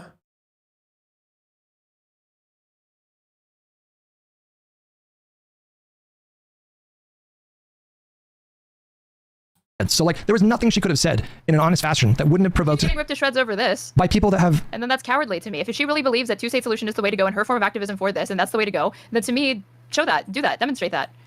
You have to like past a certain point, just like not give a fuck about those people because like she says they're irrelevant. And, like what you're saying, these are unreachable, crazy, irrelevant people. So fuck them then. Well, that should be her outlook on it. Like if I knew her personally and she was like, these are my feelings on it, should I be honest or should I just say nothing because it's divisive? I'd be like, if it's something that's important to you and you think it's worth talking about and you think that the discourse surrounding it could be improved and you could help set the standard for that, then you should absolutely include your voice in the conversation because it's valuable. But if you view the situation as she did, as bleak and intractable, what's the point?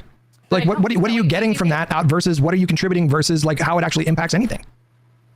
I just think it's very like a short-sighted way of understanding activism. I just kind of fundamentally disagree with her that like I wouldn't say the No Kings protest was pointless just because there wasn't like a tangible demand with it. I wouldn't turn around to somebody who participated in the No Kings protest and be like, oh, was Trump impeached yet? Was he removed from office? No, then your thing did nothing.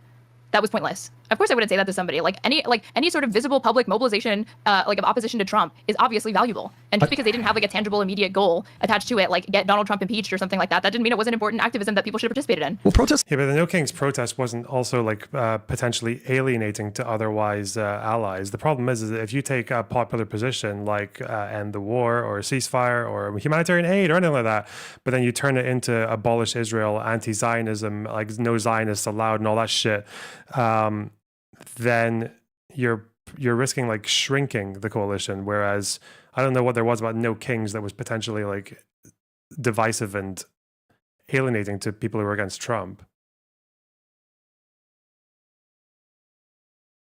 Like the No Kings one is just as much about like fighting apathy and fighting hopelessness as it is about like tangible demands. I mean, the No Kings, it was a protest about what had he done just recently that had like, I think he had maybe it was a combination of factors. Like he said, it was in response to the mass deportations, everything happening in LA with ICE, him mobilizing the National Guard, even though like not getting any input in that, and just like and then quoting like Napoleon and shit. Like so, like but that kind of event, like I don't know if you went to a protest, but I did. But like, and I've been to a lot of protests like during the Trump eras, and like I think like the most important thing, like I never went to a protest that actually accomplished anything. To be honest with you, like literally, like we did the airport protest, but it didn't come from a bill from Congress. It was a Supreme Court decision that blocked the initial Muslim ban. The march for admission from you. The march. Wait, what? You said I've been to several protests, but I don't think that you've been to one that you felt like really like meaningfully accomplished something. But if then that's the case, and that's your outlook on protests, then why not see the value in the pro-Palestine protests? Wait, I'm not suggesting that there's no value in the protests. I'm making the point that those kinds of protests are about like kind of generally building a movement and keeping your energy up and fighting hopelessness and fighting apathy and these kinds of things. That does not correspond at all with the kind of protests that she's criticizing, which is to say protests that are doomed because the things that they're demanding are not feasible. That's the difference. I didn't say that. No Kings demanding. I don't even know if there were specific demands. I mean, like there were plenty of people there that were like, and yet it's still valuable activism because you're saying it gets people involved, it keeps them vigilant, and it fights apathy, and it keeps people like they're like it helps remind the public, and it gets media attention. What's happening right now, the Doge, the mass immigration or the mass deportation program, Trump's flagrant like violations of the Constitution, it's not normal. It shouldn't be tolerated. It should be opposed and by any means necessary. And the best means to do that are like nonviolent, peaceful assembly. Yeah. Right, and that's like tangible enough that I'm like, it's worth it. Even though, like, again, like it's almost like if somebody pitched the No Kings protest to Contra, she'd be like, "What's that? What's the point of that?" I don't think. Well, but why? Is going to get Trump removed from office? Yeah. What immediate goal are you going to get? Nothing. Then don't do it. Well, no, because she would probably ask, like, okay, what's the harm in it? Because there was harm in the positions taken by the pro-Palestine protesters, and they were not dealt with within the movement. That was a big problem. She'd say that to them. No. I don't understand why she has this outlook for this type of activism. There's a difference between going to an event that doesn't really have like a concrete set of demands or goals, and it's more about just like fighting that hopelessness. There's a big difference between that and then say, for example, like me showing up and like, I'm going to start a protest movement tomorrow, and my goal is going to be to like somehow get the country of Germany to dismantle itself. Like people are like, what am I doing there? Like, what am I fighting? If you did that, am I fighting hopelessness? Am I doing that? No, I'm fostering hopelessness because I'm setting a goal that's never going to happen. More than a goal, demand that's never going to happen. Or you know, like I'm gonna start a protest movement tomorrow where it's gonna. Yeah, I can make any number of examples here, but like, there's a difference between. The fuck is this UN shit going on? Let's see. Hillel Neuer. This is like the UN watch dude, very pro-Israel. UN's entire commission of inquiry against Israel has resigned. What do you mean, commission of inquiry? Is this to do with ICC or something different? Broad coalition of 22 nations have condemned the inquiry's anti-Israel bias. It was established with an open-ended mandate with no sunset clause, end date, or clear limitations. We believe the nature of the COI is further. Commission of inquiry, I guess. Demonstration of long-standing, disproportionate attention given to Israel in the Council, which must stop. We continue to believe that this long-standing disproportionate scrutiny should end. What they're saying here is, okay, translation, hating Jews? No. Anti-Semitism is hating Jews more than is absolutely necessary. Hey, that's what they're saying. Just summarize it in that, buddy. Thank you, Madam Vice President. I read this statement on behalf of a growing cross-regional group of 27 countries, including the United States, that are deeply concerned about the open-ended Commission of Inquiry established following the escalation of violence in May 2021. Resolution S31 established a COI of open-ended mandate with no sunset clause, end date, or clear limitations connected to the escalation in May of 2021.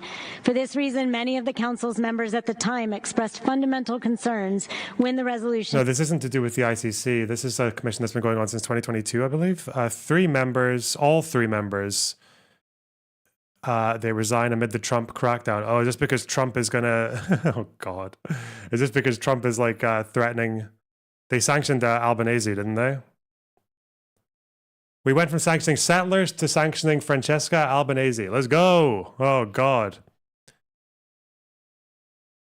Kamala would have done the same.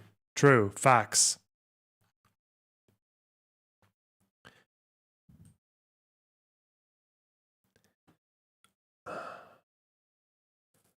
Navi Pillay, Chris Sidoti, and Milmoon Kuthari, who made up the UN's Commission of Inquiry on the occupied Palestinian territory, submitted their resignation letters to the President of UN Human Rights Council. The letters surfaced on Monday. The chair said she was resigning owing to age, medical issues, and the weight of several other commitments. She's pretty mental, to BH. You don't really sanction someone for being mental, though. It's not really how that goes. Sidoti resigned a day later, saying Pillay's retirement was an appropriate time to reconstitute the commission, and Kuthari said that the group had reached an understanding during the previous week. The letters were posted on back-end Human Rights Council website and first publicized by UN Watch. Damn, UN Watch were the first ones to publicize. Because they're watching. They watch the UN. Didn't she lie about being a lawyer? Isn't this the guy who, I don't know, bring out your Twitter threads. Bring out your Lion of Zion Twitter threads that will showcase everything. Okay.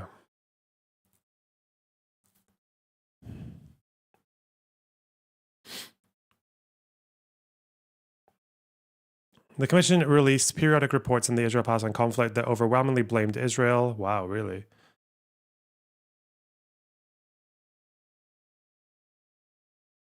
Accuses the Jewish state of other misdeeds such as stealing natural resources. Okay. Kuthari caused a firestorm of controversy in 2022 when she said that social media was controlled by largely the Jewish lobby. Hey, let's go. Yeah.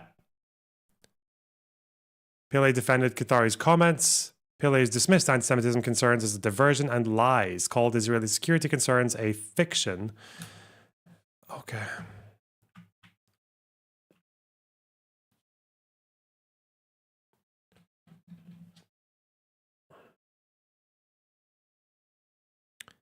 In 2014, over 100 members of Congress signed a letter to Pillay decrying the UNHRC's bias against Israel under her leadership. Oh, she's the head of the UNHRC? Wait, really? No. Is she? Hang on. What's their full name? Navi Pillay. Former president of the International Criminal Tribunal for Rwanda.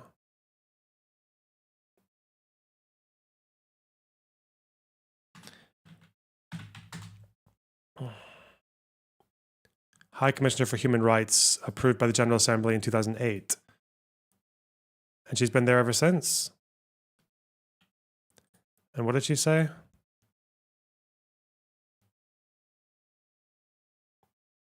Defended Kuthari. Oh, Kuthari said it. I want to find the context of these quotes.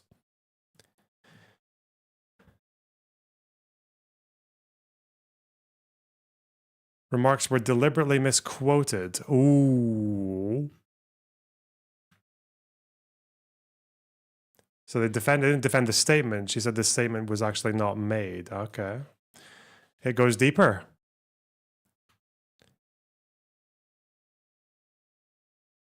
Former UN Human Rights Chief says the comments by Kuthari to Mondovice, website highly critical of Israel, had been deliberately decontextualized.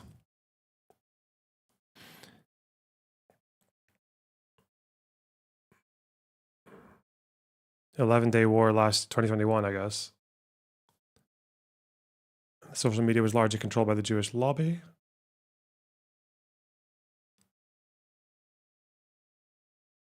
So what's the actual quote?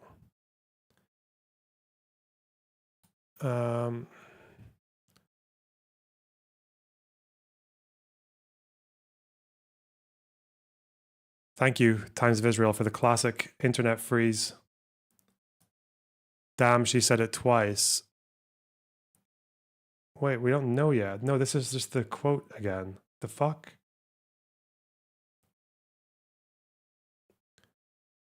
Whoa. All right, we'll come back to that when it unfreezes. Trying to build a community and trying to build a political movement and trying to keep energy up and fight hopelessness. And then turning around, there's a difference between that and saying, like, I want to end the state of Israel. Well, I guess I just think it's strange because, like, you went to a protest and you're telling me you can't even remember what the point of it was. No, I understand what the general point was, but I was struggling to, like, I don't know if it was in response to a specific event or if it was just generally Trump acting like a king. And I don't remember if there were any specific, like, demands or goals. I know that there was ICE activity in Los Angeles for the No Kings protest that I went to. So there were a lot of people there that were there from like an immigration activist perspective or anti-ICE perspective. But it was peaceful and it was joyful and musical and people were dancing and smiling and blah, blah, blah. It was just, and that wouldn't have happened if the No Kings protester organizers said, okay, we're going to show up, we're going to party, we're going to smile, we're going to laugh, and we're going to set as our goal, like, ending the U.S. government. What if they said impeaching Trump? That's not possible. Is this the TikTok lady you debated a while ago? No. This is, in fact, a different woman. All right. So, Cathari Mondo is social media Jewish lobby. Well done, Loaderbox. Says comments are misrepresented. So where's the original? Oh, there's a long tradition. Wait, August, July. There must be an older one then.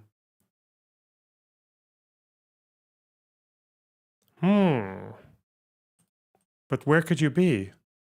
What the fuck?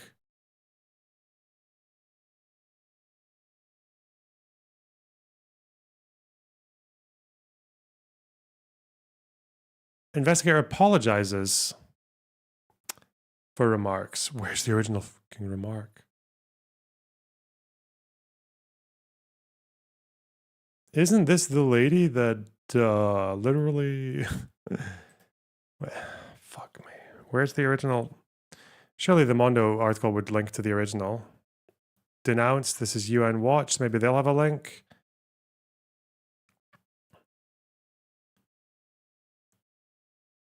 This is the interview.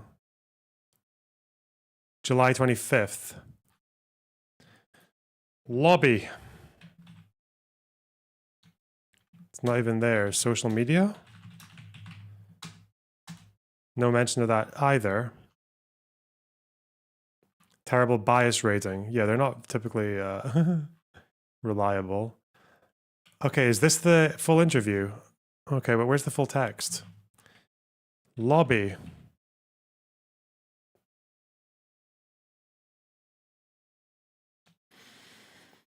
It was a podcast. Do they have the full fucking link? Hey! Episode 39. Oh! Open on YouTube. True. Alright, so what do you say? What do you say?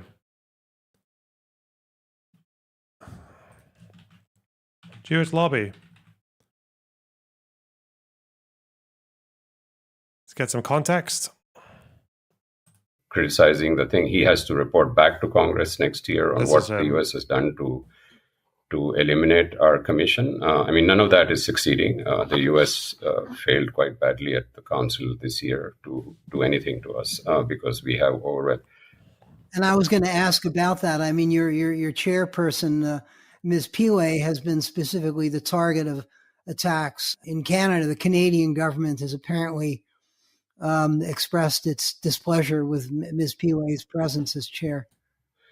Yeah, we think it's very unfortunate to attack individual members of the commission who have been appointed through a long and rigorous process. And I think it's just a way to try to discredit the council. But it's very counterproductive because, well, first of all, it brings more attention to our work, and also it brings more support. I mean, at the council this year, we had overwhelming support of the UN member states. The US got 22 states to sign, but that's 22 out of 193. That's not very much. And also, I think that it's not only governments, but we are very disheartened by the social media that is controlled largely by whether it's the Jewish lobby or it's whether specific NGOs. A lot of money is being thrown into trying to discredit us. But David, the important thing is that our mandate is based on international human rights and humanitarian. Okay, so he did say it. Like he explicitly said it. No? Stand that disheartened by the social media that is controlled largely by whether it's the Jewish lobby or it's whether specific NGOs. Social media was largely controlled by the Jewish lobby.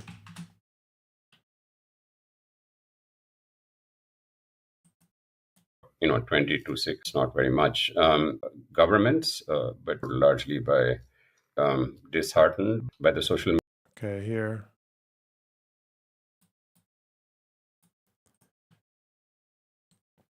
Okay. Just in case for a rainy day. And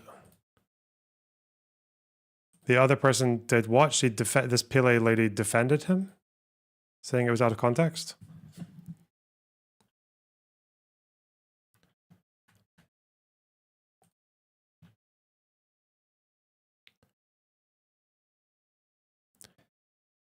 Okay.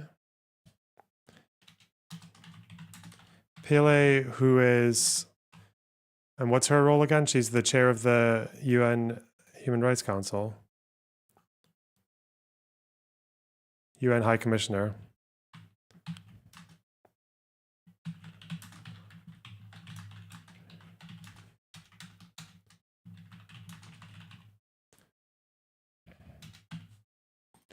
Commissioner for Human Rights. Defended Guthari claiming there should be an ellipses here. This quote is actually not exactly what he said. He said whether it's the Jewish lobby or other governments.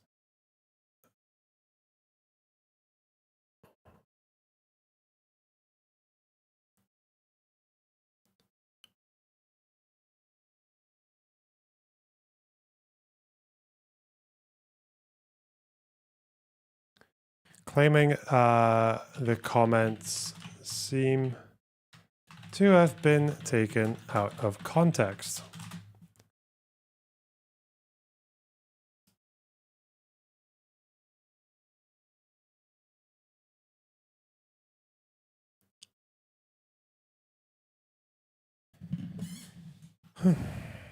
Echoes the darkest days of anti-Semitism. Yes.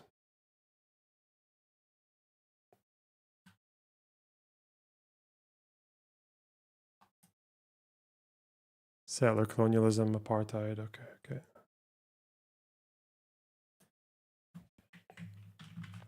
Okay.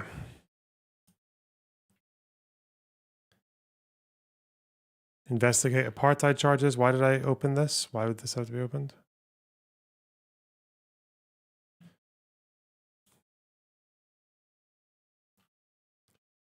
Open-ended mandate.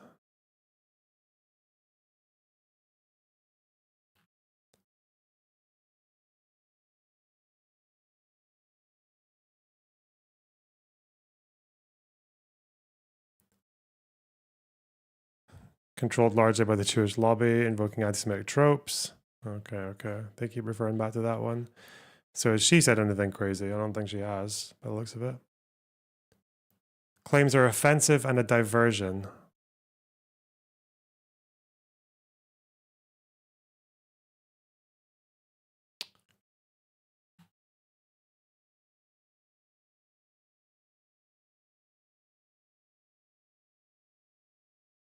Okay.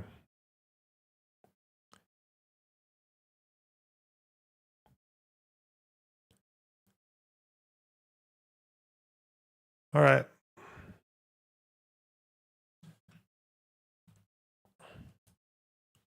Congress right now? That would have been a stupid goal. Go with the Senate? Yeah, that would have been a dumb.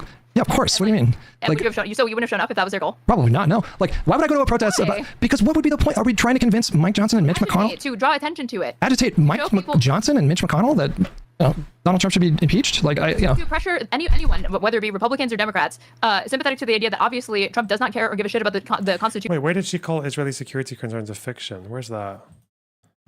Fiction.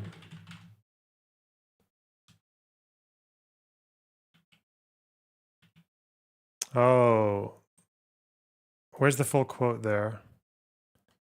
Said that security concerns for Israel, the Israel sites for maintaining a presence in the West Bank were a fiction. Some of Israel's policies in the West Bank are only cosmetically intended to justify security concerns. Okay. All right.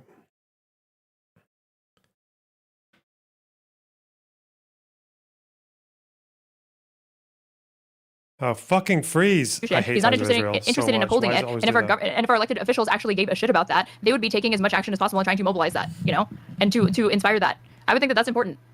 I think it's fine to be aspirational in your activist movement or your advocacy generally. Like, I think that, you should envision a future that looks better than the present that you're in. And to the extent that you feel like you can make a difference, you should absolutely participate. However, I'm going to take issue if your particular activist movement presents demands that have no realistic mechanism in the short run whatsoever. Like, if you're saying, like, in the future, I want my government to stop sending so much money to Israel. Okay, great. Plot it out, game out. What does that path look like? You got a special election over here coming up. You got the midterms. This is going to be a multi-year project. If you're saying, like, right now, I want arms to stop being sent to Israel, and if you don't do it, I'm not going to vote for you. And right now, I want the end of the state of Israel. And if you can't make that happen, then I'm not going to support your party. This is counterproductive. It leads to do that characterization of events, but I clearly disagree with it, because to me, the thing that has motivated the most people to be mobilized and speak out for Palestine has been calling for a ceasefire and an end to the genocide. And in some cases, there's been calls for an arms embargo or divestment and stuff like that. And are you going to get all of it? No, but you fight like hell and you try to get what you can. These protests, I don't think they lose legitimacy if their goal was like, we're trying to pressure any politician that will listen to bring forward articles of impeachment to try to impeach Trump. I wouldn't say to them, that's not going to happen. Like, this is fucking stupid and pointless. And it actually would be better if you had zero demands. I'd be like, no, you should push for that, even though I think it's unrealistic. You should do it. You shouldn't only protest for things you think are easy wins. Okay, let me make the point this way. Okay, I think I can massively simplify this. Okay. Okay. What do you think per capita, as like a percentage of the amount of people that showed up to that event? Which event do you think was more energizing in that? Like, which event turned out the most voters in, like, the next election? The No Kings protest or, like, the college campuses? The No Kings, it's not even a question. They were, like, some of the largest protests. All right, then I think that you're acknowledging that one form of protest is more productive than the other. A lot of white retirees. I think the point that I'm trying, like, a lot of young people were missing. The one that I went to, there were a lot of like older people there, but there were definitely like probably 30-40% of people were there were like under 25. To the one that you went to, I'm saying in general, I saw a report that it skewed to, it was like boomers, people that were retired, and mostly a lot of white people. But guess what? Boomers vote, retirees vote, white people vote, so I'm fine with that. Okay, but it would have been better if it had like it clearly didn't bring out like younger people, and I was hoping that it would. I was hoping that it would bring out more young people. I expected that, and it didn't. Oh, well, the one in Los Angeles, there was no shortage of young people. I saw them, I interacted with them, and I think you're acknowledging right there that some forms of activism are more effective than other forms, which is my point. I never denied that. Well, that's her. That's her point. I don't think that's her only point. There's more to it than that. I think that's her point entirely. I think that's her point entirely. But I think there's a disconnect here. I have praise for different parts of this and criticisms for other parts of it, but you exclusively have praise, and you can't even conceive of what would be a valid criticism. I haven't heard a compelling argument from you about these points. I just disagree with you about the points. Not just from anyone. That's fine that you disagree, but I'm saying that like there are to me it is pretty strange to me that you can't see that there's room for improvement in this statement when the whole point isn't just to virtue signal and to piss people off, but to actually communicate with people and reach people. Then I think she failed in that, unless her goal was to just demonstrate to everybody, see, these people are crazy, like you can't reason with them. But I do think that there was a way to construct this message so it didn't bring about so much backlash. And there were some people that I felt like we're asking her to virtue signal, and that's silly. I think that like it shouldn't have been shorter. If she wanted to, she could have expanded upon this. I thought it would have been better. And I think, that's a valid criticism to me. I guess you don't think that that's a valid criticism, or it's unreasonable, I suppose. I don't know. Well, is there, so like if you had to pick one point, that was kind of general, like if there was one specific critique about a particular section, or if there's one specific critique that you think I should concede more than the others, like what would it be? Or I'm putting you on the spot there if you have to think about it, but whatever. But I said at the very least, if she doesn't like the type of activism that's going on right now, and she wants to make it clear, this is not to dissuade people from protesting, this is not to dissuade people from speaking out, I'm just saying be more strategic in how you do it, be more pragmatic, then I think she should have gone in detail into how you do that. Better messaging, ways that are more effective ways, like redirected people to whatever resource that she donated to. She, like a lot of people, there were like the statement on Twitter had like 25 million views. Could you imagine if she had like shouted out some charities or organizations for people to look into that she felt are good advocates for Palestinians? Like that could have made a big difference to me. I've never found that argument very persuasive because there's literally 1,000 causes that we could place these similar demands on. To every time she posts, she should link to this or that cause. I just don't think that's a very strong. So you put me on the spot, and I'm saying here's an example of something that could have been more positive, because I don't think if she's not intending to just make people be inflammatory and make people piss off and to demonstrate like, see, these people are crazy, and she actually wanted it to be somewhat productive, then I think that would be good. Like here's an example. In I think 2020. all of Contra's videos are these like long cinematic masterpieces. I've watched almost all of her videos. I've watched all of the the majority of the content that she's even since removed from YouTube, unfortunately. That was very, very good content. I've been a Contra fan for a long time. And in 2020, she made a short video called Voting, just 20 minutes, and she made substantive criticisms of the online left. She steel-manned their arguments, she gave rebuttals, and then at the end, she showed people how to vote, and she directed them, here's how you register to vote, here's where you can, here's how you find your precinct, and what you need to do so you can be ready to go vote. And to me, I was like, this is perfect, because it was short, it was to the point, she didn't strawman anybody, she tried to critically engage with what her opposition was saying, she tried to reach them by making persuasive arguments that she thought could resonate with the people that she's trying to reach, and then she directed them to put their energy towards like a call to action that was productive, which was, here's how you register to vote, so vote. She didn't just end it on, here's all the criticisms that I have, I personally haven't done. What is this?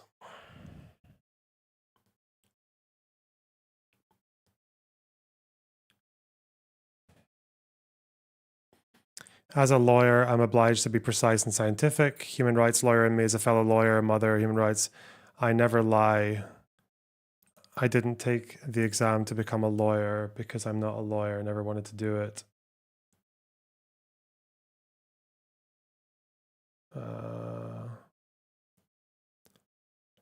Take the exam as in like whatever their version of the bar is. I thought if you, at least I was told, if you have a law degree, you can call yourself a lawyer. You don't need to be an attorney or like a... But this doesn't sound like she even did the exam or the bar. But okay. So she doesn't have a degree? She doesn't have like a law degree?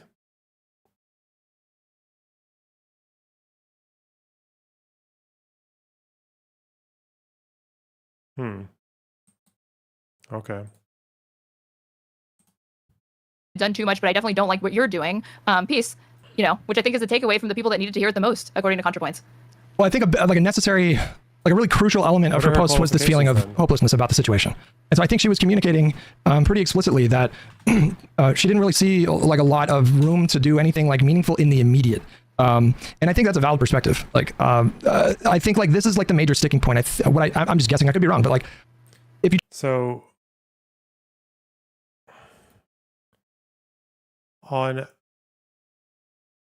Office of the High Commissioner, she's described as an international lawyer. Be careful though, because like people have different understandings of what you need to actually be a lawyer.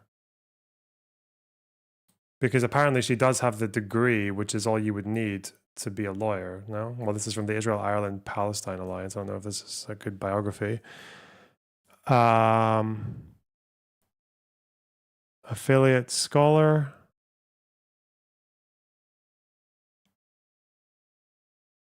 Refugees.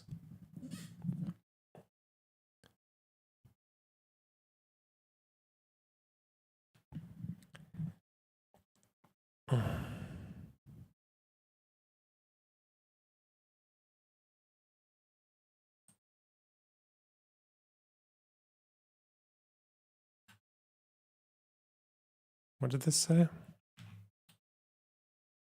Law degree. If you have an honors degree, then that means you can call yourself a lawyer, though, doesn't it?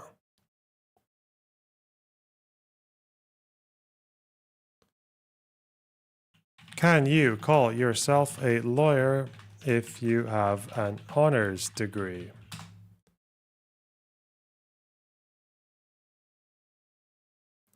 In the UK, you can't. It's different in different countries as well. It's not a protected term. Let's just read it. The fuck? You only need to work in law to call yourself a lawyer. Okay. Wait, that's just a fucking thread. Okay. It's just a forum.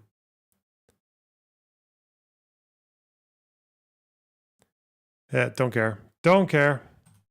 Try to tell any activist group that what they're doing is just never in a thousand, well, I shouldn't say that, but like never in the next year gonna happen.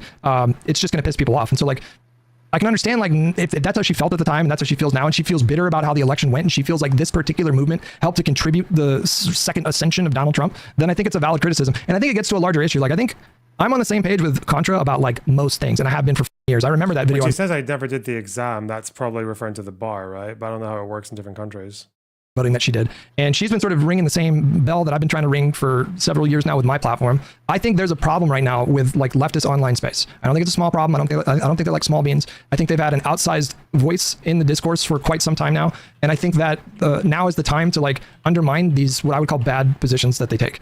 I think now is the time to like speak up and like not let these people dominate the discussion without like with very little pushback. It felt like for years there was only like a couple people that were doing, like Destiny was aggressively attacking some of these positions, and like maybe like one or two other people, and then the rest of the time these people just like drown out everything else. And I do think there's value in showing people that these creators and their ideology is just thoroughly misguided. I'm not talking about communism. I'm talking about like their electoral strategy.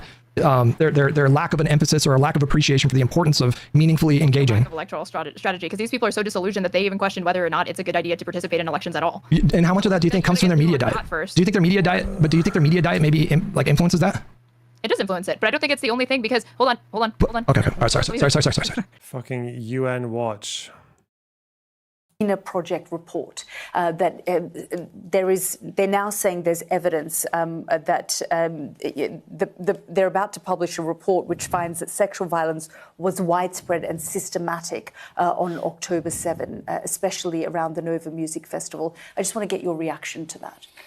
Look, I cannot comment on this report, which is the first time I hear of. However, there has been an investigation of the Commission of Inquiry on Israel-Palestine about what happened on October 7. And it's been very difficult for the Commission of Inquiry to access the victims.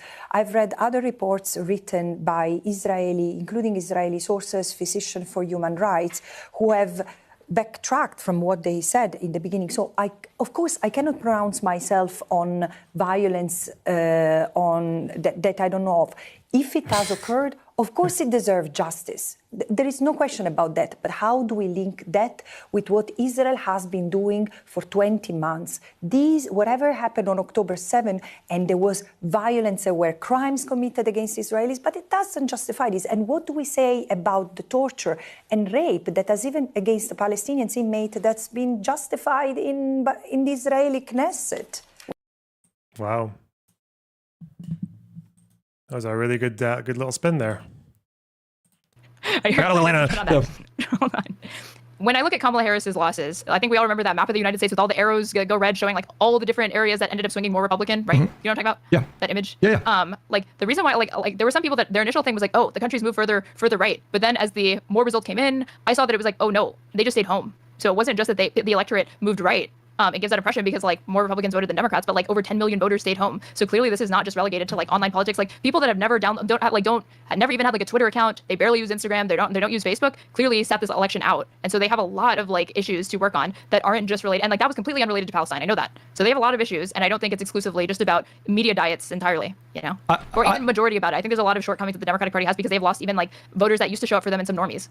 I don't know how to quantify, like, it's this percentage media diet and this percentage, you know, just the current climate. Like, I don't know how to quantify that. All I would say is that I don't think it's a small problem. So, like, I think if a young person who maybe, and I'm sure you agree that social media algorithms propel the most sensational, outrageous things to the top because they generate the most discussion. And I think this inherently benefits the fringes on both sides. So we see the most unhinged MAGA takes right next to the most unhinged Z squirrel take in the For You tab, because these people generate these like the most discussion. And what I don't want to see is, like, I'm mostly speaking to young people. I think this is an issue of like under like 30, you know, what I want to try to push back against is I think that Contra is a valuable voice to counter program people like, you know, Mike from PA, who says he's going to vote for Kamala if she picks Tim Walz, and then she picks Tim Walz and he says, never mind, they did over that he blocked me, so right, I know that frustration. Yeah, there are many such cases, and I think it is a worthwhile endeavor to push back against that crowd, because they've had this massive bullhorn for the last several years, and we need more, like, not even just normie libs. Like, this doesn't even need to be like an ideological divide. We just need more people that recognize the importance and the necessity of engaging in electoral politics meaningfully. And so if you're a communist and you agree, or if you're a libertarian and you agree, or a never Trump Republican or a normie lib, and you agree that the Republican Party is uniquely dangerous,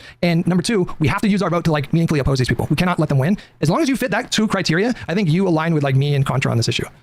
Well, I definitely agree with. Well, that's why I was disappointed with this response, because I know how persuasive and how intelligent ContraPoints is, because I've consumed her videos for a long time, and I just felt that this was not the best argument that she could have made, nor was it. It was far from the most persuasive, clearly, because like you acknowledge, and like I'm saying, the people that she needed to reach the most, she clearly did not reach, and I know she's capable of doing that and bridging a divide between herself and people that clearly disagree on a lot. And I used the voting video as the case study to demonstrate that. So I never argued she should not criticize these people. I'm saying that if you're going to make the criticism and you want it to land and you want it to not just be a virtue signal to other people or come off that way, and you want it to be persuasive and reach some people, then I don't think that this is the message to do it.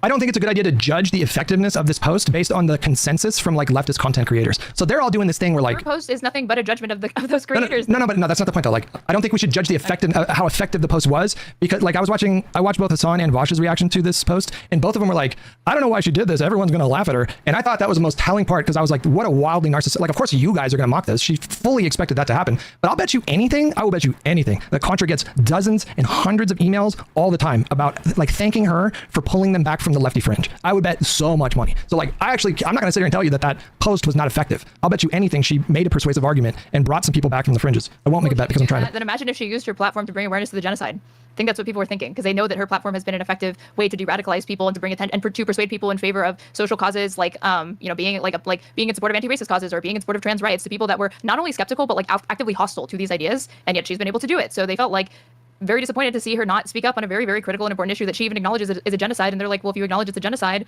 then why this response? I think she probably saw what happened to every other content creator or prominent individual who didn't take a one-state solution and decided, nope, that. And I don't blame her. I think she probably saw like what they did to Ethan, and she probably decided like, I don't want to deal with that stress. Would you want to deal with that? I don't want to deal with that. From then that because I think it's cowardly and it's not indicative of where her videos have been like who she's tried to reach. She's always been the person that she wanted to reach. I thought the people that were unreachable are fence sitters, like always willing to actually go there and engage directly with those people and their arguments. She's made arguments trying to debunk race realists. She's made arguments to gender critical people, aka trans, like TERFs and transphobic people. She's made arguments to people that fucking Vanguard dudes. Or like skeptical of BLM, like reaching out to people like again how to like de-radicalize like Nazis and stuff like that. Those are people that are like should be that's like far more harder to reach than people that are pro-Palestine, in my opinion. And if she could do that, then why can't she do it with pro-Palestine people? It's not. So again, it's not pro-Palestine. It's leftist pro-Palestine people that were doing the specific things that she's talking about. But like, I'm not going to judge anyone for not wanting to deal with this particular crowd. This is purely anecdotal. I can't speak for anyone else's experiences, and I'm not even necessarily saying that you should extrapolate from this. But I've been doing like internet, social media stuff for 16 years. I've swam in toxic gaming spaces. Like there's certain fandoms that are super toxic, like Call of Duty. I covered Trump extensively during his first term, so I interacted with a lot of MAGA people. And I can tell you, I have never dealt with anything as vitriolic as what I've dealt with in the last year and a half interacting with these people and their communities. It is so much worse. Being angry is not a virtue though. Like being angry doesn't mean that you get to. Virtue. I'm just saying that you know why they are. Why are they angry, Hedge? I think they're angry because they see people suffering and they feel powerless to stop it. And not just that, but it's a genocide. So I'm angry too, and I'm angry that like the United States is complicit in that, and my tax dollars go to it, and it like keeps me up at night. Being angry doesn't justify calling CPS on someone and mailing a human skull. Insane. But that's what I'm talking about. But I'm talking. Okay, but her post is literally talking about how bitter she feels, how black-pilled she feels, effectively, right, and expanding on that, and then just kind of leaving it there, and then everybody's surprised. Like the people that support her, like her statement, are like, why do people like have such a negative view of this? And it's like because she's talking about she has a fatalistic view of this issue. She thinks it like cannot be changed. She basically sees it as this like unchanging law of nature. No, she said it can't be changed. She said it can't be changed on an immediate timeline. It has to be. It's going to be if it's going to succeed, it's going to take years. Is what she's saying, and she's correct. So right then, like to me, I draw the opposite conclusion. If something takes years, and it's been years since this happened, October 7th has almost been 2 years since it happened. Then it's like that saying: the best time to plant a tree was 100 years ago. The next best time is today. That's how I see it. That if you know it takes years, then we better get started right now. You better start helping, like trying to push people and start persuading people right now because it's urgent. Well, did we get closer or further away from this? Well, I mean, we'd have to unpack the goal. Are angry about the genocide, and she is bitter about their response to the genocide. I see anger from all parties here. I think she's bitter at people that swam in that rage with no effective political outlet and then became so jaded that they, in some small part, helped Donald Trump win. I think that's what she's upset about. And I think like Donald Trump winning had a direct impact on her life and everybody else's life who now has to have every other trans person in this country who now has to, they're forced to endure the humiliation of having a passport with a gender identity that is not congruent with their identity. Like, and that's a kind of like a superficial thing, but it's humiliating. And now we're seeing. It's not superficial to me. It's people's lives. Like I take all of that very, very seriously. It's not just a passport. Like you're saying, they intentionally went out of their way to be cruel to a group of people in this country that's already a vulnerable minority to begin with. I understand that. Like, I mean, I'm saying I think she has a right to be upset, and I think she has a right to criticize people that she thinks contributed to that setting. The same way you understand that people have a right to be upset about the genocide, but then that doesn't mean that doesn't give you license or the excuse to just do and say whatever the you want and be completely irresponsible with your rhetoric or not be productive. You should try to channel that anger into something productive. Yeah, I think the same way that she has. Yeah, but that's what she's saying that the lefties in America were not doing. But I think Aaron doesn't seem to. They've never really been able to go into because every time like Hutch goes up with an example, like Aaron's just been kind of like backing up and trying to zoom out to other people and say, "Oh, well, that person's not that influential. That person's not that influential." I don't think these protesters were doing that, but like, how do you? At some point, there's like you have to kind of think like, do you think that the bulk of these protests were responsible in their endeavors or not? Because I think it's quite easy to make the case that they weren't, but I guess like Aaron doesn't seem to think so.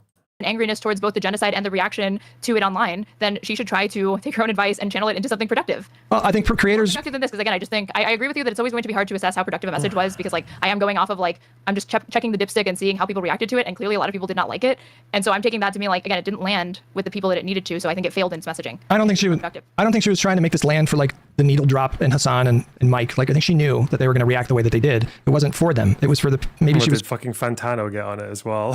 his fucking crash out over Tom York's comment. That was fucking insane. That guy is very gone. Trying to dissuade against this kind of thing in the future. And the other thing is like I don't think we should consider people like ContraPoints or creators or very better known celebrities. These are not superheroes. These are human beings, and I have at various times felt totally bleak and blackpilled about various topics, and during those times I choose not to post about those kinds of things because it just makes me sad. And I don't think we should expect that someone like her is just going to always use her platform in the way that you want her to, and try to inspire hope, because but the way that I want her to is not even like a video. It's like I want it to be consistent with her videos in the past, because if we're doing this, like if the scoreboard is like what tangible wins can you show, her platform has been dedicated to can we please go something concrete? Come on, please. It's to her point, she laid it out. It's like they haven't talked that much about the conflict at all, have they? This has been a massive waste of time. So I push for it, and I would hope that I could convince them that that's better than the alternative, which is more separate but equal. Yeah, I mean the comparisons with like United outcome as though it's inherently better when this is just not what they're asking for. So what do we have here?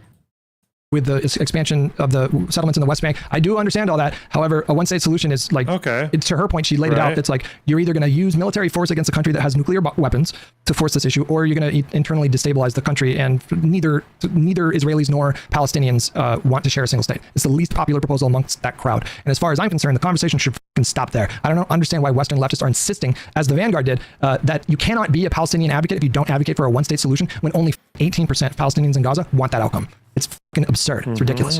Because it doesn't surprise me that people in the West and America specifically, when given our own country's history and the way that we've resolved racial tension in this country, it was not to to further entrench separate but equal, and let's have black states for black citizens and black Americans and white states for white Americans, and further the divide and try to resolve it that way. It was messy in a lot of ways, but eventually there was integration. But even that integration had to come at the end of the gun.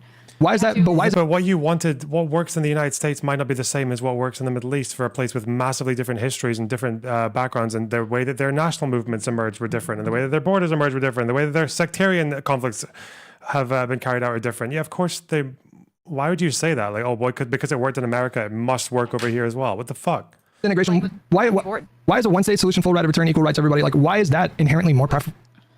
Oh, sorry, I'm sorry, I didn't mean to cut you off. Well, why is that more preferable to a two-state solution if the vast majority of Palestinians and Israelis prefer that?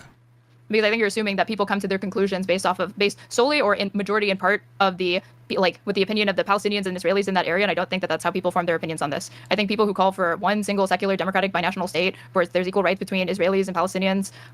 Nobody wants that for different reasons. But nobody wants that. Like, well, you don't know. People in the West want it, but the people in that region don't. But there have been different times in that region where Palestinians wanted to shift the conversation and the demand to one person, one vote.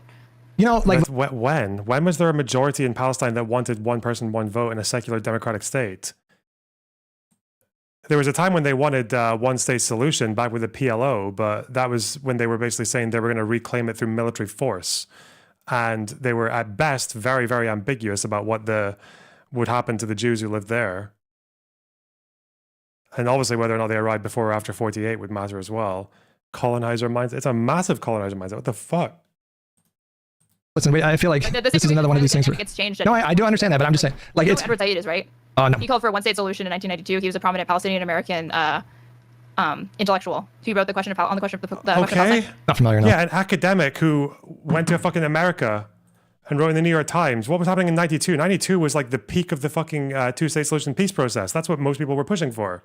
This is when, or just a couple of years before Arafat gets the biggest mandate of like any leader in the world ever, pretty much, to pursue a two-state solution. Same with the Israelis. Well, but Edward Said wrote an article. It's so ivory tower, isn't it? It's like you've got like the popular mandate behind Arafat, the Oslo Accords. You've got Rabin. You've got fucking Ehud Barak following after in the late 90s. But Edward Said was like hanging out in in the fucking New York Times in a little tower, being like, "How about a binational one-state solution?" Yeah, that's not representative. What the fuck? Like he wrote it for the New York Times in 1992, calling for at post Oslo. He was very disillusioned with the Oslo. He said there should be one state. So at one point, this was mainstream in American He politics. was very disillusioned with Oslo in 1992. How would you? Political discourse. Another one of these things. Gets changed. No, I do understand that, but I'm just saying, like, You know it's. who Edward Said is, right? Oh no. He called for a one-state solution in 1992. He was a prominent Palestinian American intellectual. He wrote the question of Palestine. Not familiar, no. Okay. Yeah. He wrote it for the New York Times in 1992, calling for at post Oslo. He was very disillusioned with the Oslo. He said there should be one state. So at one 99, I can see the one-state solution. So he's disillusioned by Oslo, but even then, he's disillusioned by Oslo. What before? Even before they've gone to Camp David. 99, not 92. Okay. point, this was mainstream in American political discourse, and it was taken seriously. And I can see that people are like, it could be again, and they want to push for that. And I don't think that's wrong. It could be again. Where did this? What happened though? Where was the surge of the one-state solution camp in 1999? 1999, it was still the two-state solution. And even when Arafat walked out of Camp David, he made arguments about terms. He didn't argue about switching to a one-state solution. Why are we taking Edward Said over this to say that like this was an indication that this was like a predominant thing in the late 90s? Why? It's so West-brained. Oh yeah, my favorite academic from writing in the New York Times. Like, is there someone you forgot to ask? Bub.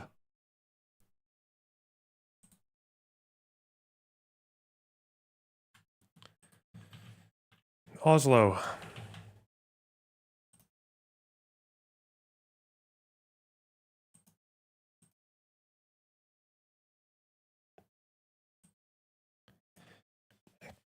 To its discredit, Oslo did little to change the situation. Arafat and his dwindling number of supporters were turned into enforcers of Israeli security, while Palestinians were made to endure the humiliation and dreadful and non-contiguous homelands that make up about 10% of the West Bank and 60% of Gaza. Oslo required us to forget and renounce our history of loss dispossessed by the very people who taught everyone the importance of not forgetting the past. Thus, we are the victims, the refugees of refugees. There should be a separate country, a refuge for Jews. Oslo itself was based on the principle of separation between Jews and the others, as Rabin repeated.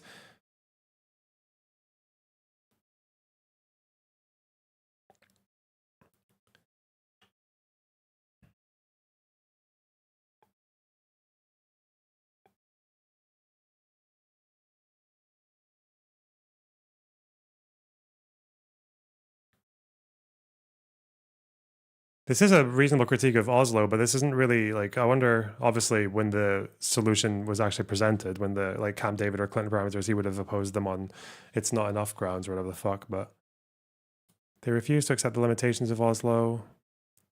Peace without Palestinians.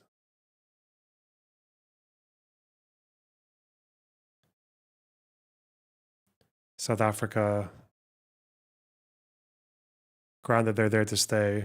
Yeah, I wonder, what's his argument against it becoming two states, though?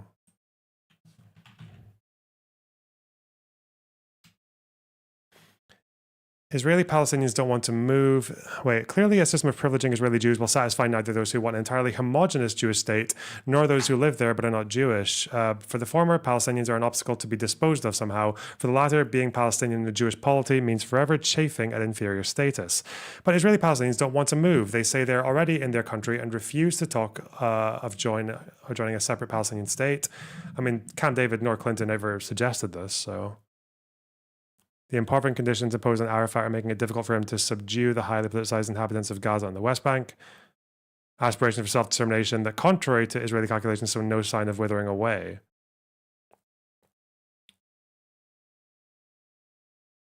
They want to preserve their Arab identity. The problem is that Palestinian self-determination in a separate state is unworkable, just as unworkable as the principle of separation between a demographically mixed, irreversibly connected Arab population without sovereignty and a Jewish population with it. The question, I believe, is not how to devise means for persisting and trying to separate them, but to see whether it's possible for them to live together as fairly and peacefully as possible. So he doesn't even want to try. Okay.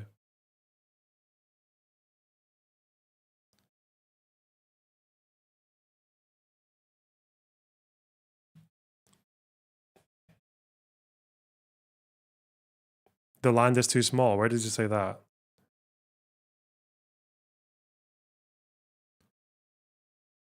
Okay, this was not like a predominant. This was not a popular position in the late 90s in Palestine, though. They were still two states, right? Most recent polling that I saw from Gallup from March was 75% of Democrats believe in a two-state solution. So like, I just like, not only is there a pretty broad consensus within the American left here, there's a massive consensus with both Israelis and Palestinians. I quite frankly don't understand the insistence on that outcome as though it's inherently better when this is just not what they're asking for. So, but I don't want to get bogged down. I know it's not, but like, if in like pretend like it was feasible, would you support one state, one secular democratic state, equal rights between these two people? If it was feasible, like if we just, I would base my preference on what they're asking for. So if it was feasible, but neither the Israelis or the Palestinians want it, I would be opposed to that. Because, okay, let's just force it, right? It's feasible, but neither of them want it. Okay, boom, you're in a single state solution. What's to stop them from just having elections and deciding democratically to split up into two states at that point? Let's just cut the middleman and not do that. It's just, then they would be self-determined, right? Only one of those people are self-determined. Israelis have a state, Palestinians don't have a state. well, you can't say that you're for self-determination, but then insist on an outcome that they don't want. Like that's not congruent.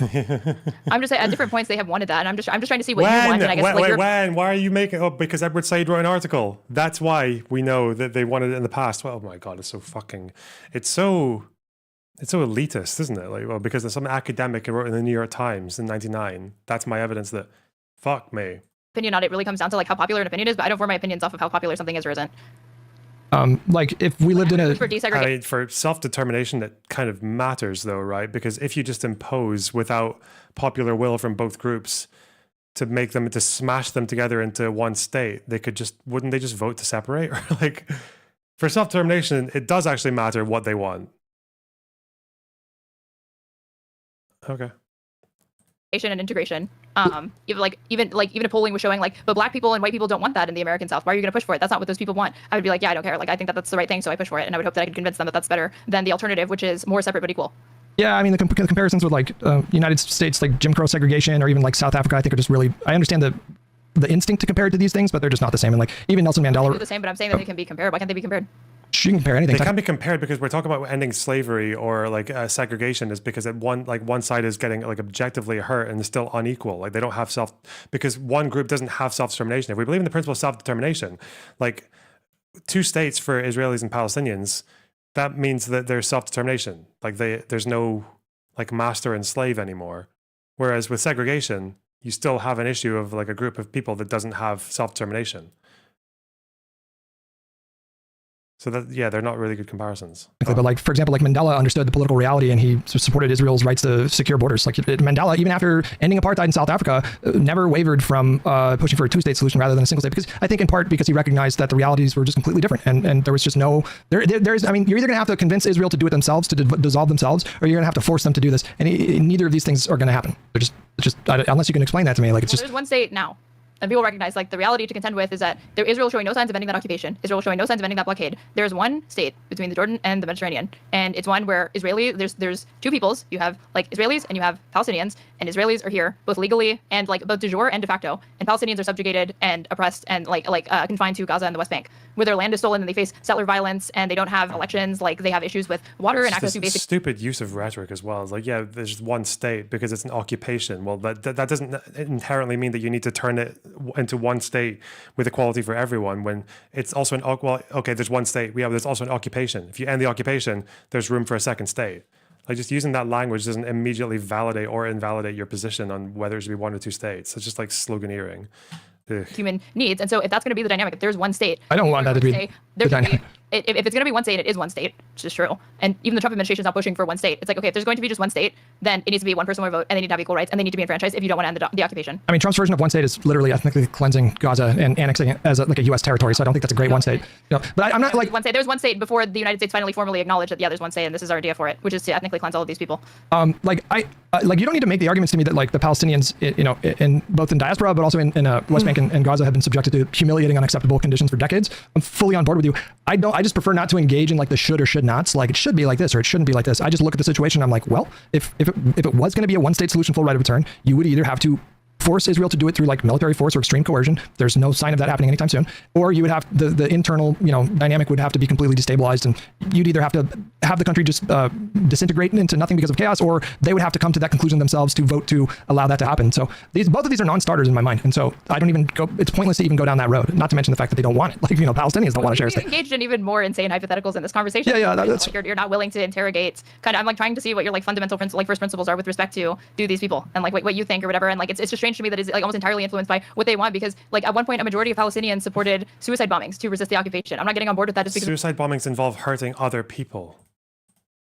That's why a majority opinion can probably be challenged and discounted if it has that effect. But two states, that we're talking about how they want to self-determine. It's not really self-determination if you impose a solution on them that they don't want. So you're pro self-determination, but you also don't give a fuck about what the people want, and will just impose whatever the fuck you think is best for them. But also you're pro self-determination. Like, how does that doesn't make any sense? majority of them support that. And if that means that I'm anti-Palestinian, then I guess so, but I don't see it that way, No, it's not that I'm not going to always just defer to the majority consensus or opinion of a group of people. It's something you always factor in because you shouldn't be, I guess, like your opinion should not be completely uninformed by them, but that's not to me like the most critical aspect of it when I like arrive at a conclusion. No, it's not that I'm opposed to talking about these things in the abstract as a part of like a stimulating conversation or something. But I'm saying when it comes to having a conversation about what the potential solutions are, I get very kind of like cold and calculated about these things. And what I like to do is just establish what is possible and what is not possible before we even get into the details. And when I look at okay, what's the argument for the one state, or like what's the mechanism to make it happen, that no such mechanism. David Leza, thanks for the 50 mads, whatever they are. I forget. Would you prefer a fasci son or a commie daughter? Probably a commie daughter. Fascis are always worse than commies. Unfortunately for all the fascis out there. You're not going to get me. Alexa, thanks for the $5 for the goal. Wow, we got the goal. God damn. Jennifer Colon, thanks for the $4.99. Sam Harris put out a request for critiques in his IP takes. Why not reply? That might lift your ennui. My what? Is that a safe term? I just need to find out what I disagree with him on, because I haven't watched Sam Harris talk about this much.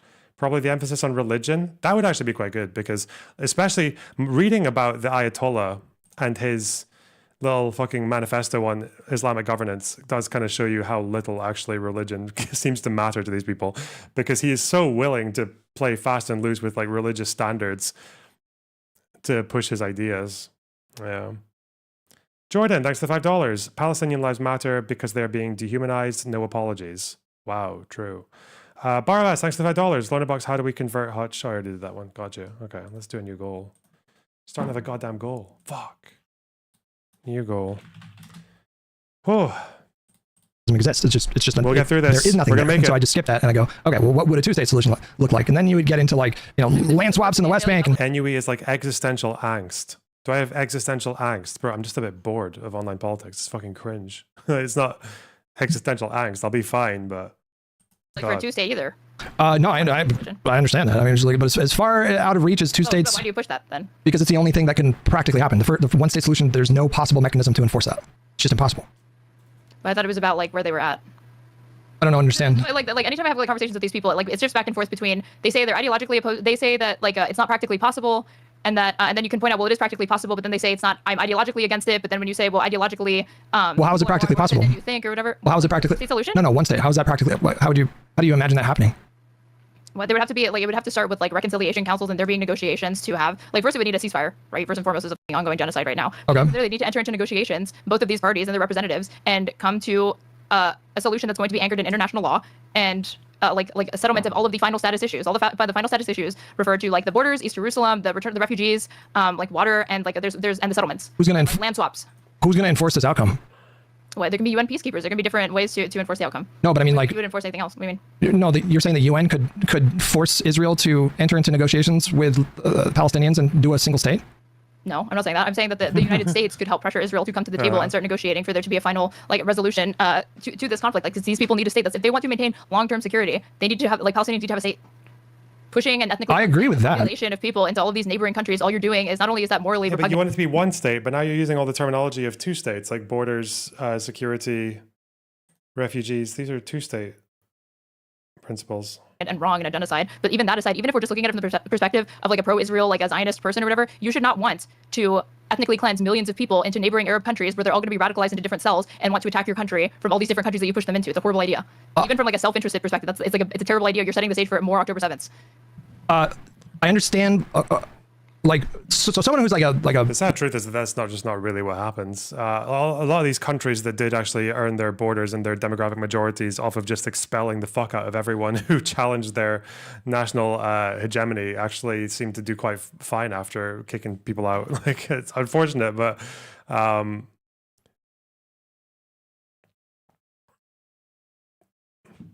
it's like fucking Turkey, right? They just like marched the Armenians into a fucking desert, and they were like, "Listen, some of you guys might die, most of you might, but you know, we're just we're willing to make this sacrifice." Trail of Tears in America, like every other European country getting its borders by fucking shuffling whatever minority they had that was annoying them over the edge, and it's like it seems to.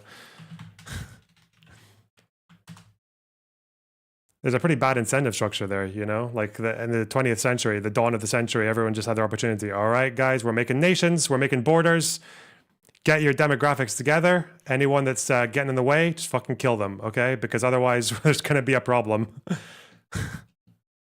Otherwise, there's going to be problems in 10 years. It's just so fucking grim. Yeah. Lives in a Western country with liberal democracy that's based on like secular principles. I obviously think that like this type of system is superior, but that doesn't really matter. Like I'm not engaging in like what I would ideally like to see happen in this particular section of the world. The question at the end of the day, or right at the beginning of this conversation, is like, what is the enforcement mechanism to force Israel to accept these terms? Which that is an incredibly tall order. And if you're talking about like, well, it would have to come from pressure from the United States. It's like, okay, conceptually that makes sense. And European and like all allies from Israel, they would need to put pressure on Israel to come to the What you're saying is that Israel was just 3 years too late to the party. Well, no, I don't actually. This is like the Benny Morris thing, right? When he's saying, oh, if only they'd finished the job, if only they did what every other nation state does, which is that when you have a minority group that's bothering you and is like a threat to you, just fucking boot them all out and then you'll get your borders and then it's done, right? That's like the Benny Morris thing. Like in 48, he said they should have just finished the job, do your uti postdetis juris, secure the whole border from the river to the sea for Israel, and they can just become like Arabs in Jordan or Iraq or fucking Syria or Lebanon or Egypt. The problem with that though is that if you also believe the Benny Morris position of like Arab rejectionism, it means that even if Israel had just finished the job and pushed all the way past the river to the sea, then you still have the issue of like these Arab states are just what would stop them from just doing the same thing? What would stop them from just saying, okay, we've got a bigger refugee crisis, we've got a country here with just like slightly more territory that we still are never going to accept because it's a Jewish state. So it's like they try to have both things at once, and people make that argument. It's stupid. And also, you shouldn't really ever genocide people or ethnically cleanse them because it might work out for stability like 100 years later. Like that's not really how these acts were all still bad. There were other things people should have done. Like, you know, is that controversial? Like racism and sectarianism are actually quite bad. Like they should be dealt with at the time, but all right. Shading table and start this. I understand that conceptually that we can engage in like that sort of concept, but yes. in practice I don't see what you're seeing. Like there will be grumbling. The United States and Europe have a significant amount of leverage over. No, but like there's no political appetite to do that, and I don't see that changing ever. So you don't like the protests because you think that they come from unrealistic demands. You want them to advocate for a two-state solution, but now you're even arguing to me the futility of pushing for a two-state solution because you don't see a way forward for that either. So what is the prescription? Two-state solution? That would take years and years and years. It would take years. Like, how do you even begin the activism for that if you're even saying, I don't even know how it would be enforced. I don't even know how you get Israel to the table. Well, we have like historical examples of various negotiations. Sounds like do nothing. No, but we have various historical examples of negotiations that made a lot of progress. We were like almost there a number of times and they fell through. And like, I'm sorry, but the boring answer is like you keep trying at that and you keep exerting whatever diplomatic pressure you can. But I don't think there is a realistic scenario where the US and Europe combined or whatever could force. Scottish person calling out other nations' sectarianism. Bro, we have like football teams. What are you talking about? We have football teams. You think you know about sectarianism, Lebanon? Listen. Wait till you see an old firm game. Wait till the Shiites and the fucking Druze and the Sunnis and the Maronites. Wait till they see a fucking old firm match. Shut up. Israel to absorb, you know, like that many people into a country that would make them a political minority. They're just never going to. That's not even where the Palestinians, like the PLO was not at that position. Like you keep saying the full right of return. That's not where it's going to be. They have the right of return under international law. That right is not to be disputed. But there can be a practical settlement of what it will look like in practice. And they've already said it was going to be like a ceremonial amount of Palestinians who are allowed to return back to Israel proper. And then from there, they would probably be given reparations. Wait, who offered When that? was you're saying this was? I doubt Israel ever seriously entered. They never want to recognize the right of return. Right. So like, That even what the Palestinians were offering was a settlement of that right, like a negotiation. but in a separate state, and it's not a single. That's. Oh. Do you know what's ironic? That offer she described, a ceremonial amount of refugees returned to Israel, the rest go to the new state of Palestine, and reparations for the rest, she just described, and this is why it makes me quite inclined to believe that none of these people give a single shit about, like, they don't really have any thought out preferences. No, not this book. Fuck that book. I think she just described the Clinton parameters. Not the Palestinian offer.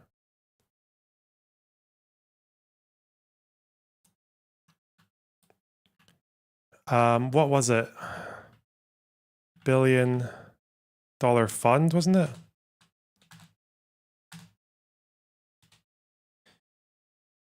This is the Clinton parameters, isn't it? Following principles. Wait, Camp David might not have been the deal they could have accepted. More than 50 meetings. This is Clinton. Yeah, Clinton. And it's this one here. With regard to refugees, it was stated that the Palestinians would have the right to return to historic Palestine, but with no explicit right of return to the state of Israel. Get a one state by just eating both sides together and make deal on key issues. She then says she doesn't know how to get a two-state deal when we can't get the Israels on board. Yes. Thanks for $10. They could be admitted to Israel in limited numbers and on the basis of humanitarian considerations, but Israel would retain her sovereign right of admission. So this would be humanitarian return, which is probably not too different from symbolic or ceremonial. Refugees could be settled, of course, in unlimited numbers, not only in the Palestinian state, but also in those areas within Israel that would be handed over to the Palestinians in the framework of land swaps. In addition, a multi-billion-dollar fund would be put together to finance a comprehensive international effort of compensation and resettlement that would be put in place. She just described the Clinton parameters offer, not the Palestinian one. State. So now that she knows that this was actually like a proposal that Israel was willing to go on board with, does she still support it? Or Palestinians, like the PLO was not at that position. Like you keep saying the full right of return. That's not where it's going to be. They have the right of return under international law. That right is not to be disputed. But there can be a practical settlement of what it will look like in practice. And they've already said it was going to be like a ceremonial amount of Palestinians were allowed to return back to Israel proper. And then from there, they would probably be given reparations. When was you're saying this was? I doubt Israel ever seriously entered. They never want to recognize the right of return. Right. So like, even what the Palestinians were offering was a settlement of that right, like the settlement that's not the Palestinian offer.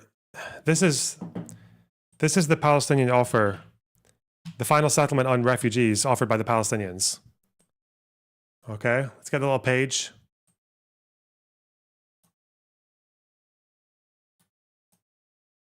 And I believe it was something like this. We don't know. We don't know what their final settlement offer was for refugees because they never made one. That's what it is. This is it. You're looking at it. You're looking at it. It's right there. Can't miss it. Okay. But in a separate state, and it's not a single state. Well, yeah, in a separate state. Yeah. Yeah, never a single state. Israel never once entertained a single state solution. No, the only point about the single state that I brought up is that at one point, distinguished Palestinian American Republican. They're just talking past each other now. I don't know. Was making this argument on the pages of the New York Times back in the 90s, post Oslo. So I'm saying clearly at one point that was within the Overton window. If you're making it onto the New York Times, it was never. No, I mean, it's not. I'm not saying it's anchored in international law or anything like that. It's not. No, there were the law for one state, but it was serious. It's like you're saying like, oh, it's pie in the sky or whatever. Like I'm telling you, it's just a fact that it was part of American mainstream political discourse, and Palestinians were even looking at moving it to a one person, one vote. That's why Ariel Sharon did the unilateral disengagement in 2005, because they were seeing that Palestinians were starting to consider moving the fight from two states to now we want one person, one vote. We want there to be one state. So they did that, and he did it with the intention of freezing the peace process for 25 years. Well, maybe this is why she thinks that one state solution was like the more popular position at one point because of that fucking quote from Wiseglass. Maybe. Okay. I mean, the fact that like Vice in class, I can remember that. intelligentsia and academia, it might have become, you know, a little in vogue in the 90s to start talking about a one-state solution. That doesn't change the fact that there, I guarantee you, like very few Israelis, you know, maybe 1 or 2% of Israelis ever thought that that would be like an acceptable outcome. And so it doesn't really matter what American intellects were saying at the time. You know, what was the reality? Like, Palestinians. He was born in Palestine. What quote? When they're talking about Gaza and the withdrawal, they talk about how like Palestinians are maybe there's like a risk of them moving towards away from the Algeria solution, like occupation, into a South Africa solution, which is partly true. Like Sharon did pull out of Gaza and predominantly because of demographics. He didn't ever want to be governing an area that was going to be overwhelming majority Arab. Because he thought they were going to multiply and then they would threaten Israel's demographics if they ever had to, like, if they got bogged down there for too long, that they need to give them voting rights.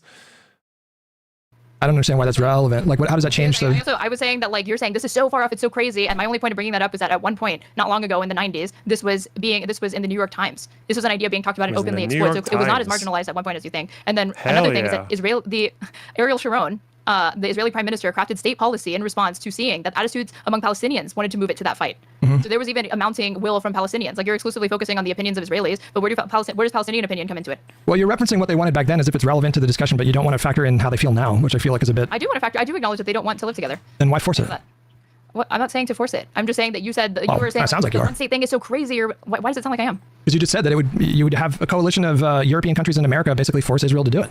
To force negotiations. I didn't say to force doing it one state. I said negotiations. Well, now we're getting into settlement or whatever. I mean, I feel like we're getting into semantics here. I don't mean to cut this off like abruptly, but I gotta do some things before the podcast later. So I really have enjoyed this. By the way, it's not that they're saying one state solution is surging in popularity. It was Olmert saying that if the two-state solution fell apart, then it would be the next, like, there would be the risk of like the increase of the South Africa solution. That's it. Discussion with you. I'm very glad that it didn't get insane. I've had so many conversations. That was very that was quite frustrating.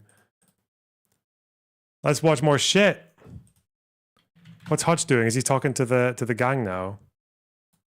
Like literally like stifle everything, but we're talking about like I already got you to agree that like she had the ability to influence and perhaps like the personality to stifle things if she felt like a personal sort of grievance, if she felt like personally attacked by the president. She was number one immovable because she was trying to emulate John McCain, but number two, like there was a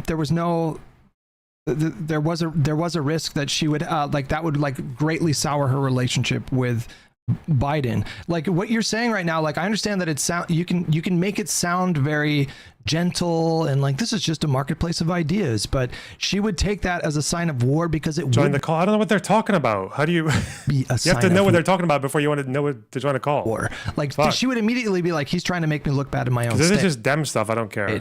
And I mean, let's just play a different tape out. Let's say she takes him up on that. Do you really want Joe Biden debating Kirsten Sinema about the $15 an hour minimum wage? Okay. Oh, this is about the Vanguard episode. Jump in chaotically. People are not talking about this. The left doesn't want to talk about this.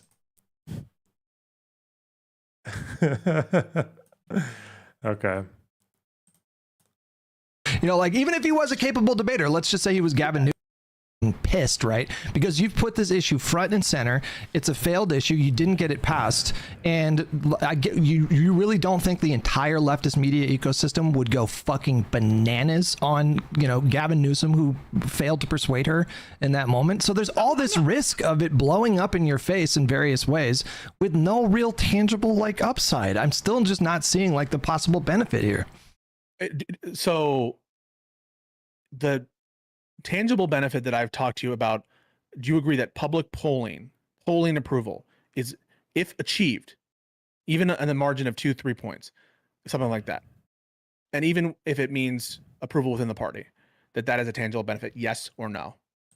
It can, but there can also be trade-offs. So like if you're right, jump in and start a debate about the lawsuits or something. Bro, which ones? There's so many right now. Haven't kept up with any of them. I don't know, man. I'm getting very deflated. I don't even know what the point is of me doing any of this fucking research. What's the point?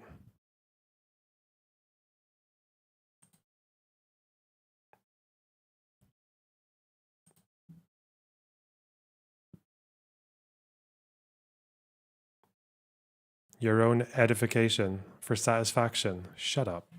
It's also because this room is just very warm, I think. It's kind of annoying me. Oh, spread knowledge that might otherwise go unknown. It's fucking... whatever.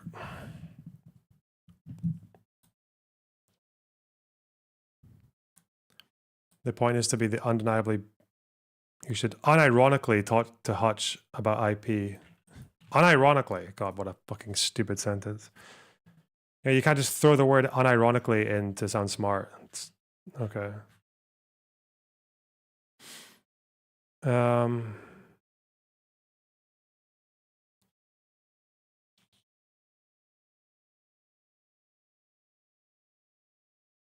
Right. Okay.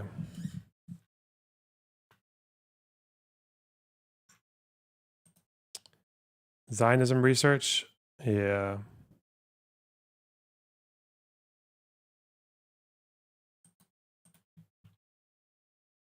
Lorna's a bit zesty today. Yeah.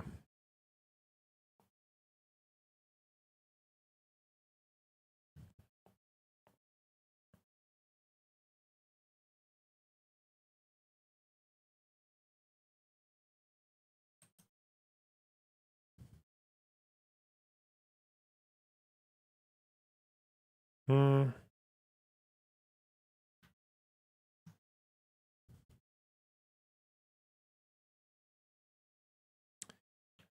Lauren Southern?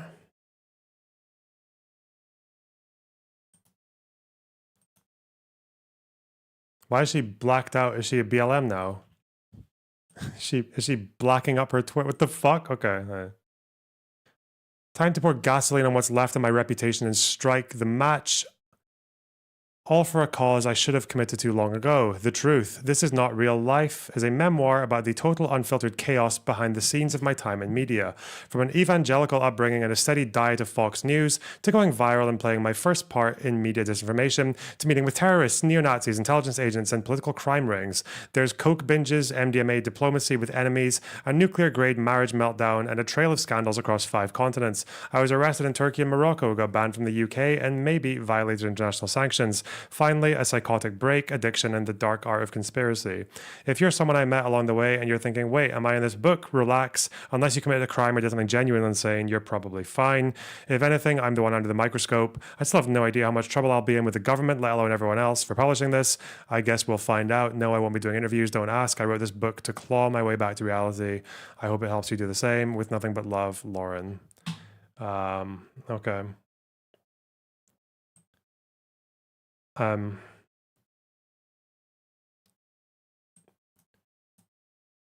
don't know if I can, I don't think she's a liar. I think the way that she frames her perspective on the truth is like mental. But okay. Do not check the replies. Why? Now I'm going to check the replies.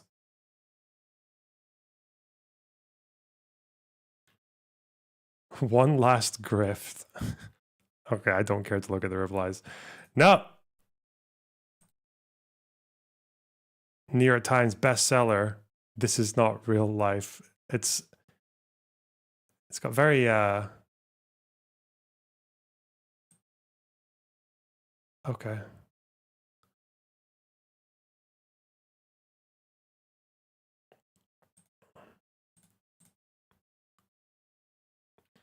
I'm going to say I can't fix her. U.S. ambassador says he's asked Israel to aggressively investigate murder of U.S. citizen in the West Bank after settler attack. Hey, American citizen, let's go. The male loser epidemic. I'm good. I don't want to watch Show on Head right now.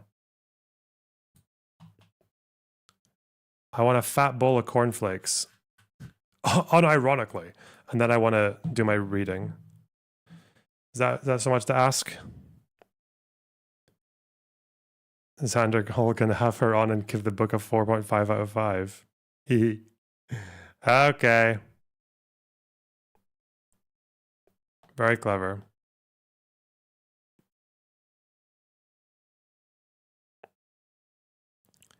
Hamas IDF cuddle puddle. Yes.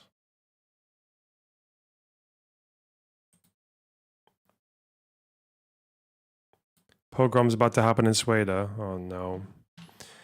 Breaking news, breaking news. Can't do it, man. Can't do it.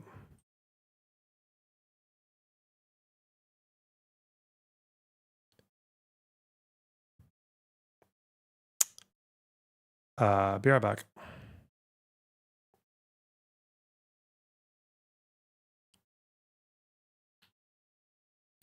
Ew, thanks for the 19.99. That's so generous of you. Cornflake. Appreciate it.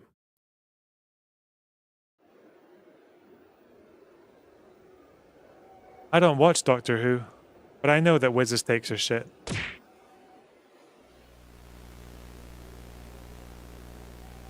Who the fuck? Look at the kind of fucks who respond to me. Oh, these critiques are pretty good. Fuck you! What can I do with this? Alright.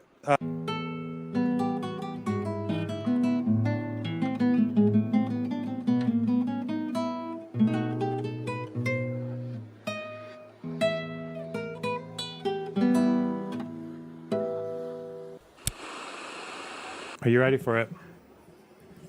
It'll be as follows. Let's make some predictions. Today, I'm going to show you how Hezbollah turned this Burger King into a terror Burger King. Come inside. Look at this. You think this is a deep fryer? Look in here. These are Kalashnikovs. These are RPGs. These are Katyusha rockets. Long-range missiles, anti-tank missiles, grenades. Look at this other deep fried fryer. You think this is oil? No, it is rocket fuel. You think you can cook a large fries in rocket fuel? You cannot. Doesn't taste good. Look back here. You think these are burger buns? No. These are grenades. This is not the appropriate equipment to produce a Happy Meal. These are not Happy Meals. These are unhappy meals. Terror meals. Meals of death. And then he'll just take like 2 steps to the left. Whoosh. Today I'm in Gaza. We killed Yahya Sinwar. Shalom, shalom, Shabbat.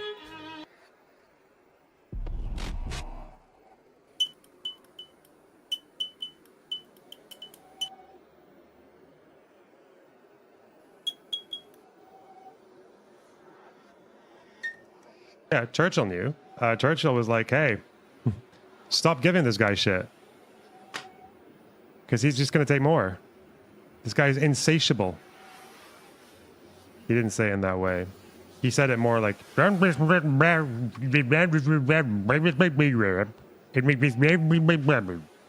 what he said. And the British fucking... Chamberlain was like, nah, what?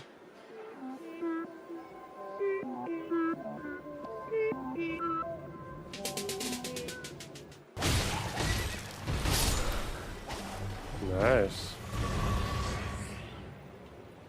What does that red mean? Does that mean...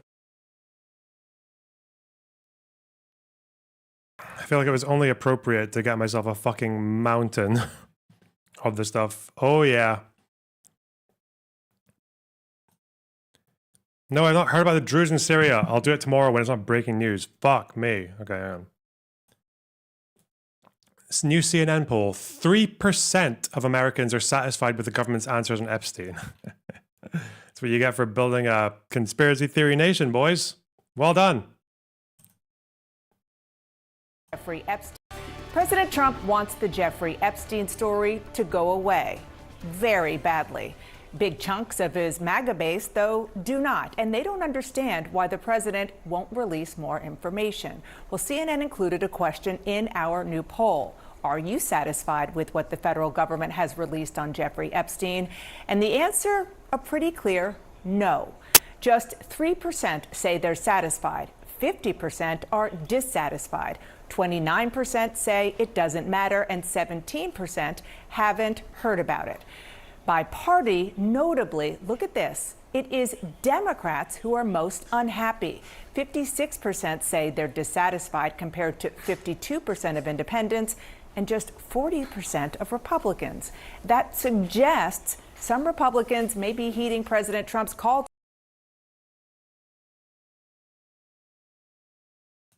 Where's the 17? Haven't heard about. Where are they doing? That's me. Tuned out. Tuned the fuck out. I just want to play video games. 17%. Bliss. By party, notably, look at this. It is Democrats who are most unhappy. 56% say they're dissatisfied compared to 52% of independents and just 40% of Republicans. That suggests some Republicans may be heeding President Trump's call to move on, even as some of his staunchest allies are not. I want to see more transparency, like a lot of other members and a lot of other Americans. I think if they don't, I think it's a message as Washington as usual, right? And a two-tiered justice system. A lot of people in MAGA, they really want to know more information about the people that were involved with Jeffrey Epstein. And is there a blackmail? Yes, Queen. Hold them accountable. Hold them to fucking hold their feet to the fire. My lady. Fucking Joan of Arc. Do it. Drain the swamp. Single-handedly. List. And are there foreign countries' governments involved? And there's nothing wrong with people continuing to ask that. How big of a blowback is there right now in MAGA world specifically? It's pretty big. I have to be honest. I'm always honest about what's going on. And yeah, this one has been pretty big. I'm joined now by a terrific group of reporters here at the table. CNN's Kristen Holmes and CNN's Eva McKend, Abby Livingston of Puck, and Aisha Roscoe of NPR. Hello, ladies. This is nice. Okay, so I'm going to start with you, Kristen. I know that you have been doing some excellent reporting on what's really going on behind the scenes, all of the backlash. And before I bring you in, I just want to play a soundbite from Charlie Kirk. Charlie Kirk is obviously an influencer in a big way, particularly with young men. He is the person who hosted the Turning Point organization's forum over the weekend, where they used so many of these MAGA people and their voices used that platform to speak out against the president. Now he's singing a different tune. Listen. Honestly, I'm done talking about Epstein for the time being. I'm going to trust my friends in the administration. I'm going to trust my friends in the government to do what needs to be done, solve it, balls in their hands. I've said plenty this last weekend. So if you guys want to see my commentary on it, that's fine. Somebody got a big earful from the President of the United States. He did. And what we know that happened is that we all saw the clip from Turning Point over the weekend in which Charlie Kirk was sitting down with Megyn Kelly, and it kind of escalated into them polling the audience of who would you rather see go, FBI Deputy Director Dan Bongino or Attorney General Pam Bondi, and the crowd resoundingly said they support Bongino over Bondi. And Charlie Kirk did receive a call from President Trump, which we reported over the weekend, expressing his support for Bondi. But what you're also seeing here is there seems to be an expectation from MAGA world right now that President Trump is going to make this right. You hear Charlie Kirk saying there that he's going to leave it to his friends at the administration. We also heard Lara Trump yesterday going on Betty Johnson's show saying that she believes Donald Trump is going to release more of the Epstein files, more unredacted documents, whatever that means. Now, when you talk to officials at the Department of Justice and at the White House, they are not saying the same thing. They are saying that this case is closed. But you're hearing these MAGA loyalists who really want there to be something else here because she's not just a MAGA loyalist. No, she's also family. She's also his family. daughter-in-law who's trying to get a message out. Right. And so there is a lot going on here. And if nothing does happen, I think you're going to see another shift. I'm watching now how Democrats respond to this. They have an uneven record of really taking advantage of the internal divisions on the right. 40% is not an insignificant number of Republicans that want more answers. And you see Hakeem Jeffries leaning into this. You see Congressman Robert Garcia, the ranking member of the Oversight Committee. I'm just going to interrupt you only to play some of what you're talking about from Democrats, and then we'll talk about it on the other side. Pam Bondi said it was on her desk. Take it off of her desk and bring it over to Congress. We need to release the Epstein files so we can restore government of the people, by the people, and for the people. Well, I want to know what the hell is in these files. And I think we all want to know why Trump is suddenly changing his tune and is so desperate to sweep this under the rug. Epstein died by suicide. Believe that and you must be blind. You've been telling us you released the file, but where are Oh, that's so good. I mean, who knew that we could do this to music? As you continue what you're saying, I just want to remind This is the best day in the CNN studios. This is the happiest they have ever been in their entire lives, and it's the happiest they ever will be. Look at them.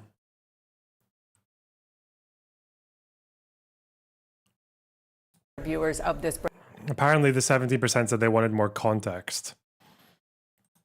I see. Haven't heard enough about the case to say, GigaChats.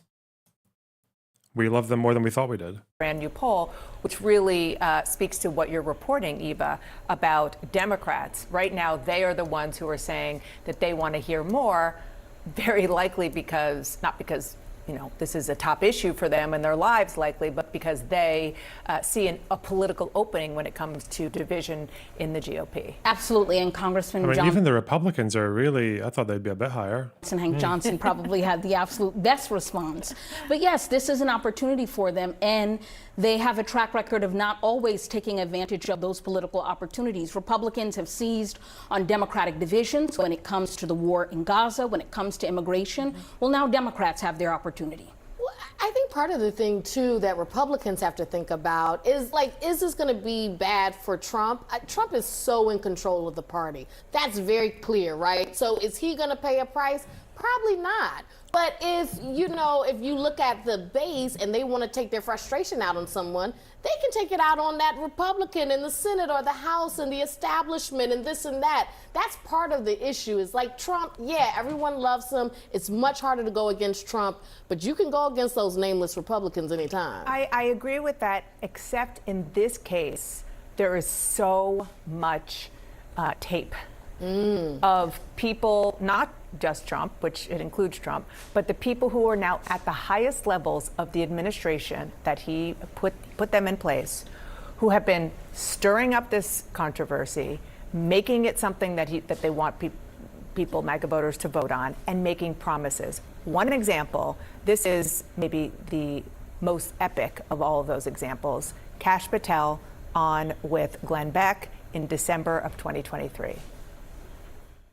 So, who has Jeffrey Epstein's Black Book? Black Book? FBI. But who? That is that. I mean, there's. Oh, that's under direct control of the director of the FBI. Kash Patel is now the director of the FBI, which is why, Abby, people who were listening to him and went and voted for Donald Trump and believe that there's something there are saying, okay, Kash Patel, you now have the job. Tell us what's there. Absolutely. And I think what's fascinating is Trump has demonstrated just total control of the administration and Congress. And this is going out into another realm. And a figure in this who I find fascinating, earlier this week I did some reporting on Elon Musk's third party and whether that's a threat to Republicans. And most of my sources were like, it's not a problem till it's a problem. But they said, but we are worried about what he's stirring up with Epstein. And we've got to remember he's got the megaphone of X, and he's the richest man in the world. And so that is a much more pressing concern to Republicans than third-party activity. Can I just say one thing that I think we kind of gloss over here when you talk about President Trump having control of the party? This is President Trump's party. He created it. And the idea that he based it on was one that many people in the country were feeling but no one had really responded to. And the idea was that Washington is controlled, the government is controlled by these elitists, and it's time to take Drain them the out swamp. of Washington Drain the swamp. and drain the swamp. Yay! There is nothing more I'm a swampy CNN to commentator. these people than Jeffrey Epstein.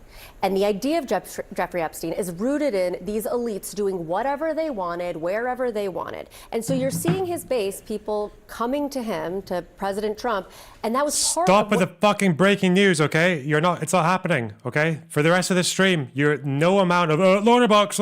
So you understand that there's Israel attacked the Druze. You know about the Druze in Syria, the Syria Druze. Whoa. It's breaking news, okay? Fuck you. I will only comment when Luckner has compiled the breaking news, okay? Otherwise, what's the point? What's the point? Can I time them out? No, it's fine. We'll get on it tomorrow, maybe. Or I might just take the week off and go fucking hill walking. I don't know. Fuck. I'm crashing he ran out. on was this draining of the swamp. Epstein is part of that. But it's even more than that, right? It's the swamp and the deep state. Right. When you hear that, oftentimes you think of, and they mean nameless, faceless bureaucrats. Exactly. Otherwise known as career civil servants in a lot of these government agencies. This is conspiracy theory stuff, Right. which is even more red meat. This is the idea that there is a hidden cabal of pedophiles running things or doing horrible things to children, and that we need to get them. And that is very real. And when Republicans like Kash Patel and others found it useful to stir that up, they were stirring it up. But now that it's in their hands, they don't know what to do with it. Yeah. That being said, I would say that from my coverage being out in the field, Republican voters tend to be deferential to Trump. So I see them eventually coming around. But for the meantime, Democrats do have an opportunity here. And that's certainly what our brand new poll suggests. Yeah.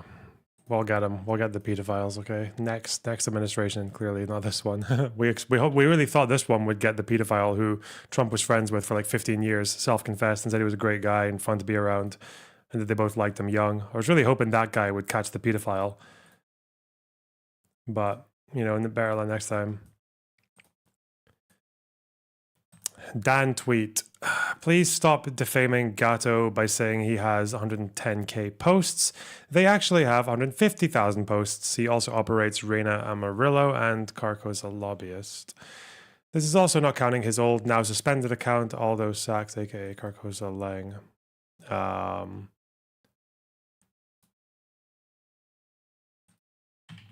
Well, this changes everything. Changes absolutely everything. What did we say? 7 years.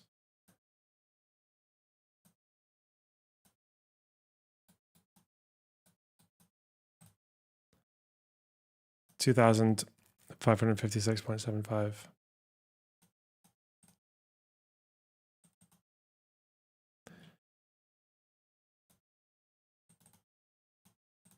We'll be exact, okay?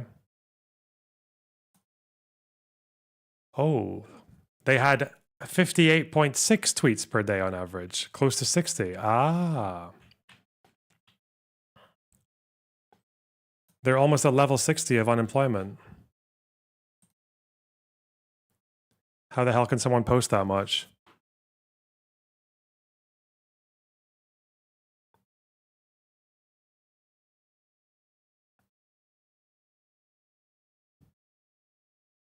Unless one of these accounts is older.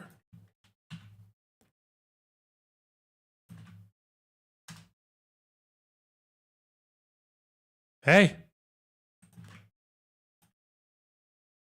2022. No, they would be newer because it'd be after they got banned at some point.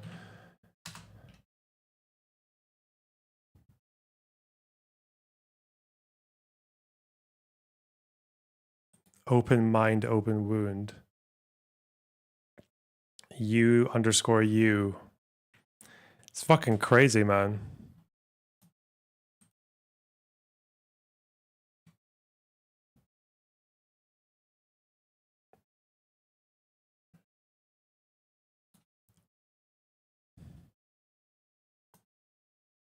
That's insane.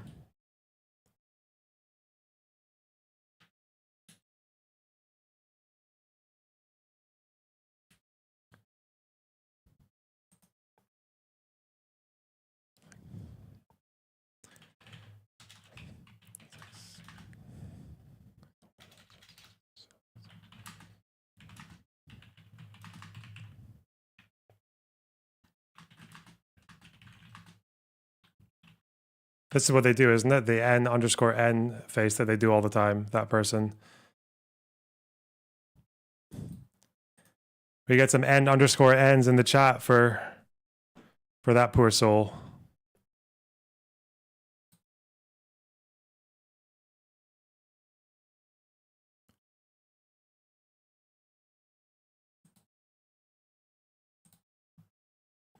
What a fucking state, man. Absolute state of that person.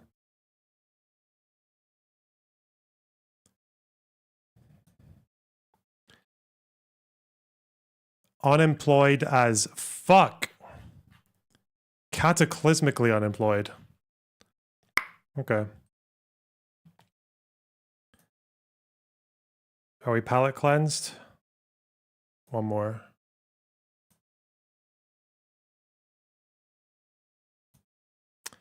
Mike from PA is caught here raging against the inevitability of dying alone. Okay.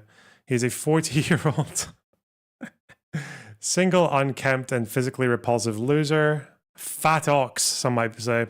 That's why he keeps DMing AB unhinged shit like this. Continually over a year. AB has never responded, by the way. Don't tell Mike we took 18 days off in June. Off. Okay. He does this to me as well. Well, he's messaged me a couple of times. It's always schizo shit, but okay.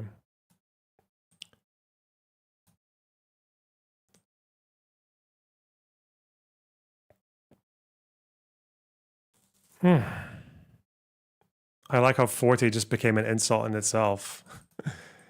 Yeah, that is kind of a weird, isn't it? That is quite weird.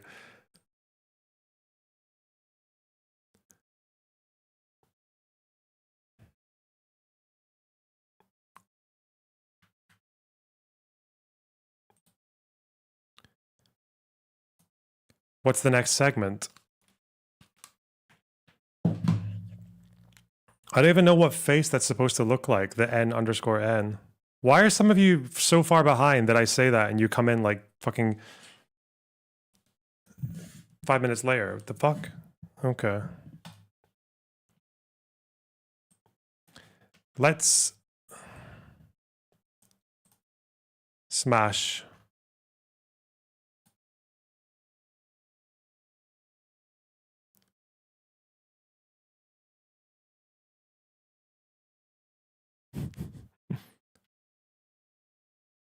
Hit him with that N_N.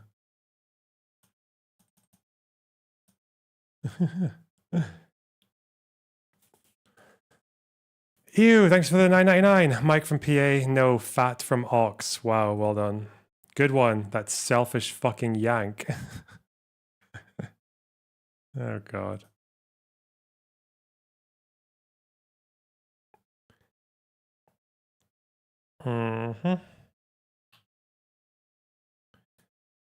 Now, where is the goddamn... Did I not get the fucking... Oh, no. Wait. Where's my link? Oh, here. Sorry, at the bottom. I wouldn't forget that. All right, losers. We're going to learn about the Jewish state. Okay? And why it was always going to be based and unproblematic, apparently.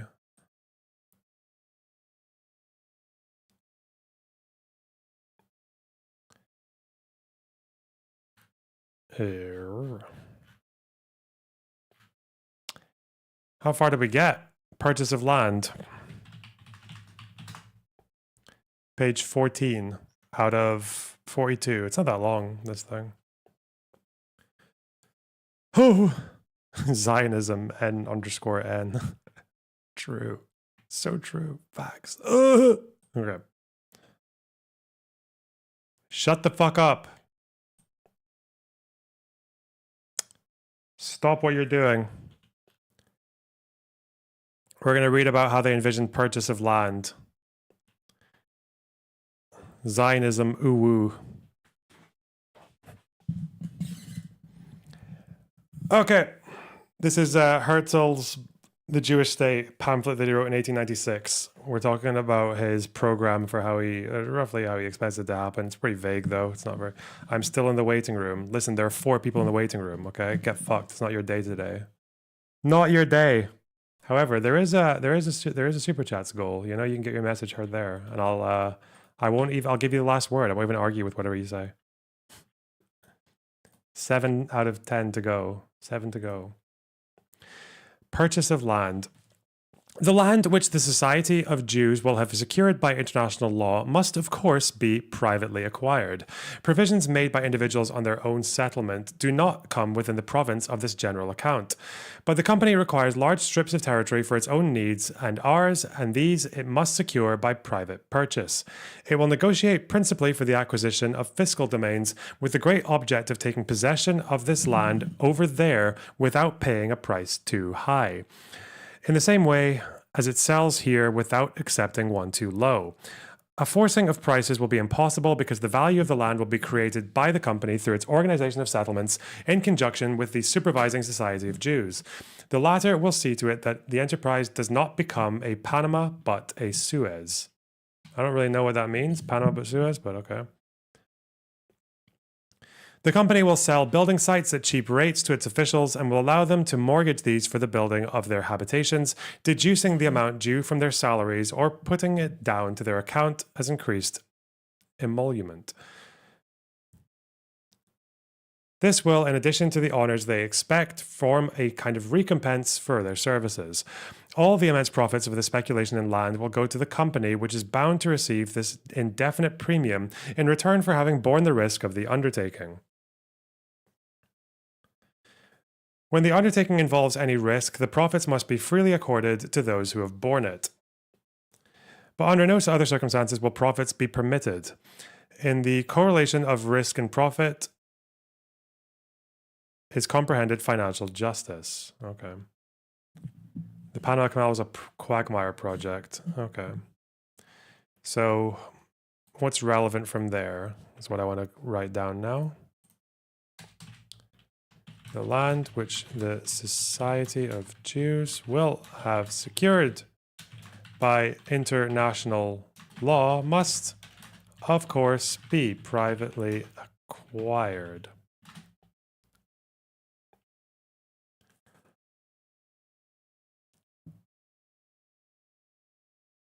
You want to give a TLDR for Herzl? Oh yeah, old Manny decided to make Zionism. Is that okay? That fine? Okay, next. Fuck.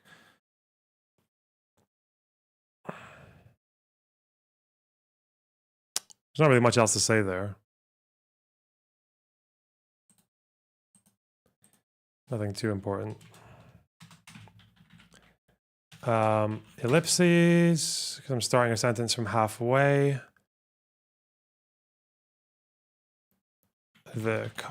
One word in. The company requires large strips of territory for its own needs and ours, and these it must secure by private purchase. Ugh. Page 14. Boom. Cock. Okay, that's the purchase of land. No mention of evictions or anything. Okay. Buildings. The company will thus barter houses and estates. It must be plain to anyone who has observed the rise in the value of land through its cultivation that the company will gain enormously on its landed property. This can best be seen in enclosed pieces of land in town and country. Areas not built over increase in value throughout surrounding cultivation. The men who carried out the extension of Paris made a successful speculation in land which was ingenious in its simplicity. Instead of erecting new buildings in the immediate vicinity of the last houses of the town, they bought up adjacent strips of land and began to build on the outskirts of these. This inverse order of construction raised the value of building sites with extraordinary rapidity. After having completed the outer ring, they built in the middle of the town on these highly valuable sites instead of continually erecting houses at the extremity. Will the company do its own building or commission independent architects? It can and will do both. It has and will be down shortly an immense reserve of working power, which will not be sweated by the company, but transported into brighter and happier conditions of life, will work at cheap rate.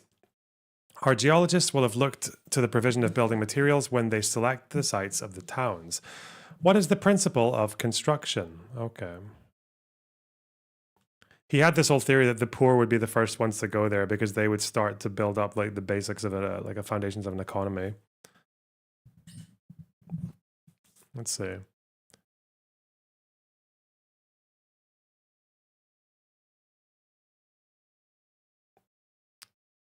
Hmm.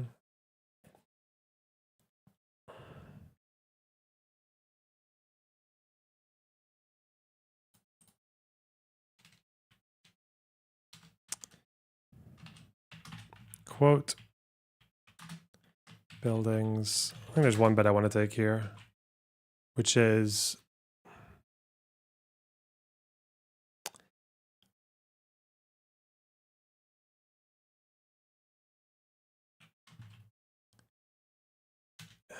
areas not built over increase in value.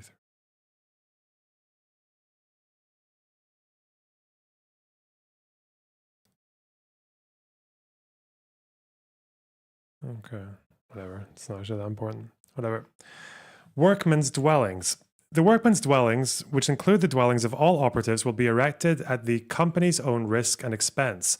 They will resemble neither those melancholy workmen's barracks of European towns, nor those miserable rows of cabins which surround factories. They will certainly present a uniform appearance because the company must build cheaply where it provides the building materials to a great extent. But the detached houses and little gardens will be united into attractive groups in each locality.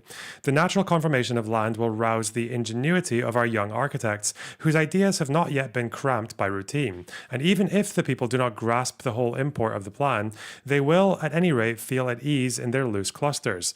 The temple will be visible from long distances, for our faith it was that united us in the old days.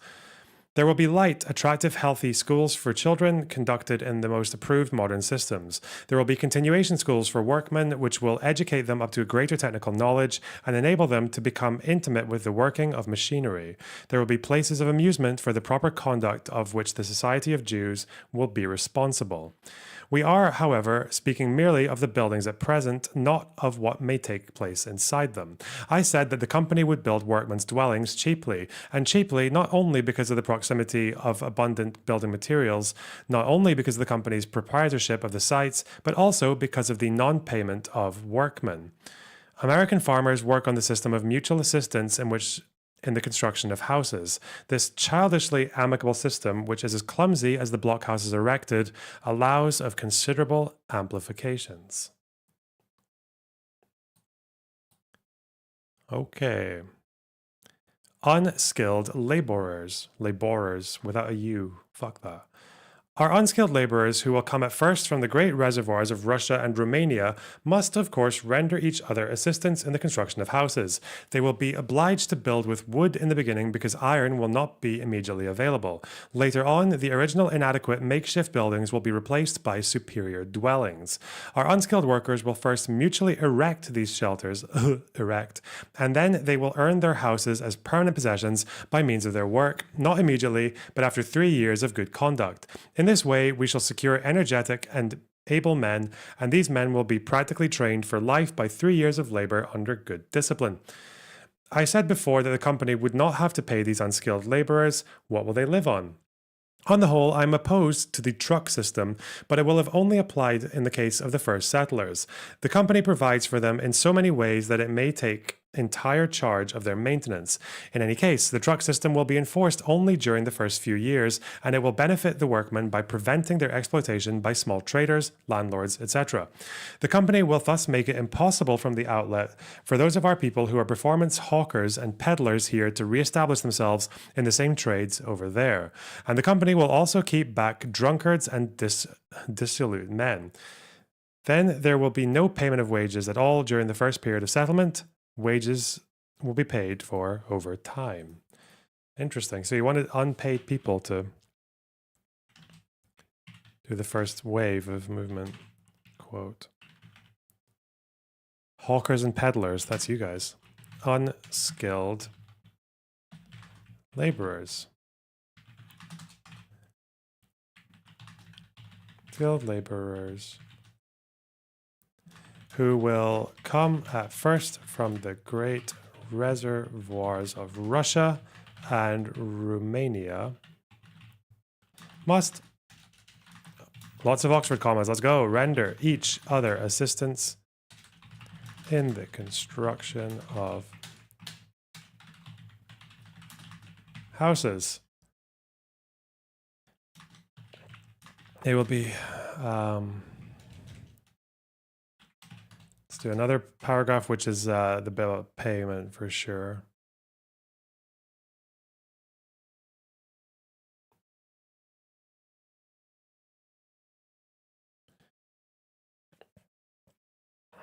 So what's the truck system? Let's look at that. On the whole, I am opposed to the truck system, but it will have to be applied in the case of these first settlers.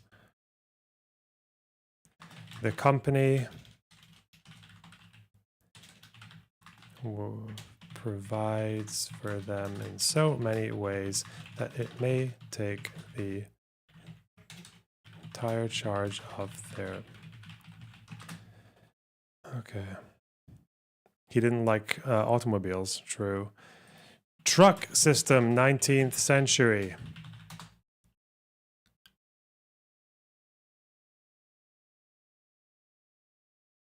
Ah.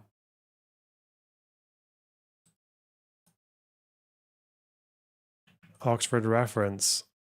Will this help?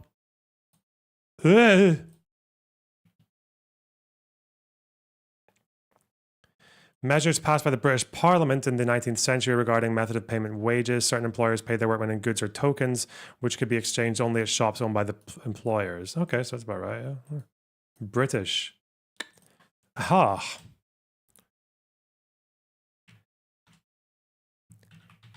British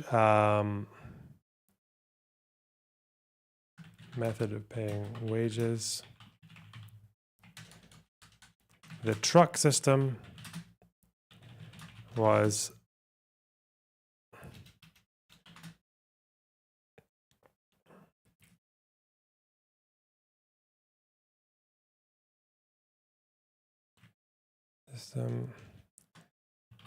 British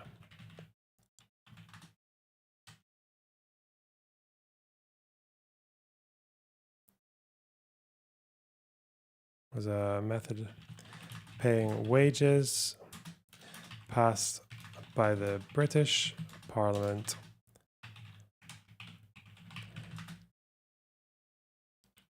under the Truck Act of 1831.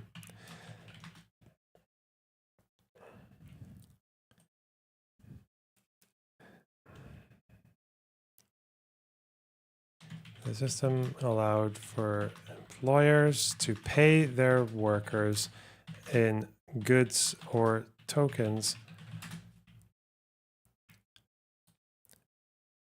Could only be exchanged, used at shops owned by their employers. Nasty. Okay.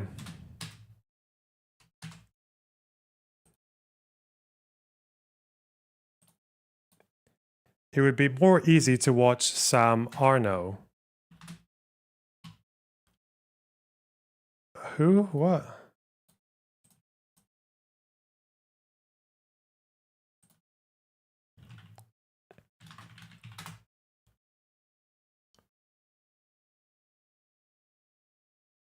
A channel dedicated to putting Jewish history in the context of world history. I should ban you. Should we just watch the video? Should we just watch the video? You don't deserve to live happily. Okay.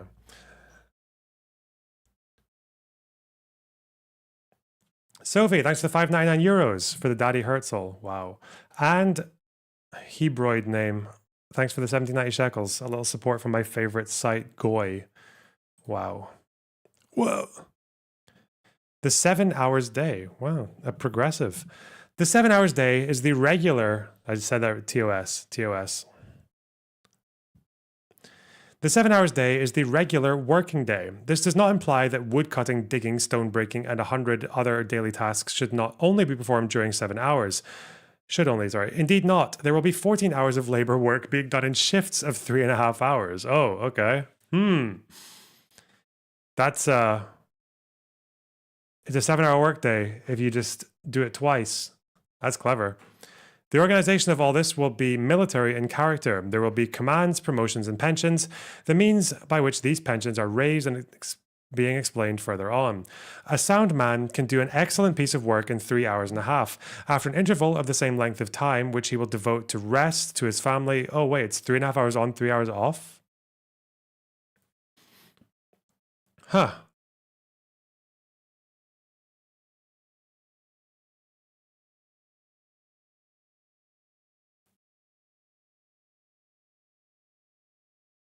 And to his education under guidance, he will be quite fresh for work again. Such labor can do wonders. The 7 hours day thus implies 14 hours of joint labor. More than that cannot be put into a day. I am convinced that it is quite possible to introduce this 7 hours day with success.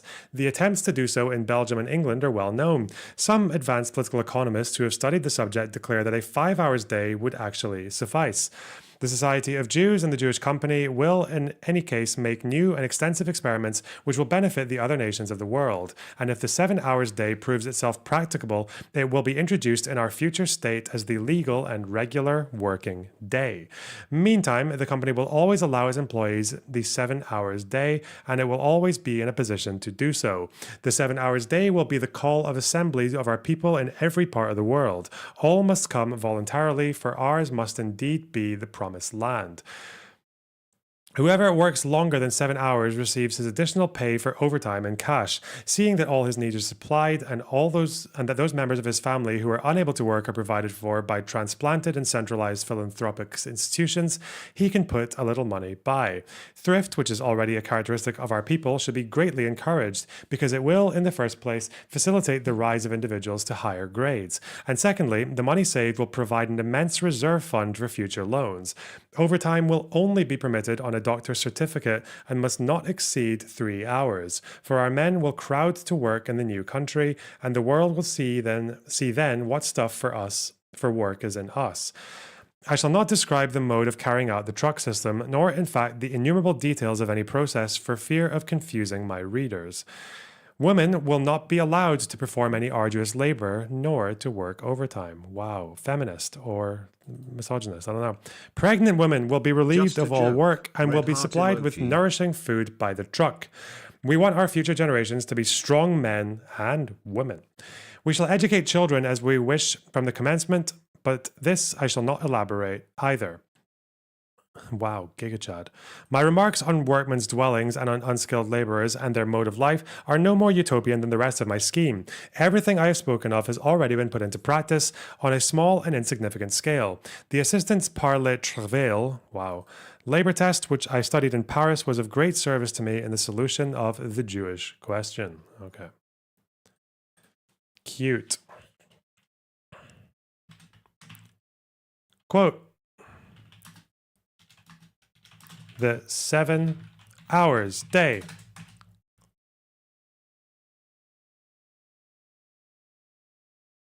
There will be 14 hours of labor, work being done in shifts of 3.5 hours. The organization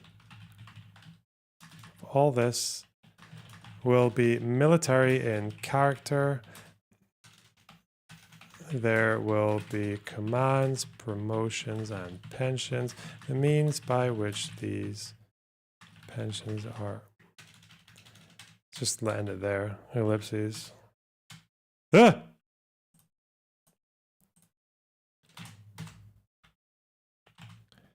A sound man, that's you guys, can do an excellent piece of work in 3 hours and a half after an interval of the same length of time, which he will devote to rest, to his family, and to his education under guidance, he will be quite fresh for work.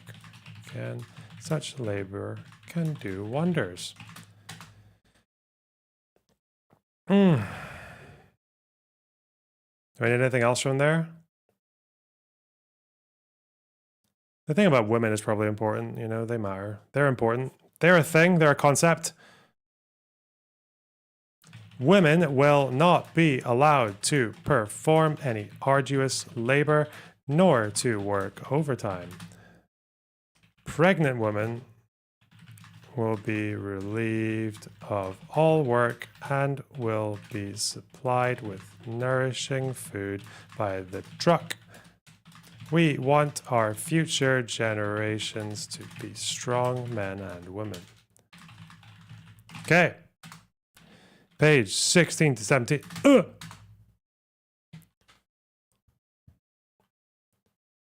How's my type speed? Could be less mistakes.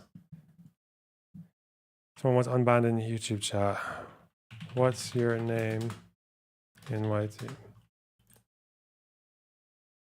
The Labor test. The Labor test, which is now applied in Paris, in many other French towns, in England, in Switzerland, and in America, is a very small thing, but capable of the greatest expansion. What is the principle of the Labor test? The principle is the furnishing of every necessitous man with easy, unskilled work, such as chopping wood or cutting. What? Fake. Those things, used for lighting stoves in Paris households. This is a kind of prison work before the crime, done without loss of character.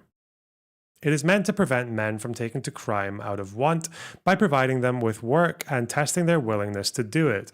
Starvation must never be allowed to drive men to suicide, for such suicides are the deepest disgrace to a civilization which allows rich men to throw titbits to their dogs. Bundles of sticks. Yeah, I know. I have, in fact, witnessed the slurs and their references.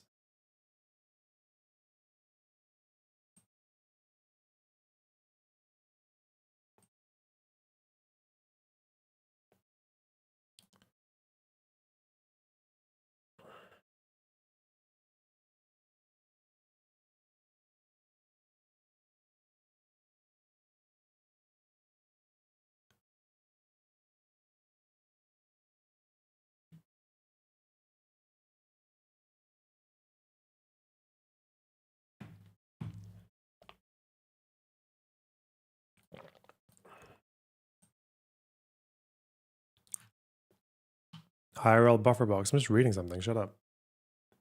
Okay. The labor test thus provides everyone with work, but the system has a great defect. There is not a sufficiently large demand for the productions of the unskilled workers employed, hence there is a loss to those who employ them, though it is true that their organization is philanthropic and therefore prepared for loss. But here the benefaction lies only in the difference between the price paid for the work and its actual value. Instead of giving the beggar 2 sous, the institution supplies him with work on which it loses 2 sous. But at the same time, it converts the good-for-nothing beggar into an honest breadwinner who has earned perhaps 1 franc 50 centimes? Okay. 150 centimes for 10, that is to say, the receiver of a benefaction in which there is nothing humiliating has increased it 15-fold. That is to say, 15,000 millions for 1,000 millions.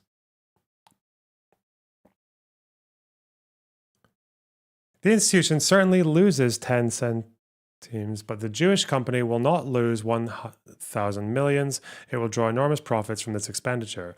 There's a moral side also. The small labor tests which exist now preserve rectitude throughout industry till such time as the man who is out of work finds a post suitable to his capacities, either in his old calling or in a new one. He is allowed an hour or 2 daily for the purpose of looking for a place in which the institutions assist him. The defect of these small organizations so far has been that they have been prohibited from entering into completion with timber merchants, etc. Timber merchants are electors. They would protest and would be justified in protesting. Competition with state prison labor has also been forbidden, for the state must have the monopoly of tending and exploiting its criminals. In fact, there is very little room in an old established society for the successful application of labor tests, but there is room in a new society. For above all, we require enormous numbers of unskilled laborers to do the first rough work of settlement, to lay down roads, plant trees, level the ground, lay down railroads and telegraph lines, etc. All this being, of course, carried out in accordance with a great and previously settled plan. Where is...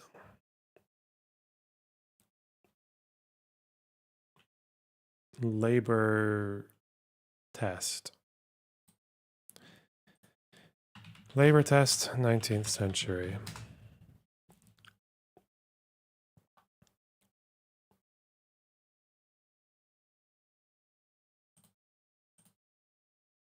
Oh, Marxists. Testing eligibility of individuals for public assistance.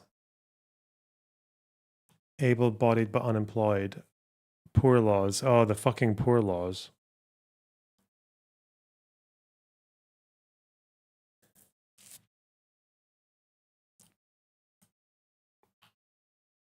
BBC Bite Size.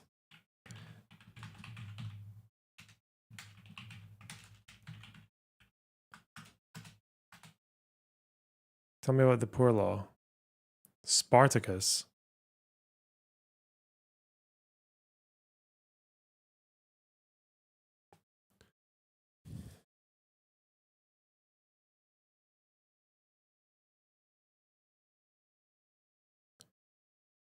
Um,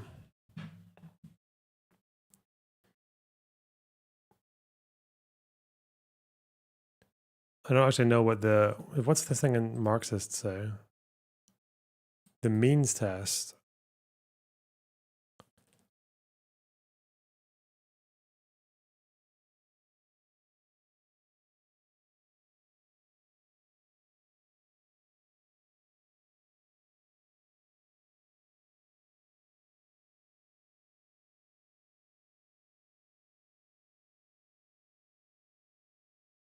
This is from the 1900s.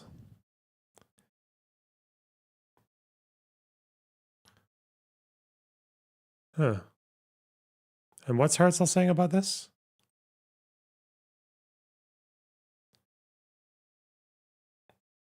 Paris, French towns, England, America. The furnishing of every necessitous man with easy, unskilled work. Necessitous. Prevents people from going to crime. Starvation. There's not enough demand for the products of unskilled workers. Ah, okay.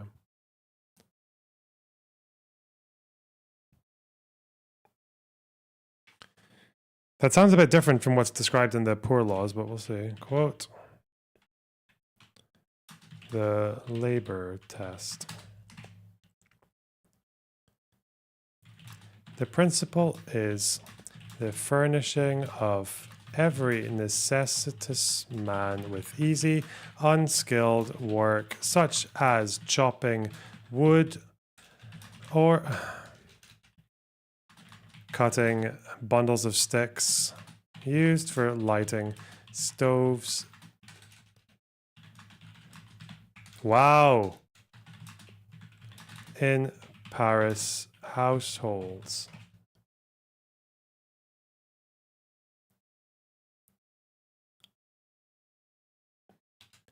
This is a kind of prison work before the crime, done without loss of character. It is meant to prevent men from taking to crime out of want by them with work and testing their willingness to do it. Okay.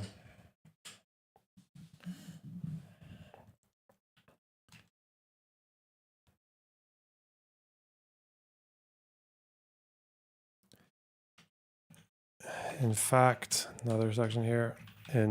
Whoa. There is very little room in an old established society for the successful application of labor test. But there is room in a new society. For above all, we require enormous numbers of unskilled laborers to do the first rough work of settlement, to lay down roads, plant trees, level the ground, lay down railroads, telegraph lines, etc. Okay. Yeah, a lot of this just didn't happen, did it? It'd be quite good to get a companion being like, did this happen or did this not happen? Like annotations. Did they actually do poor laws or labor tests? 17 to 18.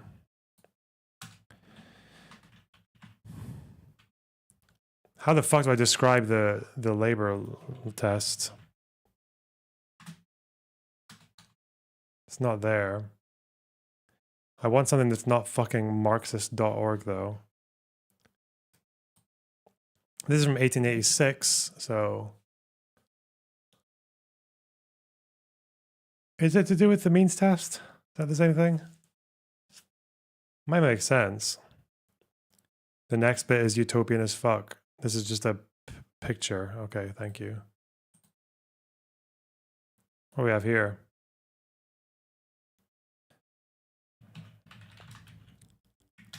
Test. Means test. Oh my god.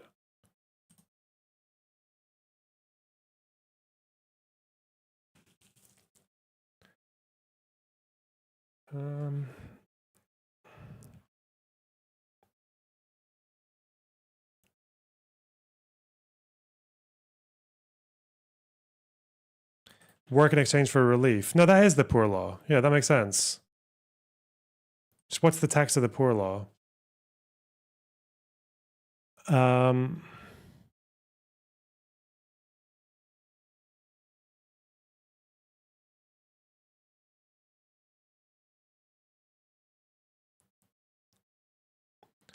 get a better source on that. Poor law, 1834. No, 1834, fucker. The Poor Law Amendment Act. National Archives. Let's go. Oh, this looks cool. Government resource.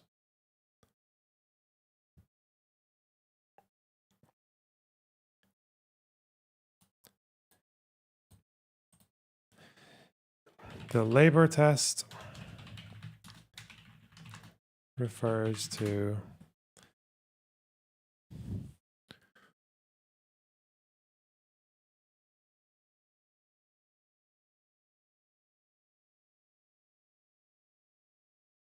okay. Anti-poor law posters.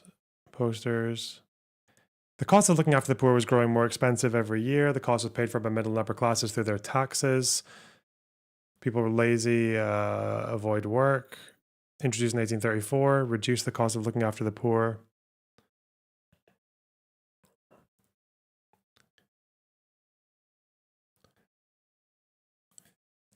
Parishes were grouped into unions, and each union had to build a workhouse if they did not already have one, except in special circumstances. Poor people could now only get help if they were prepared to leave their homes and go into a workhouse. First to measures of the British poor laws.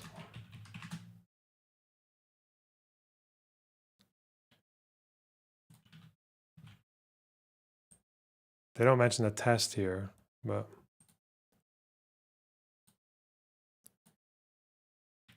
this is which compelled people to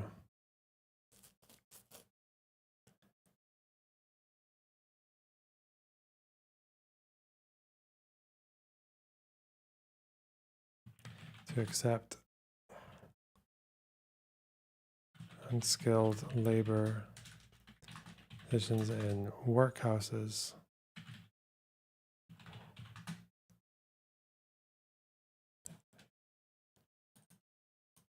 Is in exchange for state assistance.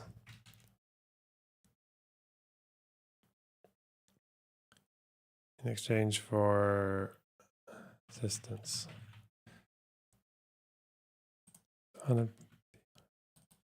The unemployed, okay.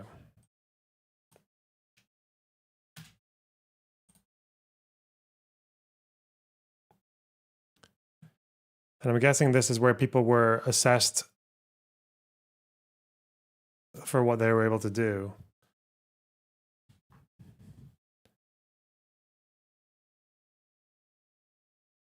Conditions inside the workhouse were deliberately harsh. Okay. Strict rules. Okay.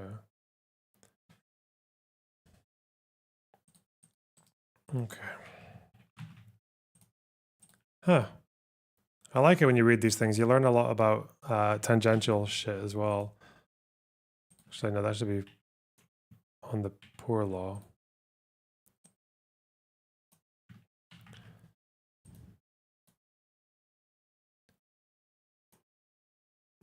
Undergo assessments and accept.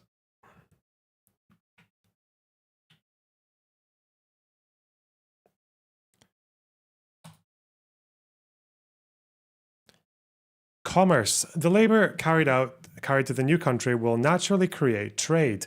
The first markets will supply only the absolute necessaries of life: cattle, grain, working clothes, tools, arms, etc. These we shall be obliged to at first to procure from neighboring states or from Europe, but we shall make ourselves independent as soon as possible. The Jewish promoters will soon realize what prospects of business the new country offers. The army of the company's officials will gradually introduce more refined requirements of life. Officials include officers of our defensive forces who will always form about the 10th part of our male colonists. They will be sufficiently numerous to quell mutinies, for the majority of our colonists will be peaceably inclined. Huh. So the military is like they're anticipating mutinies internally, not from the outside.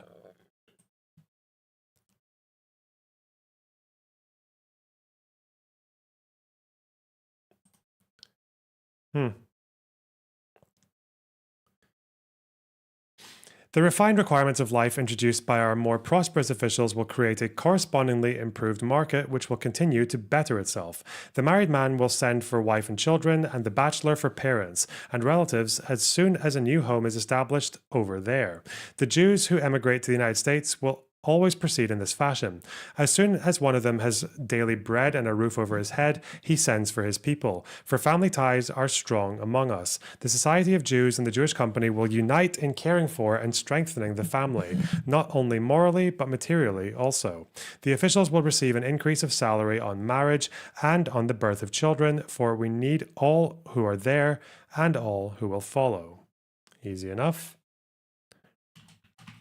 Quote, commerce. The labor carried to the new country will naturally create trade. The first markets will supply only the absolute necessaries of life: cattle, grain, working clothes, tools, arms, oh my God, etc. And also this is important too.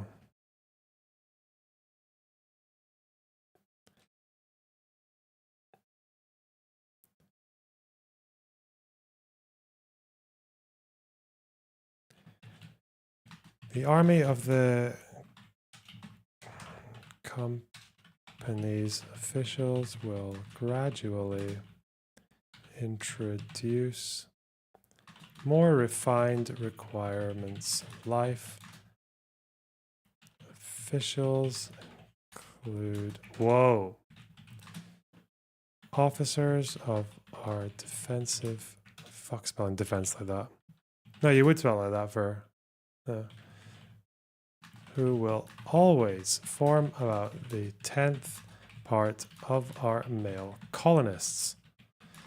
They will be sufficiently numerous to quell mutinies, for the majority of our colonists will be peaceably inclined. Good. Page 18. Zooming. Other classes of dwellings. I described before only workmen's dwellings built by themselves and omitted all mention of other classes of dwellings.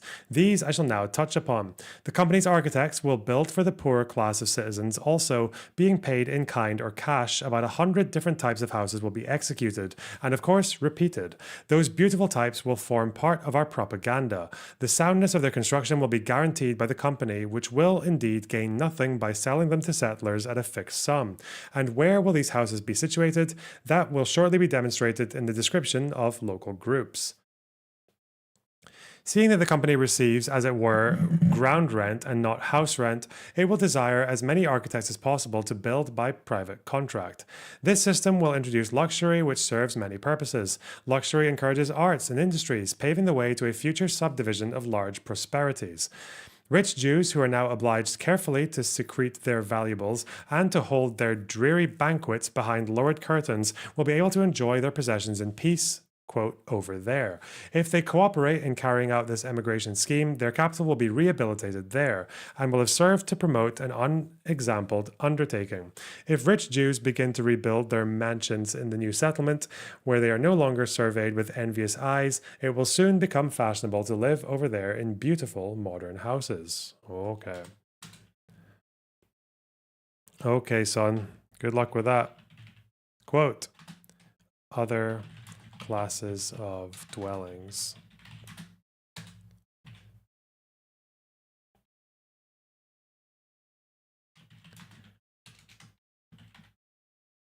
These architects will build for the poorer class of citizens, also being paid in kind or cash. About 100 different types of houses will be executed and, of course, repeated. These beautiful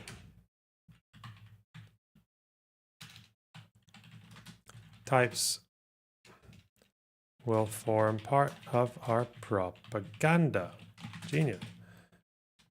If rich Jews begin to rebuild their mansions in the new settlement where they are no longer surveyed with his eyes, it will soon become fashionable to live over there in beautiful modern houses. Go bald. What's your thoughts on hair? I don't know. Kind of like it, to be honest. Page 19. Some forms of realizing non-transferable property. The Jewish company is the receiver and administrator of the non-transferable goods of the Jews. Its methods of procedure can be easily imagined in the case of houses and estates, but what methods will it adopt in the transfer of businesses?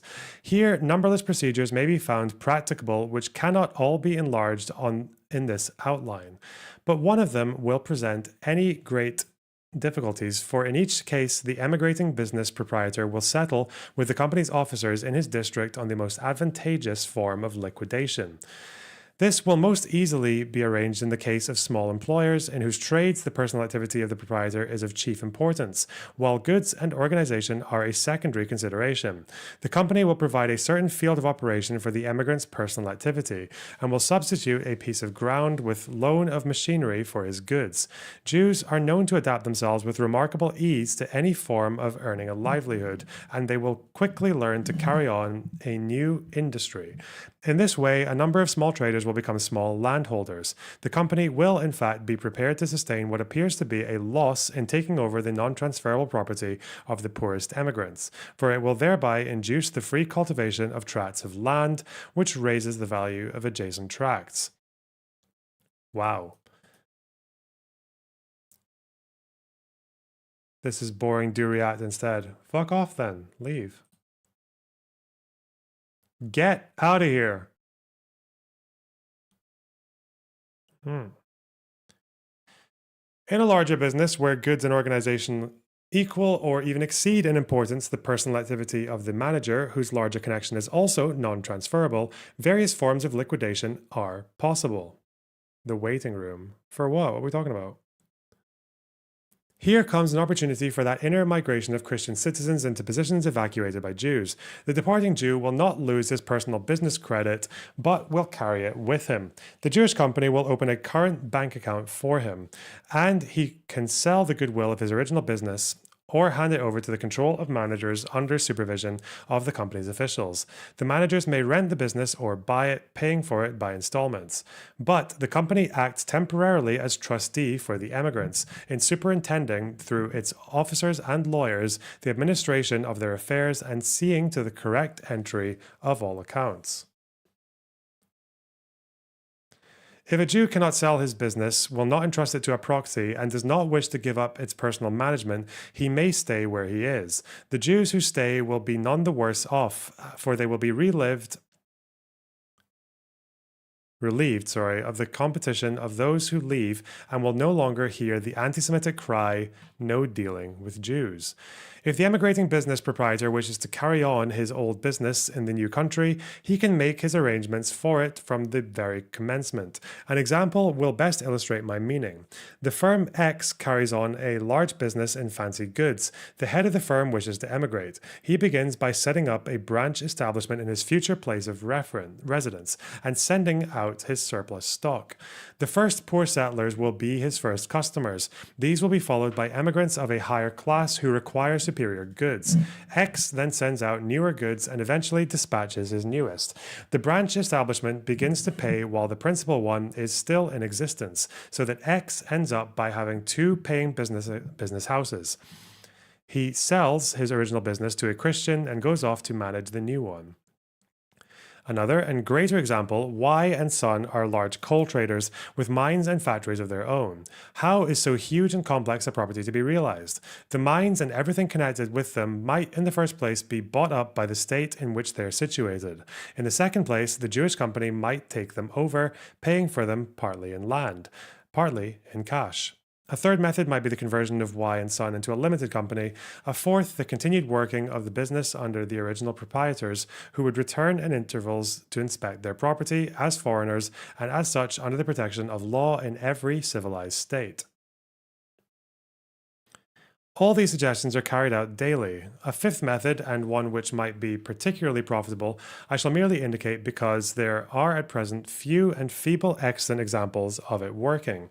However ready the modern consciousness may be to adopt them, Y and Son might sell their undertaking to the collective body of their employees, who would form a cooperative society and might perhaps pay the requisite sum by means of a government loan on which there would not be heavy interest to pay. Damn. Worker co-ops. Where do the loans come? They come from the government. That's always the answer. I'm going to write that down. That's funny.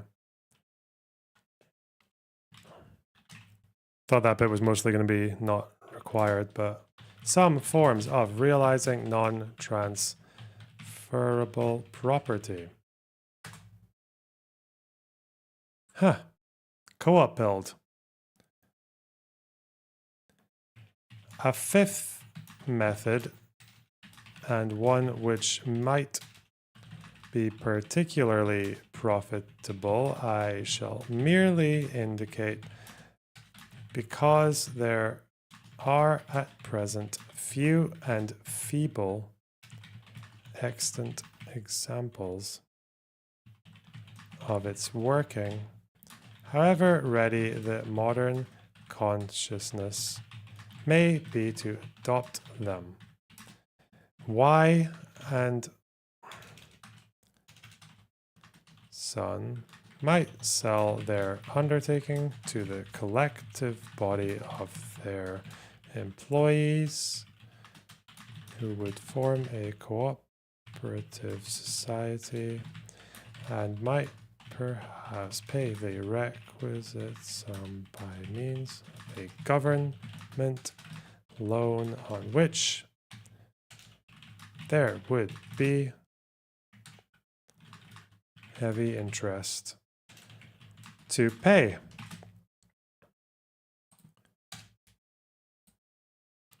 Cute. I feel like I'm doing too many quotes. Securities of the company. Holy shit, bro.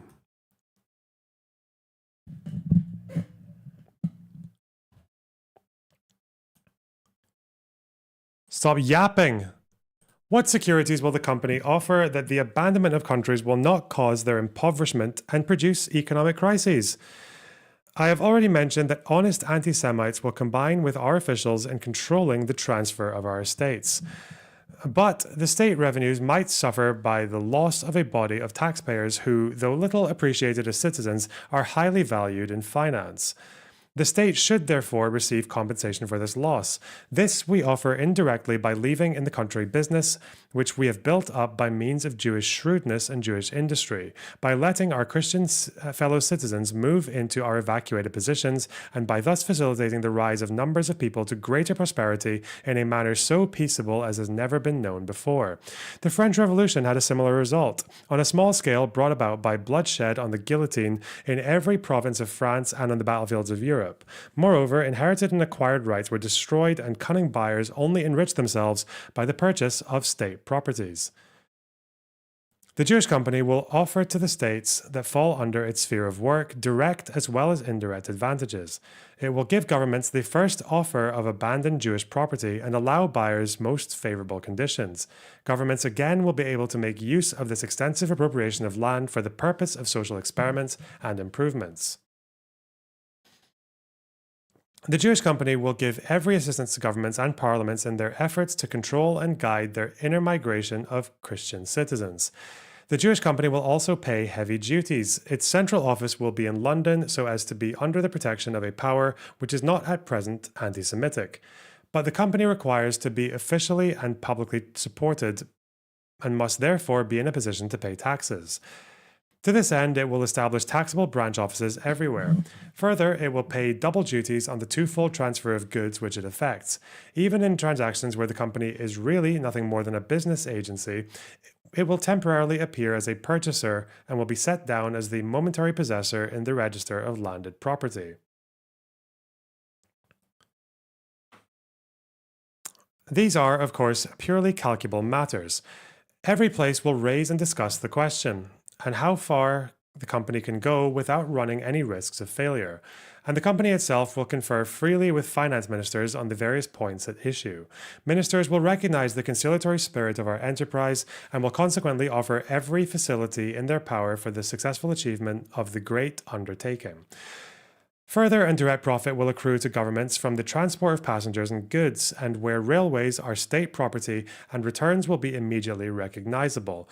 Where they are held by companies, the Jewish company will make favorable terms for transport in the same way as does every transmitter of goods on a large scale. Freight and carriage must be made as cheap as possible for our own people because every traveler will pay his own expenses.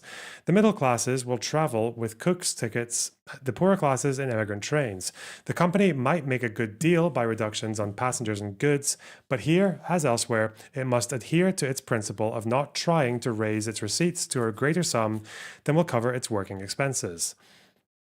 In many places, Jews have control of the transport, and the transport industries will be the first needed by the company and the first to be bought up by it.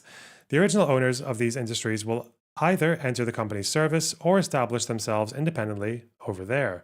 The new arrivals will certainly require their assistance, and theirs being a paying profession, which they may and indeed must exercise there to earn a living, numbers of these enterprising spirits will depart. It is unnecessary to describe all the business details of this monster expedition. They must be judiciously evolved out of the original plan by many able and intelligent men.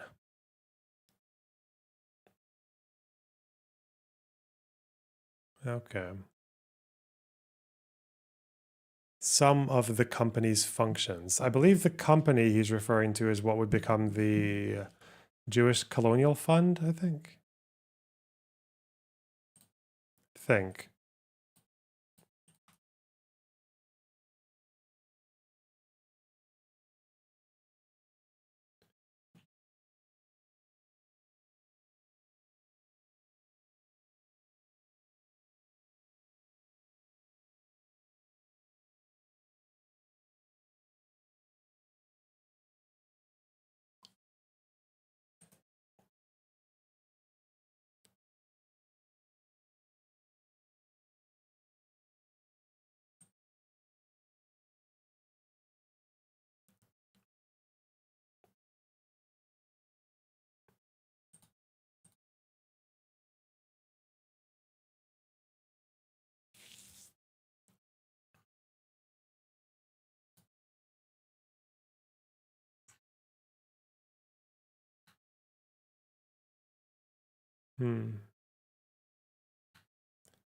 Okay.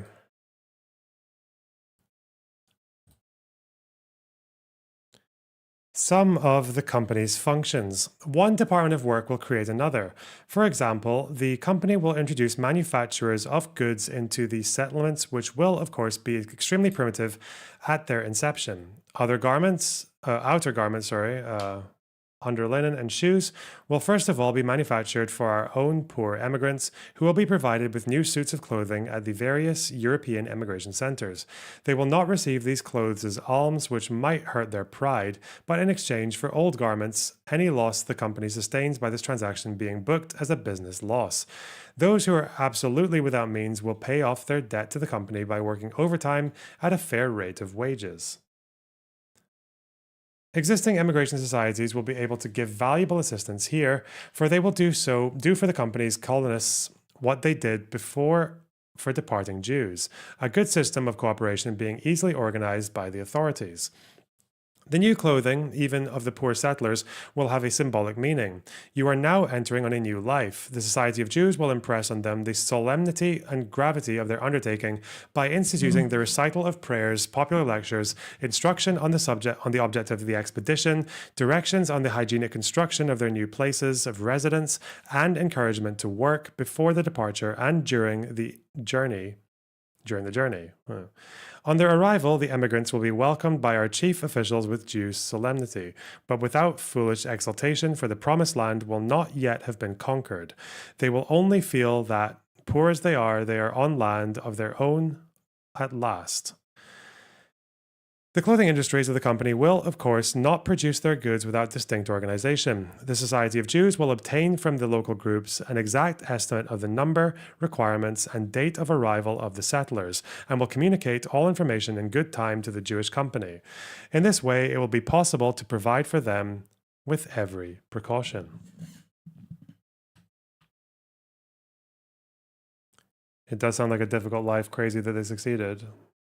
Yeah, what they did was not an easy task.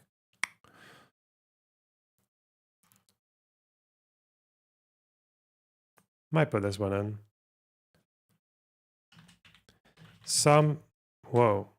Quote, some of the company's functions. Page 22. On their arrival, the immigrants will be welcomed by our chief with due solemnity, but without foolish exultation. The promised land will not yet have been conquered. They will only feel that, poor as they are on land of their own at last. Page 22. Promotion of industries. That's what Trump calls it, right? Industries. Hang on. Do we have memes? Do we?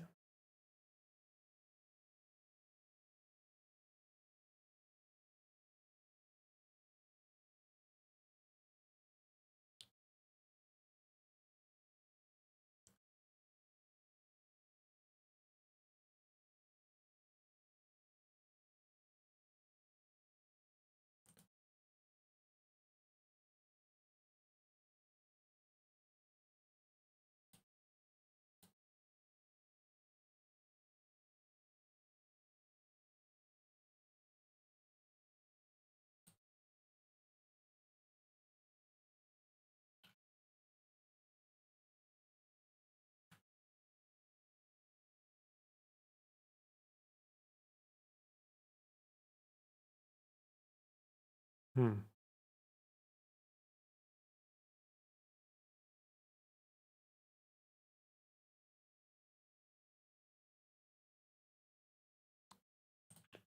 Okay. Why does Herzl call it the promised land? He wasn't religious, right? It's just like a figure of speech because at this point they're not even saying whether it'll be Palestine or Argentina. He's still saying he's still saying we'll take wherever. So promotion of industries. The duties of the Jewish company and the Society of Jews cannot be kept strictly apart in this outline. These two great bodies will indeed work in unison, the company depending on the moral direction and support of the society again acting only with the material assistance of the company. For example, in the management of the clothing industry, the quantity produced will at first be kept down so as to preserve an equilibrium between supply and demand. And wherever the company undertakes the organization of new industries, the same precautions will be exercised. But individual enterprise must never be checked by our superior force.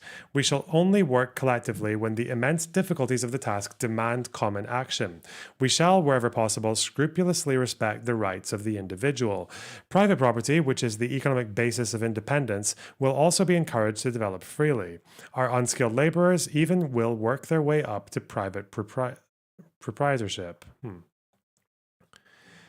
The spirit of enterprise must indeed be encouraged in every possible way. Organization of industries will be promoted by a judicious system of duties, by the employment of cheap raw material, and the institution of a board to collect and publish industrial statistics.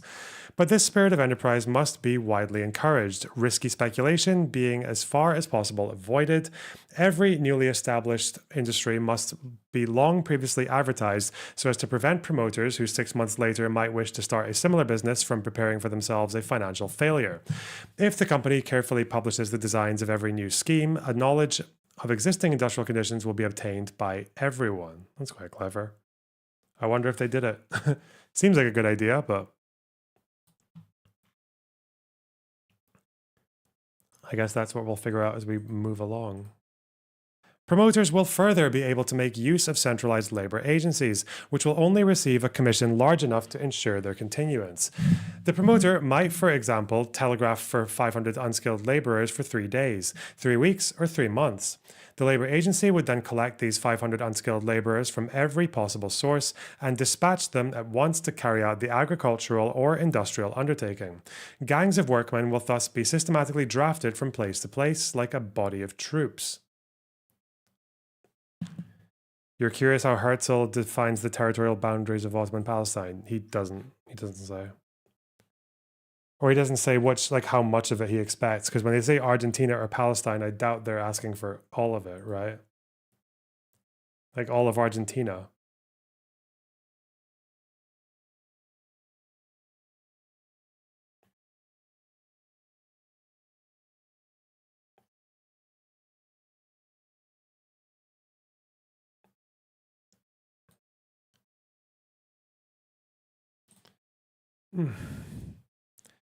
These men will, of course, not be sweated, but will work only a 7 hours day, and in spite of their change of locality, they will preserve their military organization, work out their terms of service, and receive commands, promotions, and pensions. Independent promoters will, of course, be able to obtain their workmen from other sources, but they will not find it easy to do so. Society will be able to prevent the introduction of the sweating system through non-Jewish workmen who would work overtime by boycotting the employers of these, by controlling traffic, and by various other methods. The 7 hours day must therefore be adhered to, and we shall thus bring our people gradually and without coercion to adopt the normal 7 hours day.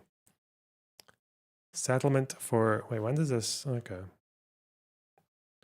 Settlement for skilled laborers.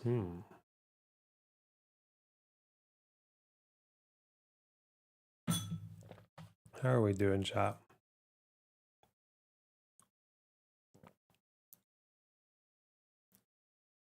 Oh, thanks for the shekels. Just a joke. Love heart. Damn, are we 4 away from the goal? 1 hour. 1 hour to go. 4 super chats. Wow. Wow.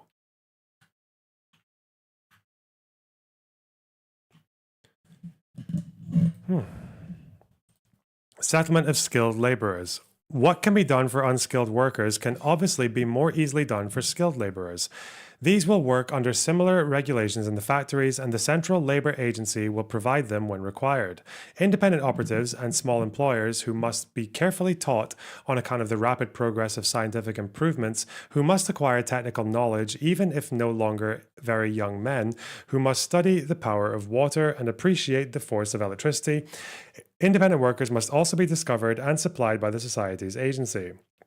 The local group might apply, for example, to the central office. We want so many carpenters, locksmith, glaziers, glaziers. The central office would publish the demand and the proper men would apply there for the work. These would then travel with their families to the place where they were wanted and would remain there without feeling the pressure of undue competition. A permanent and comfortable home would thus be provided for them. Even if they're 40, true. Method of raising capital. The capital required for establishing the company was previously put at what seemed an absurdly high figure. The amount usually necessary will be fixed by financiers and will, in any case, be a very considerable sum. There are 3 ways of raising this sum, all of which the Great Society will take under consideration. The Society, the Great Gester. What the fuck is that? Promoter. Gestor. Gestor. Gestor. Gestor. What the fuck? Gestor. It's like Gaza. What the fuck? The great gestor of the Jews will be formed by our best and most upright men, who must not derive any material advantage from their membership. Gestor. Wow. Although the society cannot at the outset possess any but moral authority, this authority will yet suffice to establish the credit of the Jewish company in the nation's eyes. The Jewish company will thus be unable to undertake any business enterprise which has not received the society's sanction. It will also not be formed of any mere indiscriminate group of financiers. For the society will weigh, select, and decide, and will not give its approbation till it is sure of the existence of good securities for the conscientious carrying out of the scheme. It will not permit experiments with insufficient means, for this undertaking must succeed at first attempt. Any initial failure would compromise the whole idea during many decades to come, or might even make its realization permanently impossible. The 3 methods of raising capital are: 1. Through la haute finance, haute. 2. Through small and private banks. 3. Through public subscription. The third was adopted. Okay, the Jewish Colonial Trust was capitalized. Okay, so people just bought shares in the Jewish Colonial Trust. Okay.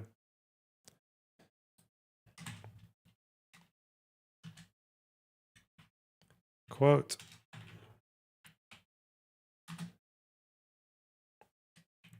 method of raising capital. The 3 methods of raising capital are: 1. Through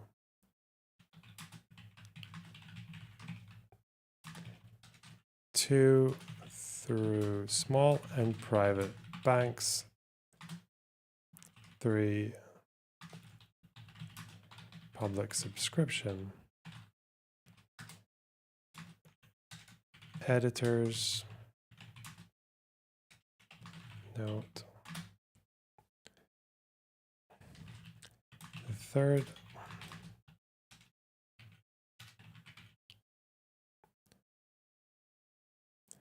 And the Jewish Colonial Trust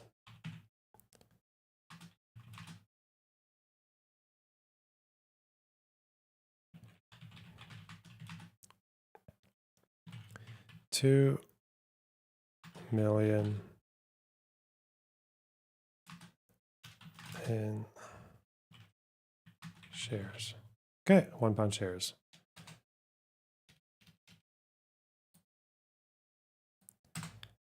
Page 24. The easiest, most rapid, and safest would be by La Haute Finance. The required sum would then be raised in the shortest possible time by our great body of financiers after they had discussed the advisability of the state, of the cause. The great advantage of this method would be that it would avoid the necessity of paying in the thousands of millions to keep the original cipher immediately in its entirety. A further advantage would be that the unlimited credit of these powerful financiers would be of considerable value to the company in its transactions. Many latent political forces lie in our financial power, that power which our enemies assert to be actually and now as effective as we know it might be if we exercised it. Poor Jews feel only the hatred which this financial power provokes. Its use in alleviating their lot as a body they have not felt yet. The credit of our great Jewish financiers would have to be placed at the service of the national idea. But should these gentlemen, who are naturally satisfied with their lot, decline to do anything for their co-religionists who are unjustly held responsible for the large possessions of certain individuals, should these great financiers refuse to cooperate, then the realization of this plan will afford an opportunity for drawing a clear line of distinction between them and the rest of Judaism.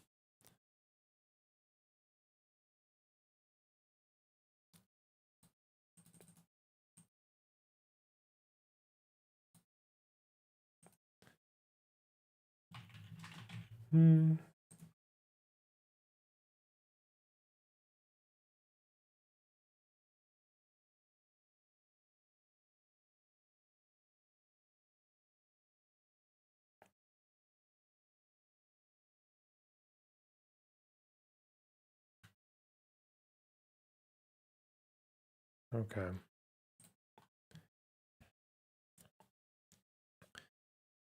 The great financiers, moreover, will certainly not be asked to raise an amount so enormous out of pure philanthropy. That would be expecting too much. The promoters and stockholders of the Jewish company are, on the contrary, intended to do a good piece of business, and they will be able to calculate beforehand what their chances of success are likely to be. For the Society of Jews will be in possession of all documents and references which may serve to define the prospects of the Jewish company. The Society will also undertake the special duty of investigating with exactitude the extent of the new Jewish movement so as to provide the company promoters with thoroughly reliable information on the amount of support they may expect.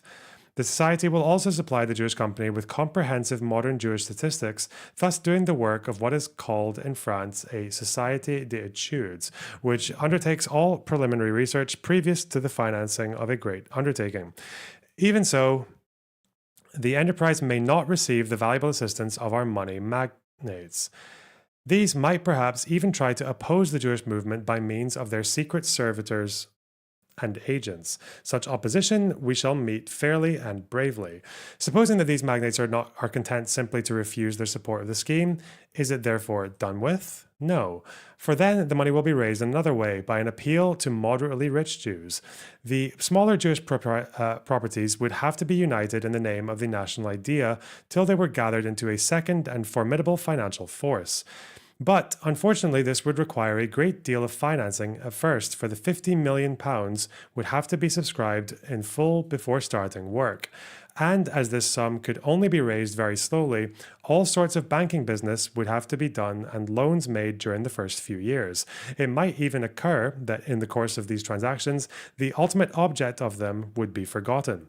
Jews would create a new and large business and forget all about emigration. The notion of raising money in this way is not by any means impracticable. The experiment of collecting Christian money to form an opposing force to great financiers has already been tried. The experiment of opposing it with Jewish money has merely been thought of. It is quite feasible. But these financial quarrels would bring about endless crises. The countries in which they occurred would suffer severely, and anti-Semitism would become rampant everywhere. This method is therefore not to be recommended. I have merely suggested it because it comes up in the course of the logical development of the idea. It is also doubtful whether small private banks would be willing to adopt it.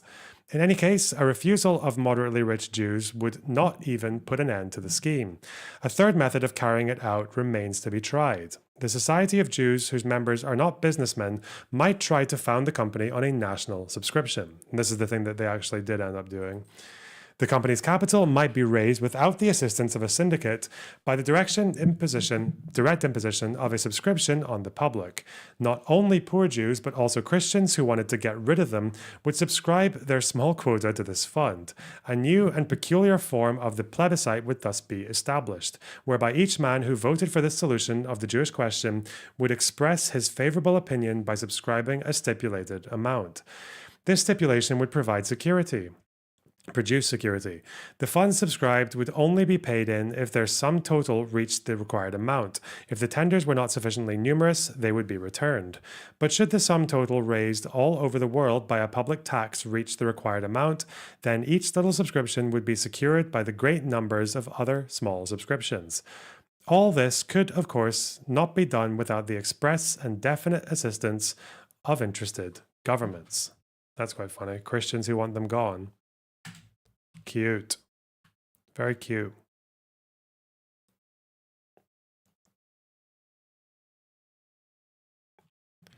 Not only poor Jews, but also Christians who wanted to get rid of them would subscribe to their small quota to this fund.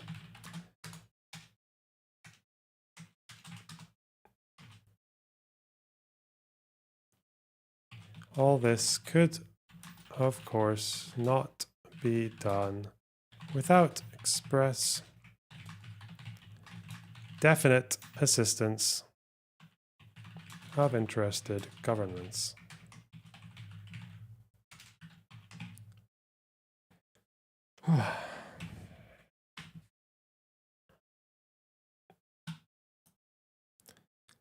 So that's the first section. Or it's not really the first. What section is that we just did? I love it when the contents pages are later. So that was the Jewish question. The next part is local groups. Quite short, 26 to 33. And the last is like 10 pages. Actually, it's not way longer. The conclusion goes from page 42 to 64.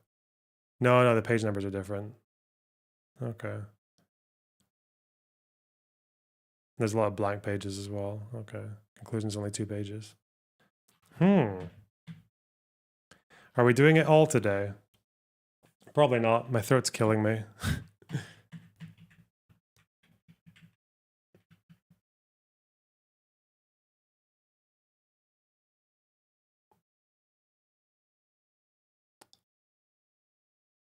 The next bit is local groups. Transmigrations, emigration in groups, ministers, plans for the towns, departure of middle classes. Holy shit. Okay. Very specific. Page 26. Okay.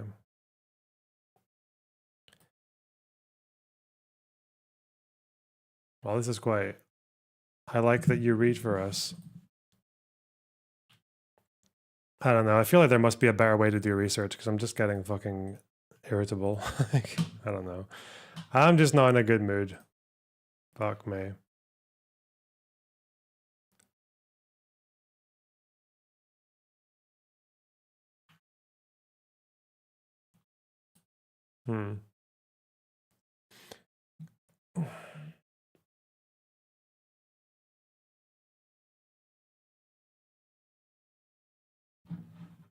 Let's do something fun. Like what, though? What the fuck is there? All politics is shit.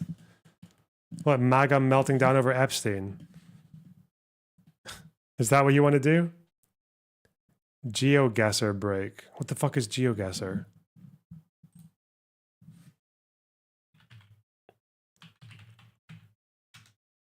I don't know what that one is. You have free will. I don't know what to do. Just play fucking WoW. Is this the one where you just have to look at a picture and you say where it is? Fuck that. I'm not playing that. Fuck that. Ethno-guesser sounds worse.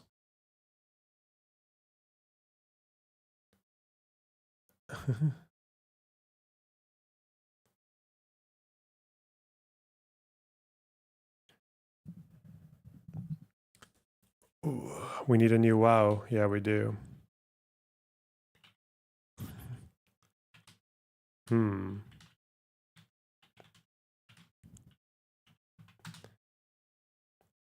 Just a slow day at the office, guys. That's all that is.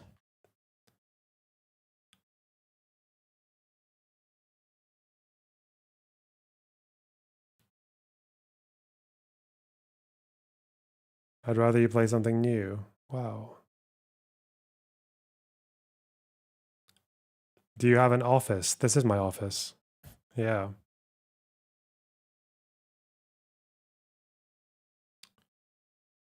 Day 5 of suggesting RuneScape. Fuck that.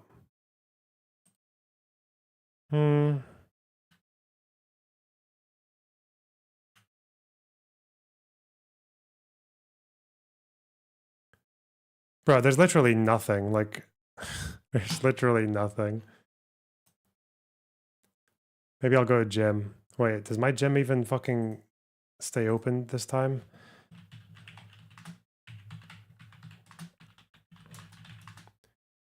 I don't even know where the fucking area this is called. Oh. Okay, it's open for... No, it's not. Oh well. I'm gonna have to wake up earlier in the morning. Talk to your viewers. I hate my viewers. What? I'm joking. That's obviously a joke. Hey! Hey! It's a joke. Fuck.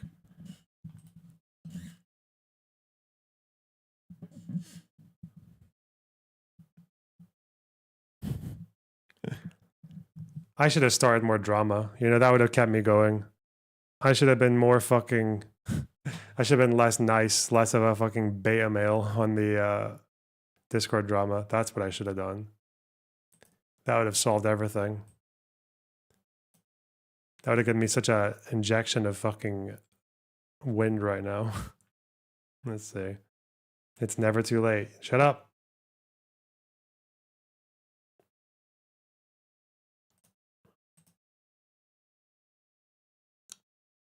More MS Paint. No. No, no, no. React to Jon Stewart. Why? It's all fucking cringe, man. God. I'm just gonna get a coffee and do more research. That's what I'll do. You can watch food shops reacting to your drama if you want slop. She's funny as fuck. Yeah, she is funny, but she's also mental. All right, be right back. Maronite town called Anibel, and nearby another town called Dibel. So there are 3 Maronite towns here in this region, Dibel, Anibel, and Ermesh, who are surrounded by a Shia Hezbollah stronghold that using them as a human shield, firing missiles from their towns toward North Israel communities, asking for response of IDF in order to destroy Christian homes and churches and get Israel in troubles by saying that they are attacking Christians. People of the world should know these atrocities by Hezbollah by terrorizing Christians and using them as a human shield. And they will do it more and more during the war. They already infiltrated Mount Lebanon. They dig tunnels in Mount Lebanon, storehouses of ballistic missiles to fire from nearby Anaya of St. Charbel in order to actually make all of us here stand with them against Israel. If you don't, as Maronite, get rid of this threat in your area, in Mount Lebanon, your area will be hit also. I ask my Maronite brothers to act now before it's too late. There is here another town called Avivim. And there is the Hermon Mountain in front of you. You may maybe see the peak of it. That's the Hermon Mountain. Syria front start there. So all this region, from the west to the east, all of it together about 72 kilometer distance or long. And this is what we call the northern front.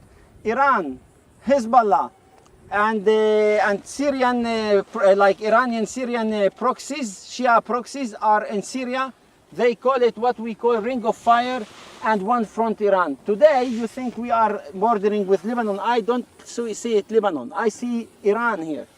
I see Hezbollah, which is Iran. There's no difference. So it's all Iranian who are planning that. And I hope if people of the world want peace and the Arabs want peace and the Arabs are threatened by Iran too, they should stand with Israel in order to defeat Iranian evil regime and make peace in the Middle East. That's what we should act and how we should act in the future. If you have questions, let me know in this front and I will explain it. The question is, you said we're exposed to Lebanon. Yeah, Lebanon is in front of you. This mountain, all this front is Lebanon. When you say exposed, all the barren land is Lebanon. The green is Israel, the barren land, the brown is Lebanon. This is a really stupid question. When you say exposed, can people see us with yes, like? They see you and they now asking themselves who this guy. Yeah. Is it the Maronite who ran away in the 80s? He's wanted or not? You know. They're not the first people to say that, right? Bin Jbeil's where they fought that really hard battle in 2006, right? Bin Jbeil, yeah. Yeah. You see, all these homes are serving Hezbollah as intelligence bases, deceiving people, saying like they gave money from 2006 war, after 2006, to build these homes in the slopes close to the border in order to collect intelligence on our side, under civilian cover. All those homes were not there before 2006. So, just for you to know. Okay, last week all this region was on fire. I think it's better to Yeah. That was my other question is can we go down? Oh god. Let's go now before it's too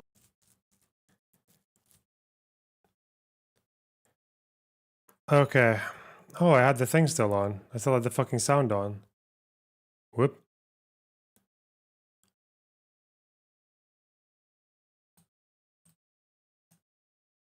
Noah, thanks for the 10 Canadian. Just want to let you know I really appreciate the effort of doing these research streams. I know it's taxing on you, but this is the type of content. So thank you for making the effort, loner smiley face. Oh, well, I'm glad someone likes it, eh? Damn. Almost good enough to finish the goal, eh? I need 3 more super chats for the goal, guys. Don't make me cry. I will cry. Local groups. All right, fuck this. Fuck. Do your job, retard. Content I appreciate the most. Yeah, I got what you were saying. Yeah, don't worry. Ugh, our trans migration. Wow. Previous chapters explained how only the immigration scheme might be carried out without creating any economic disturbance. But so great a movement cannot take place without inevitably rousing many deep and powerful feelings. Old customs, old memories attach us to our homes. We have cradles, we have graves, and we alone know how Jewish hearts cling to the graves. Our cradles we shall carry with us. They hold our future, rosy and smiling. Our beloved graves we must, alas, abandon. And I think this abandonment will cost us covetous people more than any other sacrifice. But it must be so. Economic distress, political pressure, and social obloquy have already driven us from our homes and from our graves. We Jews are even now perpetually shifting from place to place, a strong current actually carrying us westward over the sea to the United States, where our presence is not desired. And where will our presence be desired so long as we are a homeless nation? But we shall give a home to our people, and we shall give it not by dragging them ruthlessly out of their sustaining soil, but rather by transplanting them carefully to a better ground. Though we are creating new political and economic relations, we shall preserve as sacred all that is dear to our people's hearts. Here, a few suggestions must suffice, as this part of my scheme will most probably be condemned as visionary. Yet, even this is possible and real, though it now appears to be something vague and aimless. Organization will make of it something rational. Captain Dan, thanks for the $2. I enjoy the reading streams. Wow. Glad you do. Shit. All right. Quote. Our transmigration.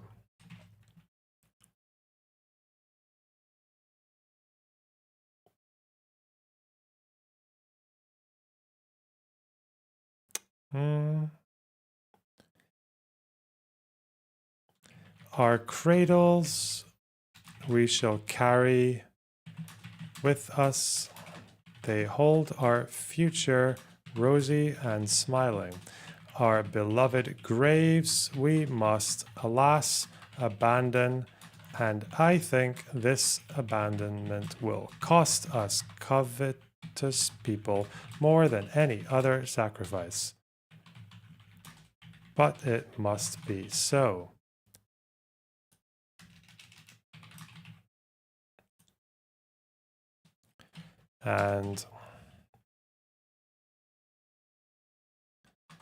But we shall give a home to our people. Oh no, wait, there's a bit before that that's important, isn't there? Mimi, thanks for the 65 Swedish. That's so generous of you. God, that's so many Swedes. We Jews are even now perpetually shifting from place to place, a strong current actually carrying us westward over the sea to the United States, where our presence is not desired. And where will our presence... Don't need any of that. What the fuck? Actually, let's... Fuck. No, don't need that.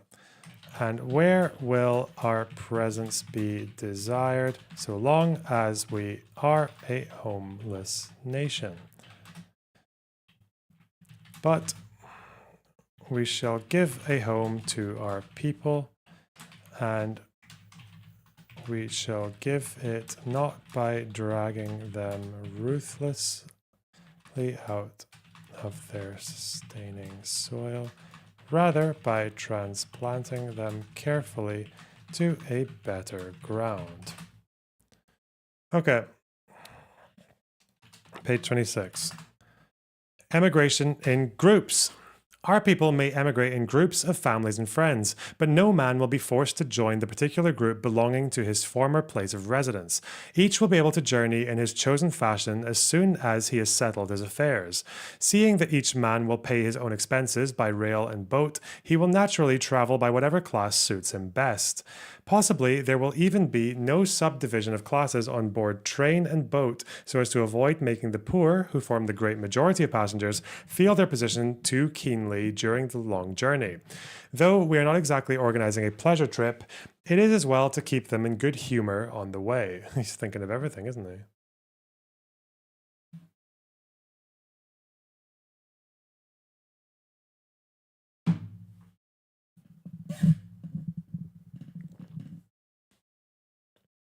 Pleasure trip.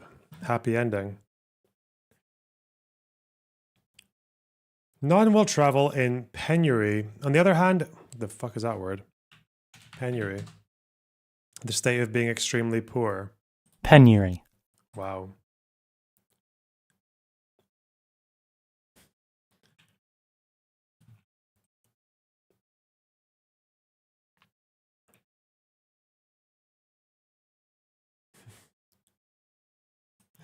Damn, penury, eh? Just like that,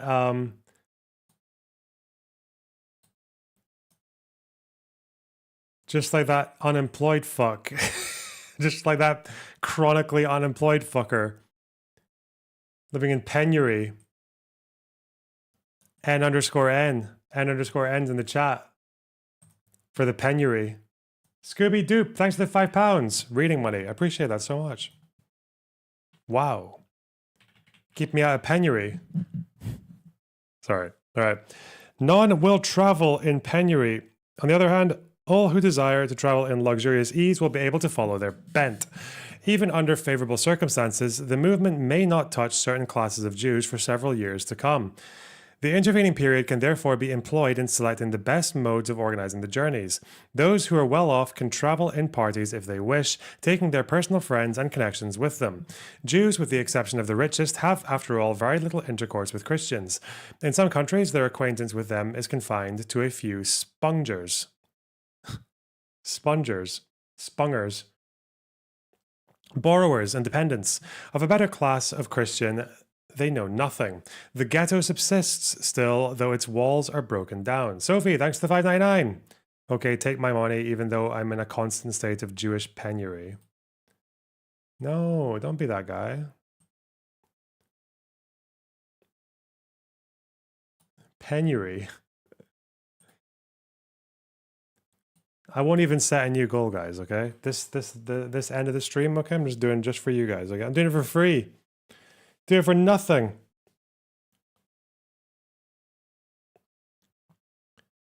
The middle classes will therefore make elaborate and careful preparations for departure. A group of travelers will be formed in each locality, large towns being divided into districts with a group in each sub-district who will communicate by means of representatives elected for the purpose. This division into districts need not be strictly adhered to. It is merely intended to alleviate the discomfort and homesickness of the poor during their journey outwards. If they so choose, they may either travel alone or attached to any local group they prefer. The conditions of travel, regulated according to classes, will apply to all alike. Any sufficiently numerous traveling party can charter a special train and special boat from the company. The company's house agency will provide quarters for the poorest on their arrival. Later on, when more prosperous emigrants follow, their obvious need for lodgings on first landing will have been supplied by hotels built by private enterprise. Some of these more prosperous colonists will indeed have built their houses before becoming permanent settlers, so that they will merely move from an old home into a new one. It would be an affront to our intelligence to point out everything that we might know. Every man who attaches himself to the national idea will know how to spread it and how to make it actual within his spheres of influence. We shall first of all ask for the cooperation of our ministers. Our ministers.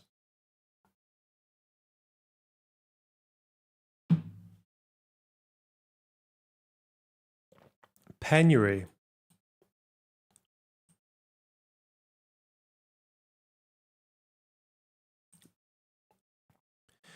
Every group will have its minister traveling with its congregation. Local groups will afterwards form voluntarily about their minister, and each locality will have its spiritual guide. Our ministers, on whom we especially call, will devote their energies to the service of our idea, and will inspire our congregations by preaching it from the pulpit. They will not need to address special meetings for the purpose. An appeal such as this may be uttered in the synagogue, and thus it must be done. For we feel our historic affinity only through the faith of our fathers. The very language of different nations has been impressed on us so deeply that it seems impossible to obliterate it. The ministers will receive communications regularly from both society and company, and will announce and explain these to their congregations. Israel will pray for us and for itself. Meme, thanks to the 499. Here is your promised super chat from 2,000 years ago. Wow. To think I've lived in penury for so many centuries. Responsible men of the local groups. The local groups will appoint small committees of responsible men under the minister's presidency for discussion and settlement of local affairs. Philanthropic institutions will be transferred by their local groups, each institution remaining over there the property of the same set of people for whom it was originally founded. I think the old buildings should not be sold, but rather devoted to the assistance of indigent Christians in the forsaken towns. The local group will receive compensation by obtaining free building sites and every facility for reconstruction in the new country. This transfer of philanthropic institutions will give another of those opportunities which occur at different points of my scheme for making an experiment in the service of humanity. Our present unsystematic private philanthropy does little good in proportion to the great expenditure it involves, but these institutions can and must form part of a system by which they will eventually supplement one another. In a new society, these organizations can be evolved out of our modern consciousness and may be all on previous socio-political experiments. This matter is of great importance to us on account of our large number of paupers. The weaker characters among us, discouraged by external pressure, spoilt by the soft-hearted charity of our rich men, easily sink till they take to begging. The society, supported by the local groups, will give the greatest attention to popular education with regard to this particular. It will create a fruitful soil for many powers which now wither uselessly away. Whoever shows a genuine desire to work will be suitably employed. Beggars will not be endured. Ooh! Whoever refused to do anything as a free man will be sent to the workhouse. Bam. Get fucked. Get absolutely fucked. No, where are you? One more for the boys.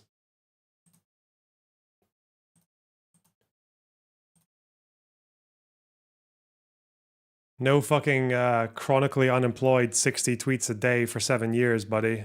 N_N. Get absolutely gaped. Okay. This is why the Jews won.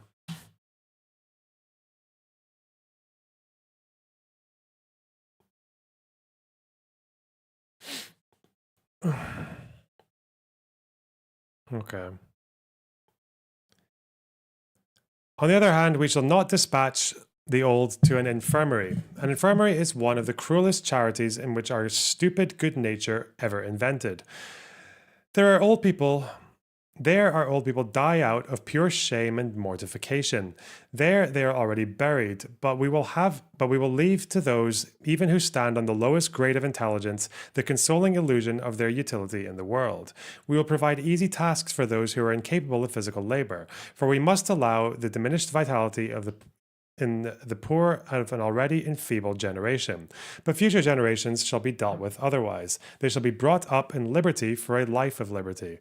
We will seek to bestow the moral salvation of work on men of every age and of every class, and thus our people will find their strength again in the land of the 7 hours day.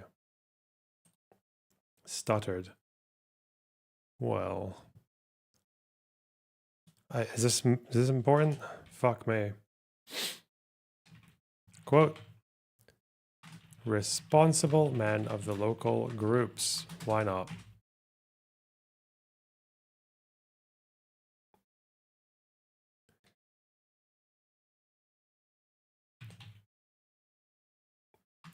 We will provide easy tasks for those who are incapable of physical labor. For we must allow for diminished vitality in the poor of an already enfeebled generation. But the future generations shall be dealt with otherwise. They shall be brought up in liberty for a life of liberty. We will seek to bestow the moral salvation of work on... Wow. Work makes free. Wow. Who else said that? Let's play Zionist or Nazi next. Boom. And thus our people will find their strength again in the land of the 7 hours day. Spelling mistakes there.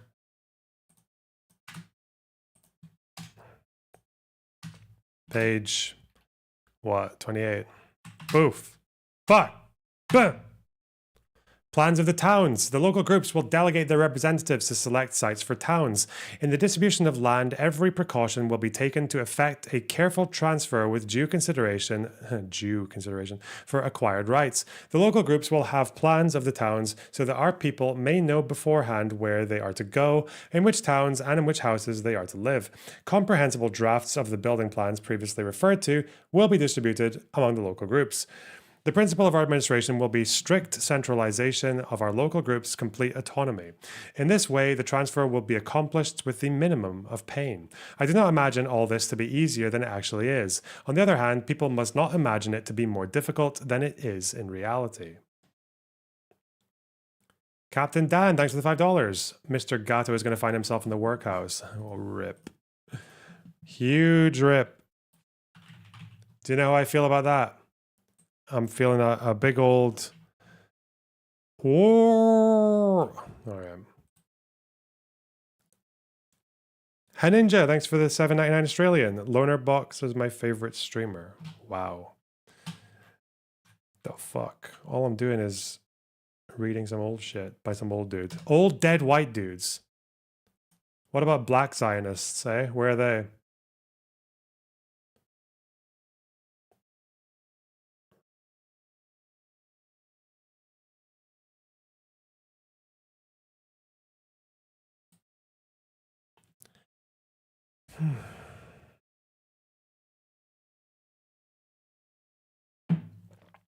The departure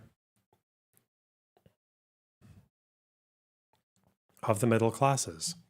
The middle classes will involuntarily be drawn into the ongoing current, for their sons will be the company's officials and employees over there.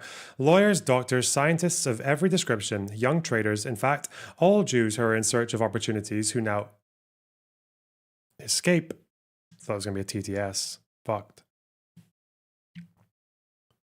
From oppression in their native country to earn a living in foreign lands, will assemble on a soil so full of fair promise. The daughters of the middle classes will have married these ambitious men.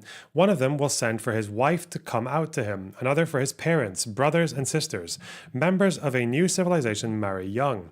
This can but promote general morality and ensure sturdiness in the scions of our race, and thus we shall have no delicate offspring of late marriages, children of fathers who spent their strength in the struggle for life.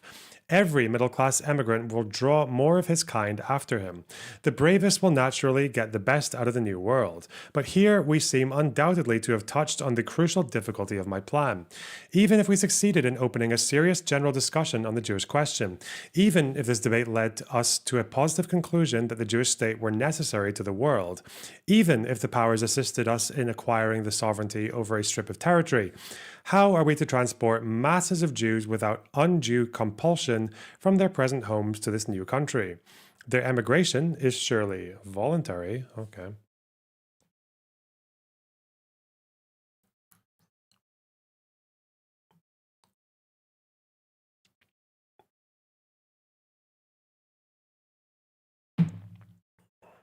How do I pronounce that word?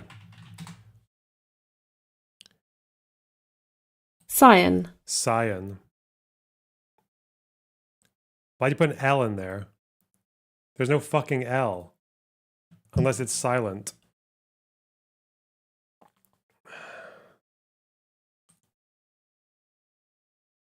Sion. Okay.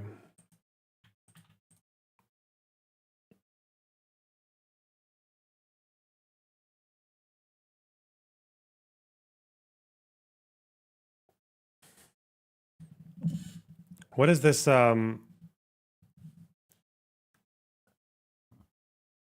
Queeman stream title? Hutch Cope. Interesting.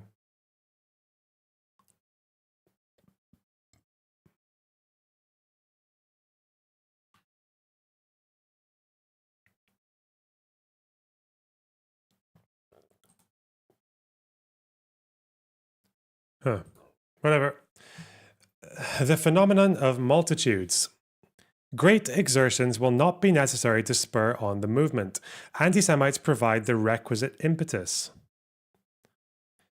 They need only do what they did before, and then they will create a love of emigration where it did not previously exist, and strengthen it where it existed before. Jews who now remain in anti-Semitic countries do so chiefly because even those among them who are the most ignorant of history know that numerous changes of residence in bygone centuries never brought them any permanent good. Any land which welcomed the Jews today and offered them even fewer advantages than the future Jewish state would guarantee them would immediately attract a great influx of our people. The poorest who have nothing to lose would drag themselves there. But I maintain, and every man may ask himself whether I am not right, that the pressure weighing on us rouses a desire to emigrate even among prosperous strata of society. Now our poorest strata alone would suffice to found a state, for these make the most vigorous conquerors, because a little despair is indispensable to the formation of a great undertaking. Wow. Okay. Quote: the phenomenon of multitudes.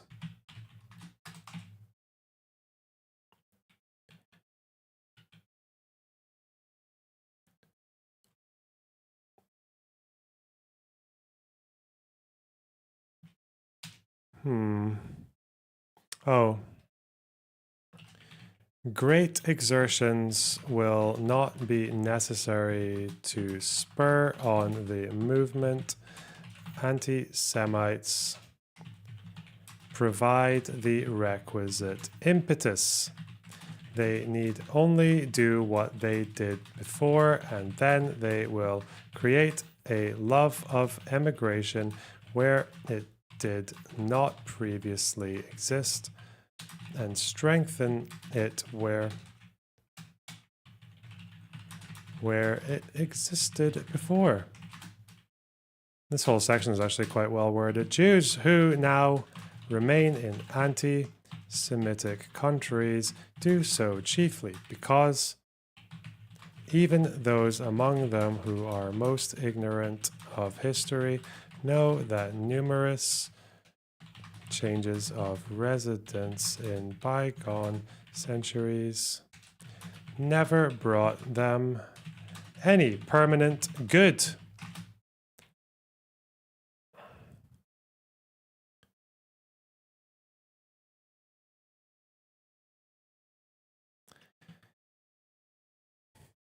But when our desperados increase the value of the land by their presence and by the labor they expend on it, they make it at the same time increasingly attractive as a place of settlement to people who are better off.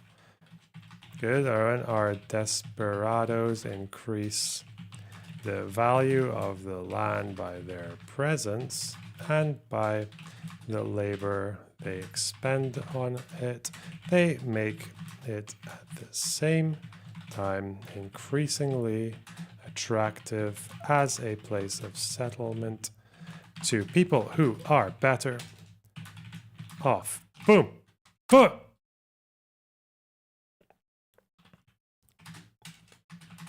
I'm just preparing for my all this research is really just me preparing for my fucking type racer championships, okay? I told myself once I can get my overall average to 100 plus, because I started doing it when I was on like 50. Then we're gonna fucking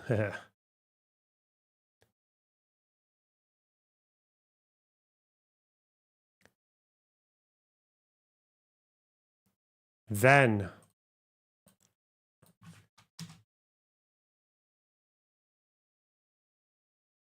huh?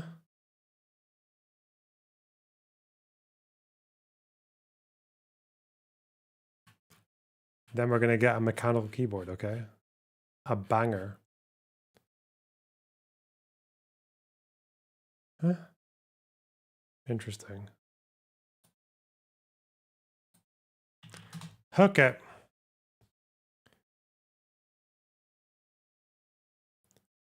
What's your education background?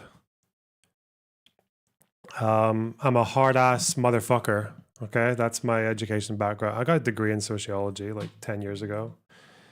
More than 10 years now. That's all.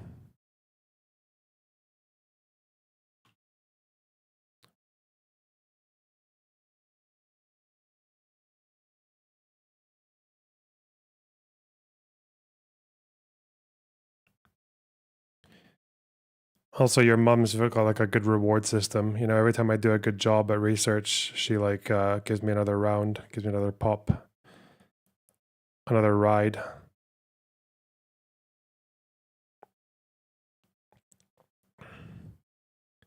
Bam. Got him. N_N. That's how you're feeling right now. Get fucked. All right.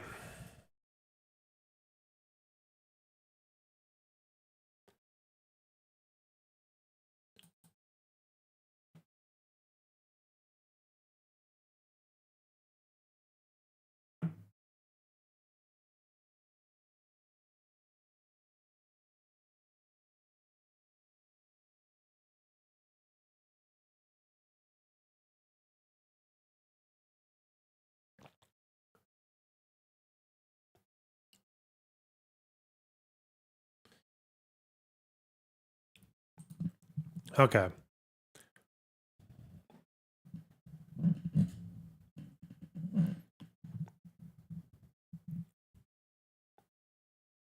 How many rewards points do you need for a free Sunday? What? What do you mean rewards points? What am I?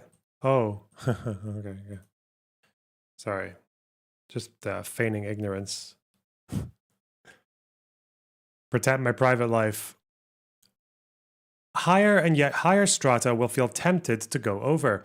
The expedition of the first and poorest settlers will be conducted by conjoint company and society and will probably be additionally supported by existing emigration and Zionist societies. How may a number of people be concentrated on a particular spot without being given express orders to go there? There are certain Jews, benefactors on a large scale, who try to alleviate the sufferings of their co-religionists by Zionist experiments. To them, this problem also presented itself, and they thought to solve it by giving the emigrants money or means of employment. Thus, the philanthropist said, "We pay these people to go there." Such an experiment is utterly at fault, and all the money in the world will not achieve its purpose. On the other hand, the company will say, "We shall not pay them, we shall let them pay us. We shall merely offer them some inducement to go." Wow, giga chat. A fanciful illustration will make my meaning more explicit. One of these philanthropists, whom we will call the Baron, and myself both wished to get a crowd of people onto the plain of Longchamps near Longchamps, near Paris, on a hot Sunday afternoon. The Baron, by promising them 10 francs each, will, for 200,000 francs, bring out 20,000 perspiring and miserable people, who will curse him for having given them so much annoyance. Whereas I will offer these 200,000 francs as a prize for the swiftest racehorse, and then I shall have to put up barriers to keep the people off Longchamp. Is that how you say it? Wait, hang on. I feel like it's that, right? Longchamp? Longchamp. Longchamp. Longchamp. So how do you pronounce this How do famous you French pronounce brand? it? You will say Longchamp. Wow. Okay. It's the first time that voice actually came in handy. Longchamp.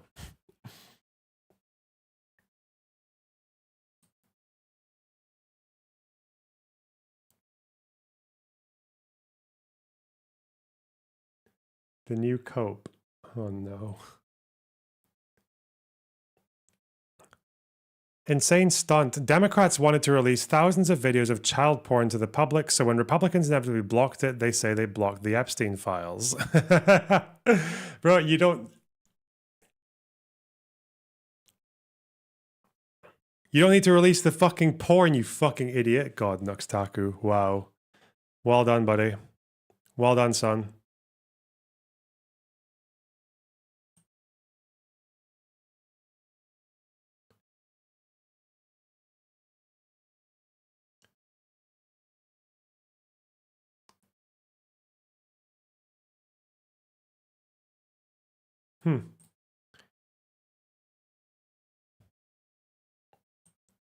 They will pay to go in 1 franc, 5 francs, 20 francs. The consequence will be that I shall get 500,000 people out there.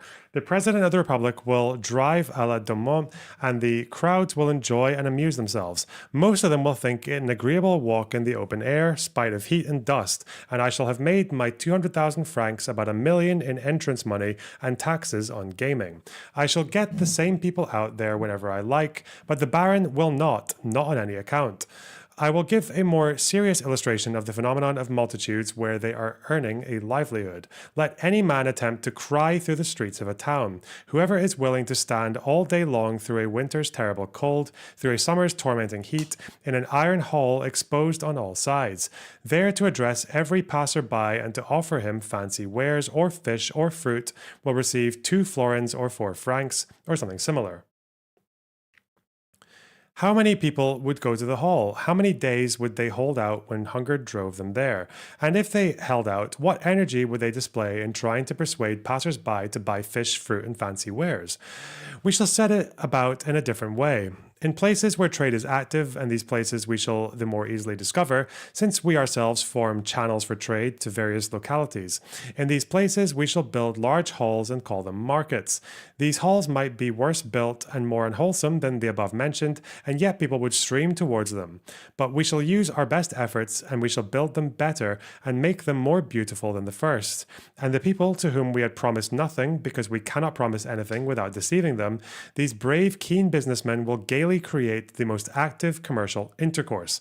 They will harangue the buyers unweariedly. They will stand on their feet and scarcely think of fatigue. They will hurry off day after day so as to be first on the spot. They will make agreements, promises, anything to continue breadwinning undisturbed.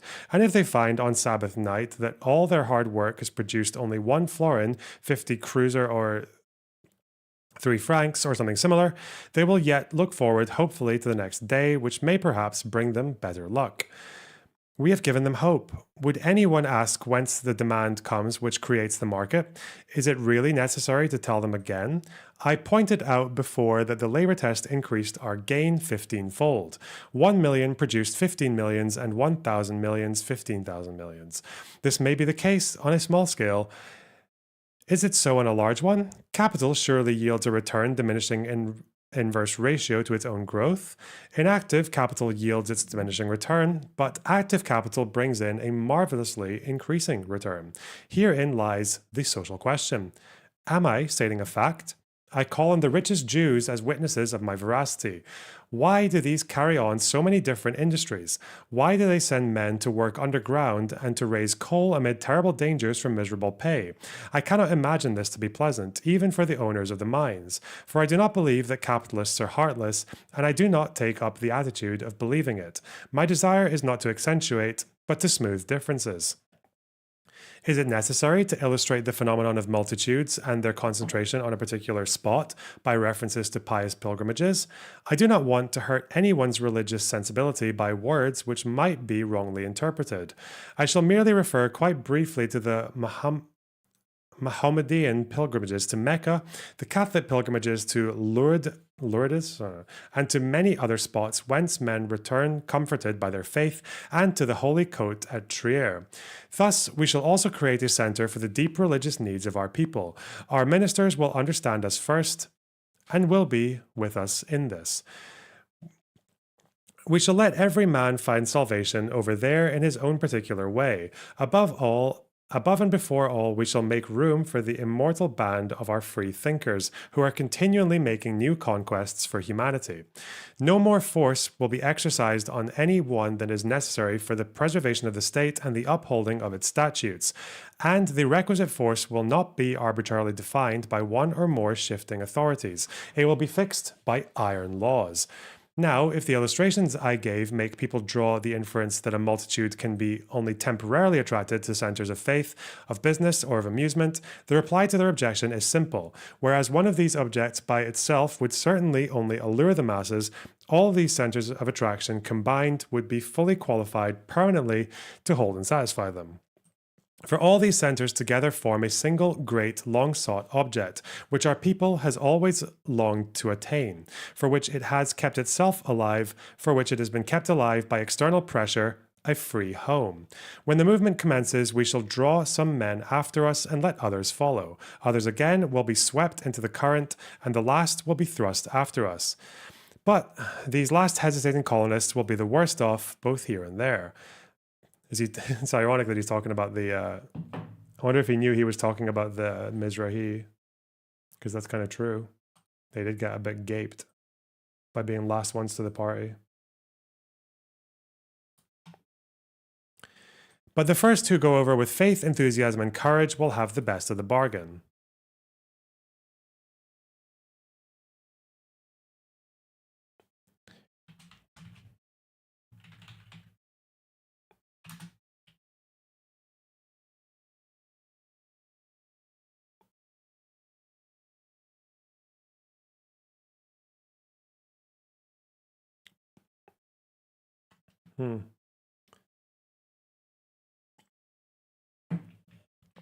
Interesting prediction.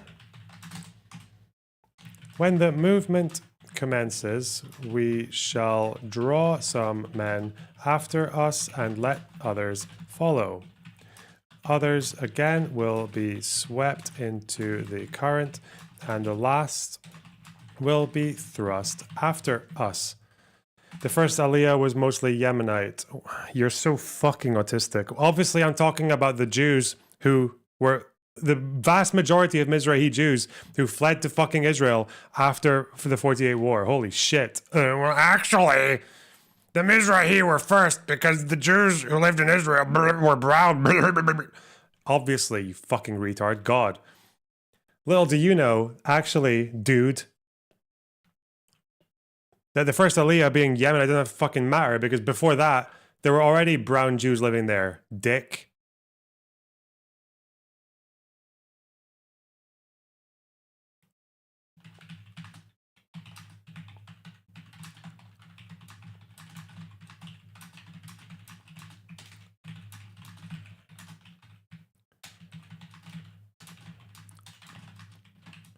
Go over with faith.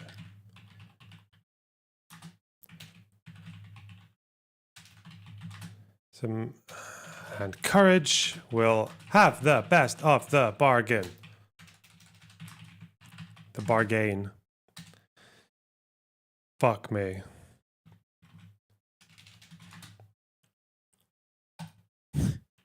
Okay.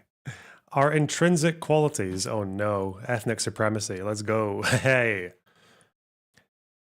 There are more mistaken notions abroad concerning Jews than concerning other people, and we ourselves have become so depressed and discouraged by our historic sufferings that parrot-like we repeat and believe these mistakes. Just like me, for real, for real. Such a one is the assertion that our love of business is extreme. Now it is well known that wherever we are permitted to take part in the uprising of classes, we give up our business as soon as possible. The great majority of Jewish businessmen give their sons a superior education. Hence, indeed, the so-called Judaizing of good professions. But even in economically feebler grades of society, our love of trade is not so predominant as is generally supposed. In the eastern countries of Europe, there are great numbers of Jews who are not traders and who are not afraid of hard work either. The Society of Jews will be in a position to prepare scientifically accurate statistics of our human forces. The new duties and prospects which of the new country offers to our people will satisfy our present handcraftsmen and will transform many present small traders into manual workers.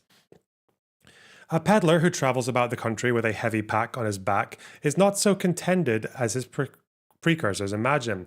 The 7 hours day will convert all of his kind into workmen. They are brave, misunderstood people who now suffer perhaps more severely than others. The Society of Jews will moreover busy itself from the outset with their training as artisans.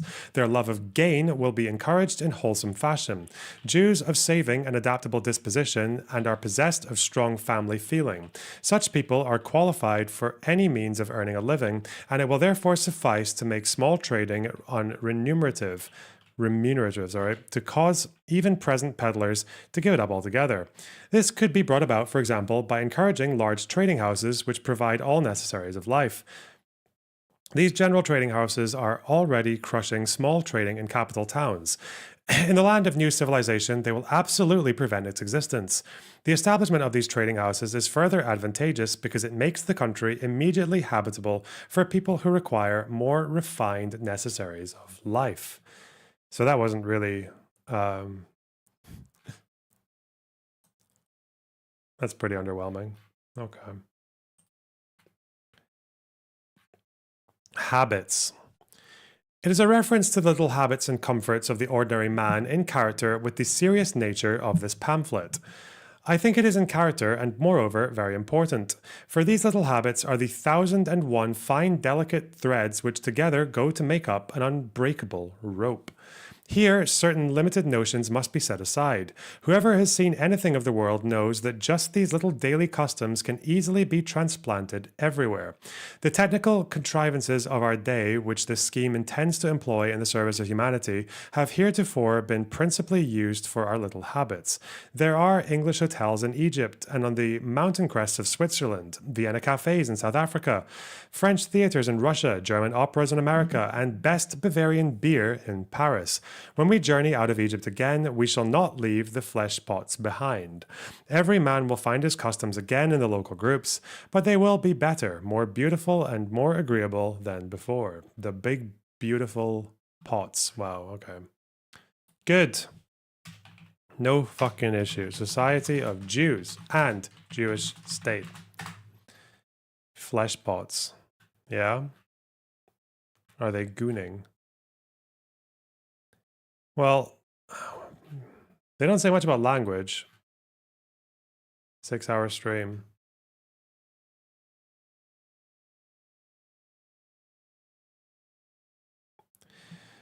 I think this last bit might be the most interesting, but we're not doing it today. Fuck, I'm tired. Tired. That wasn't too bad. That wasn't too bad. I de-grumped. Well, I was still grumpy. It was more enjoyable near the end. That was nice. That was pleasant.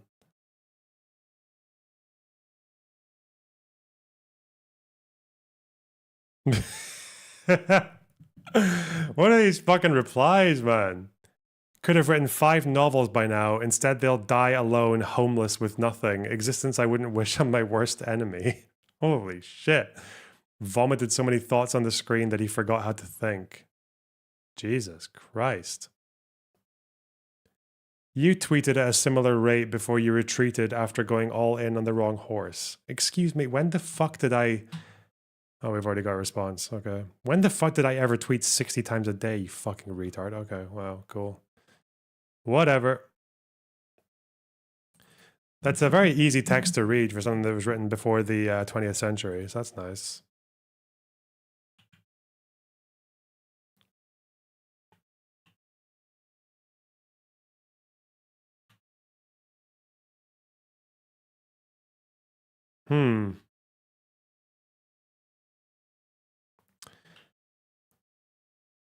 Okay. This guy's funny. Let's do some side research. Let me guess. A Jewish Zionist and most probably Israeli wrote this book. Just because you quote a Zionist Jew doesn't mean it's right. It's most probably the lie. Huh? What's he highlighting here? Christians leaving Palestine because their Muslim neighbors kept harassing them. Well, when? Before the partition resolution.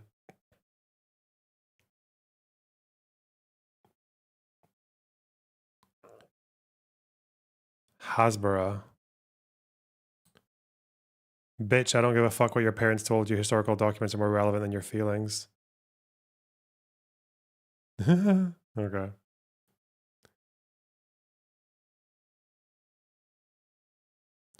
It's funny that he's talking about Hasbara when the Wikipedia actually says the opposite, that they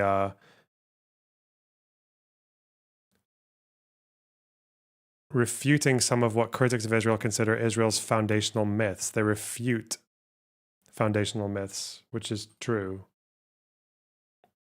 Your hair is crazy right now. Love it. Yeah, I'm thinking of being like the Beethoven of streaming. I don't know. It's getting cut on Thursday, though, if I remember my appointment.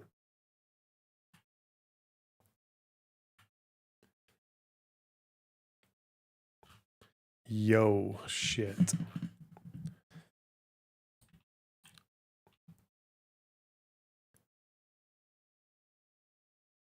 So we kept 400 viewers just by reading Herzl. That's nice. That's pretty cute. Feel okay with that. Not bad, not bad. You'll crack 4K viewers for sure. I don't want 4K viewers, man. It's too much stress. And I don't want to do the shit that people do to get loads of viewers. I don't know. Like, I just want to read. I just want to vibe. I don't actually know if I even want to go on Piers Morgan. Because that was a nice stream. No beef.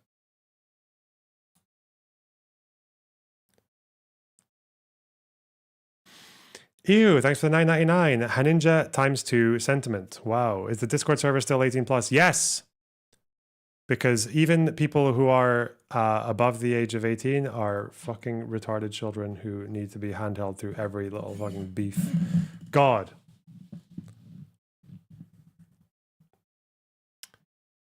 I'm just trying to think. Okay, let's do a little map out. Let's do a little mapping. Because it's always more fun to just...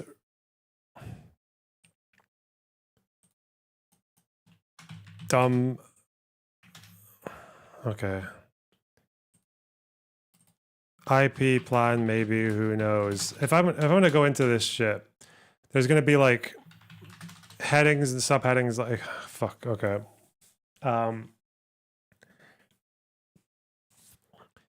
Like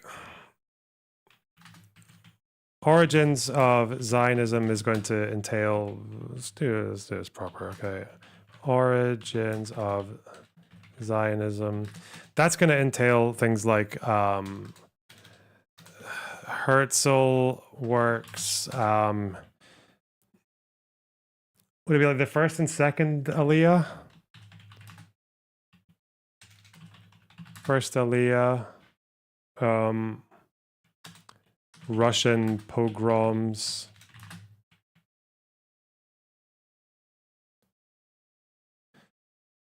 Ugh.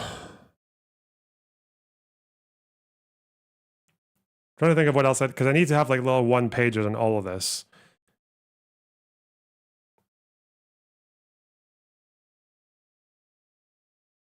Right?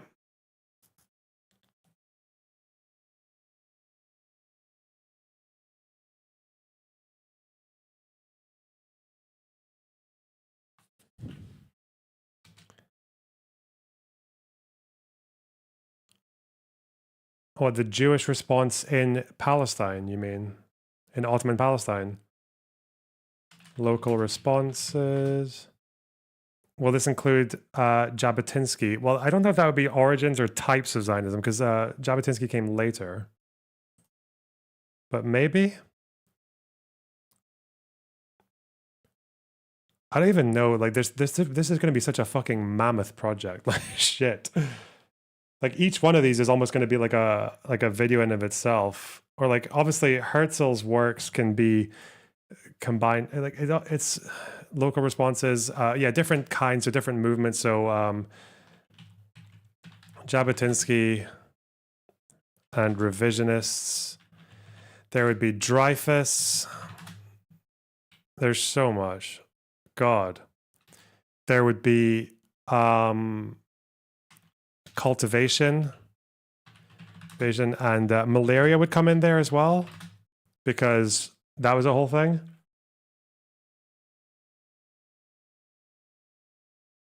The Uganda plan. No one gives a fuck about the Uganda plan. I'm kind of thinking this is like 1881 up until like 1900 fucking, I don't even know, 1917 till the war.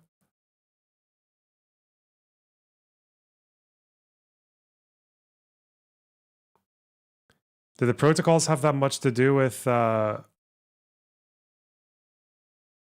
origins of Zionism? Protocols.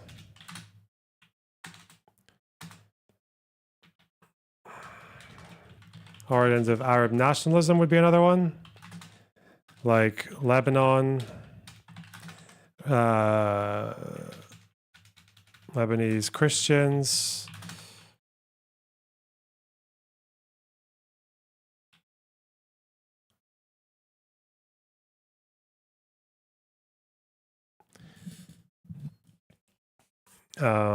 There would also be Arab Revolt, Ottoman Empire, World War One.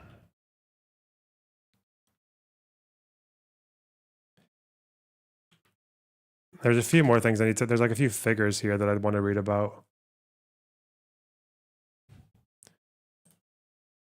Pre-World War One, ideally. Palestine under Ottoman rule.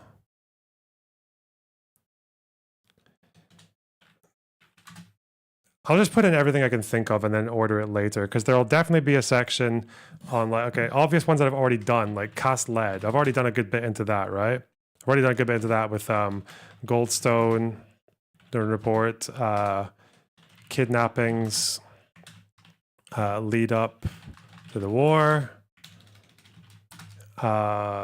ceasefire and changes post-war. There would be protective edge.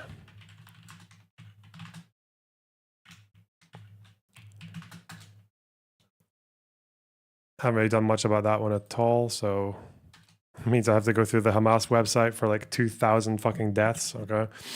There would be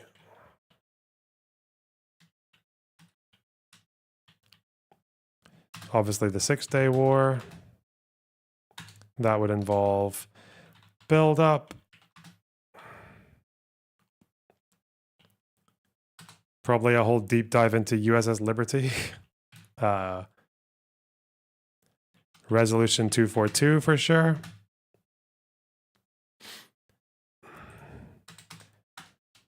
'48 War.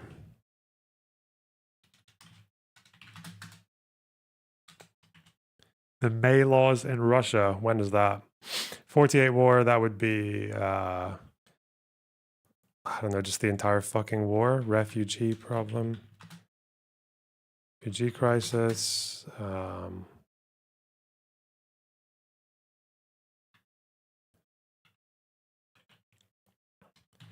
Timeline. There would be the partition resolution. 47. Partition plan. This would involve like UNSCOP, UN, UN records.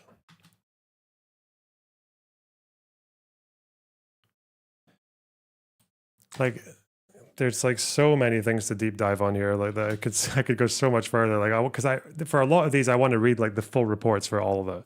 Like, I want to read all the UN reports. I want to read what all the different countries said in these records. Read what historians have said about it, like what they've maybe missed or what they got wrong. Yeah, fuck. Almost all of these could be a PhD dissertation. Yeah, I know.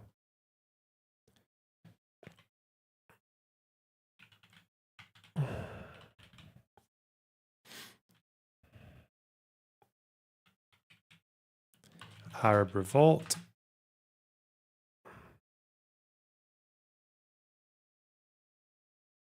'36 to '39.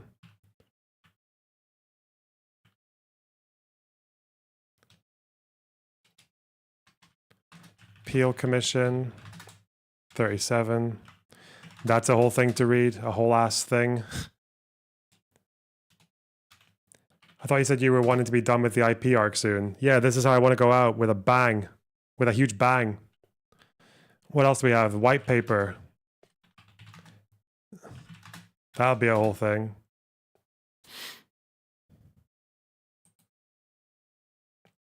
Balfour.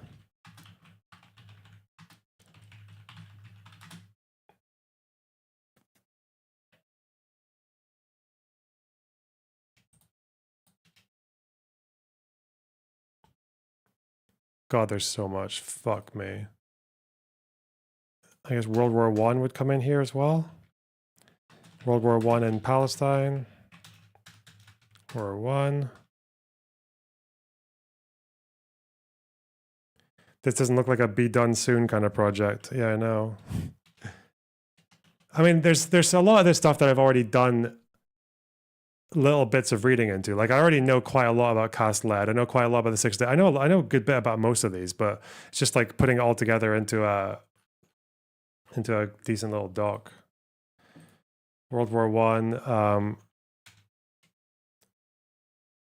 Revolt, Ottoman expulsions, Jaffa Jews would be one thing in there. McMahon Hussein, that would be its whole thing. Already done a good bit of that as well, because it's only Hussein.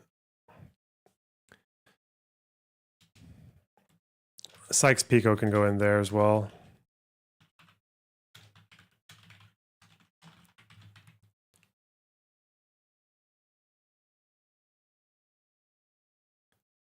Arab nationalism alone, I can get you like 3 or 4 whole books. Yup. Hell yeah. Always need more of that. The 1920 Nabi Musa riots, that's a big thing.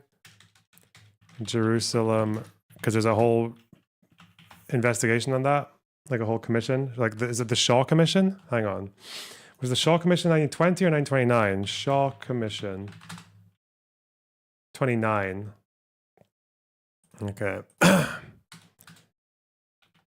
1929 riots. You can do most of this by correcting Finkelstein's books. True. Shaw Commission.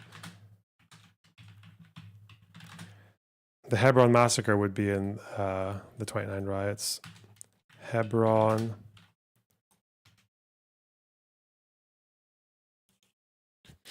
There were over 30 pogroms before 48. Mention all of them, please. I'll also mention all the Irgun bombings as well, will I?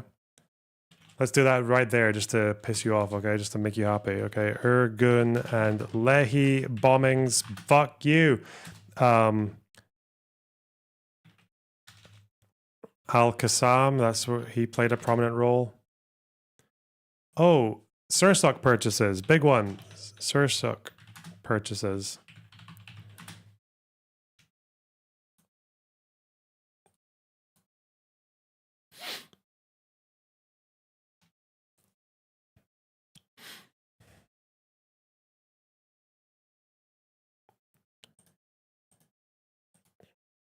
Okay, big gap here, clearly.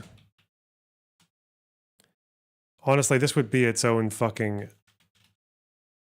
section, right? Like Resolution 242, because there's so much to say about it. Resolution 242.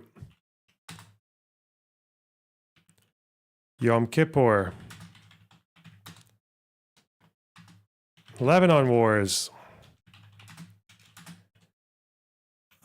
But before that, there's Black September. Is it September? Border Wars. Kibya, Kfar Qasim massacres. Suez Crisis.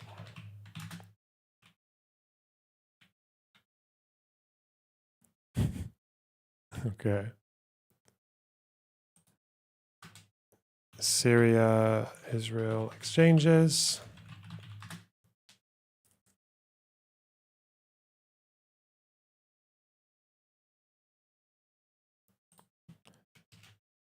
Lebanon Wars. Fucking First Intifada. That would be a good one to deep dive on.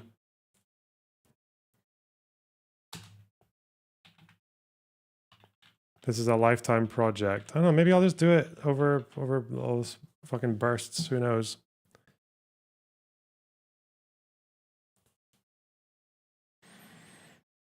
First Intifada. There's, I guess, like the Washington delegation. People need to know about that. Washington delegation. It's a bit too precise, maybe.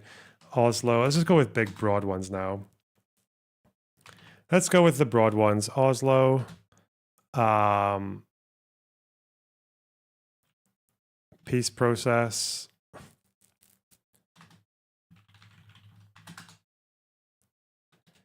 Yes, fuck you. Peace with Jordan. That's 94. Okay, god damn it. Second Intifada. I'm gonna maybe cut out a few of these just because we need more. Need to make it more digestible. Gaza withdrawal. Big one. Second Lebanon war. Then there's Kaslad. Camp David is here. Fucker.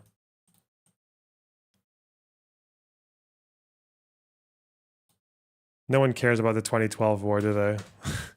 Do they? Do they give a fuck? We could do flotilla incident. That mattered.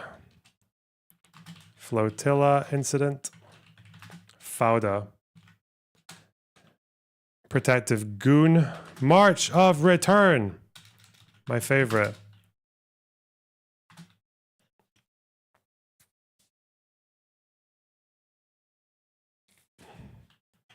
Abraham Accords.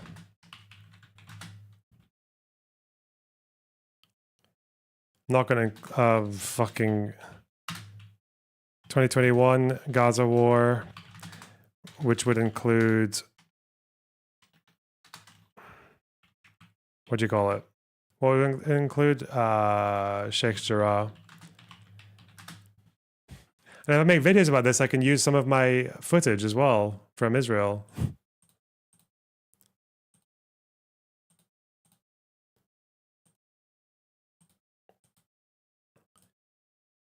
Yeah, we can do this. We can fix this up quickly enough. October 7th, fuck that.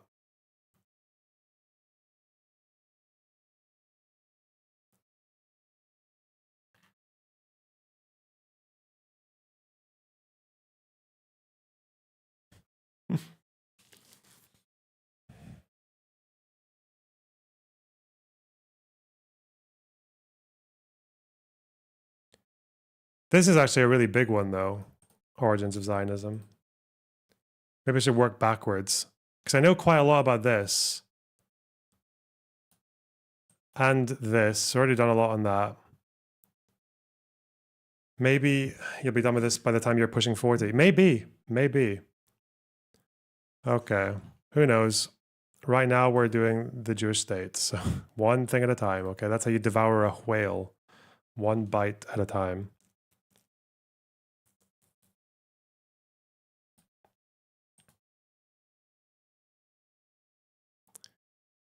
Oh, the withdrawal, the Lebanon withdrawal. Fuck it, well, no one cares about that. All right, I'm gonna send you guys the fuck.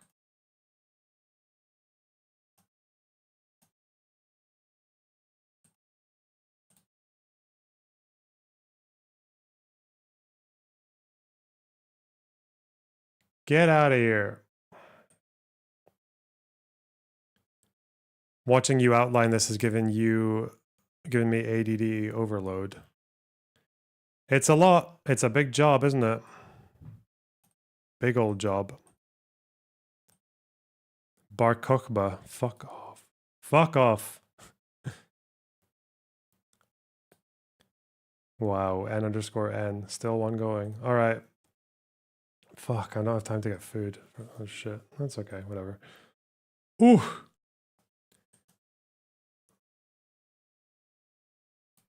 Listen, may you all not be doomed to chronic unemployment and tweeting 60 times a day for 7 years, okay?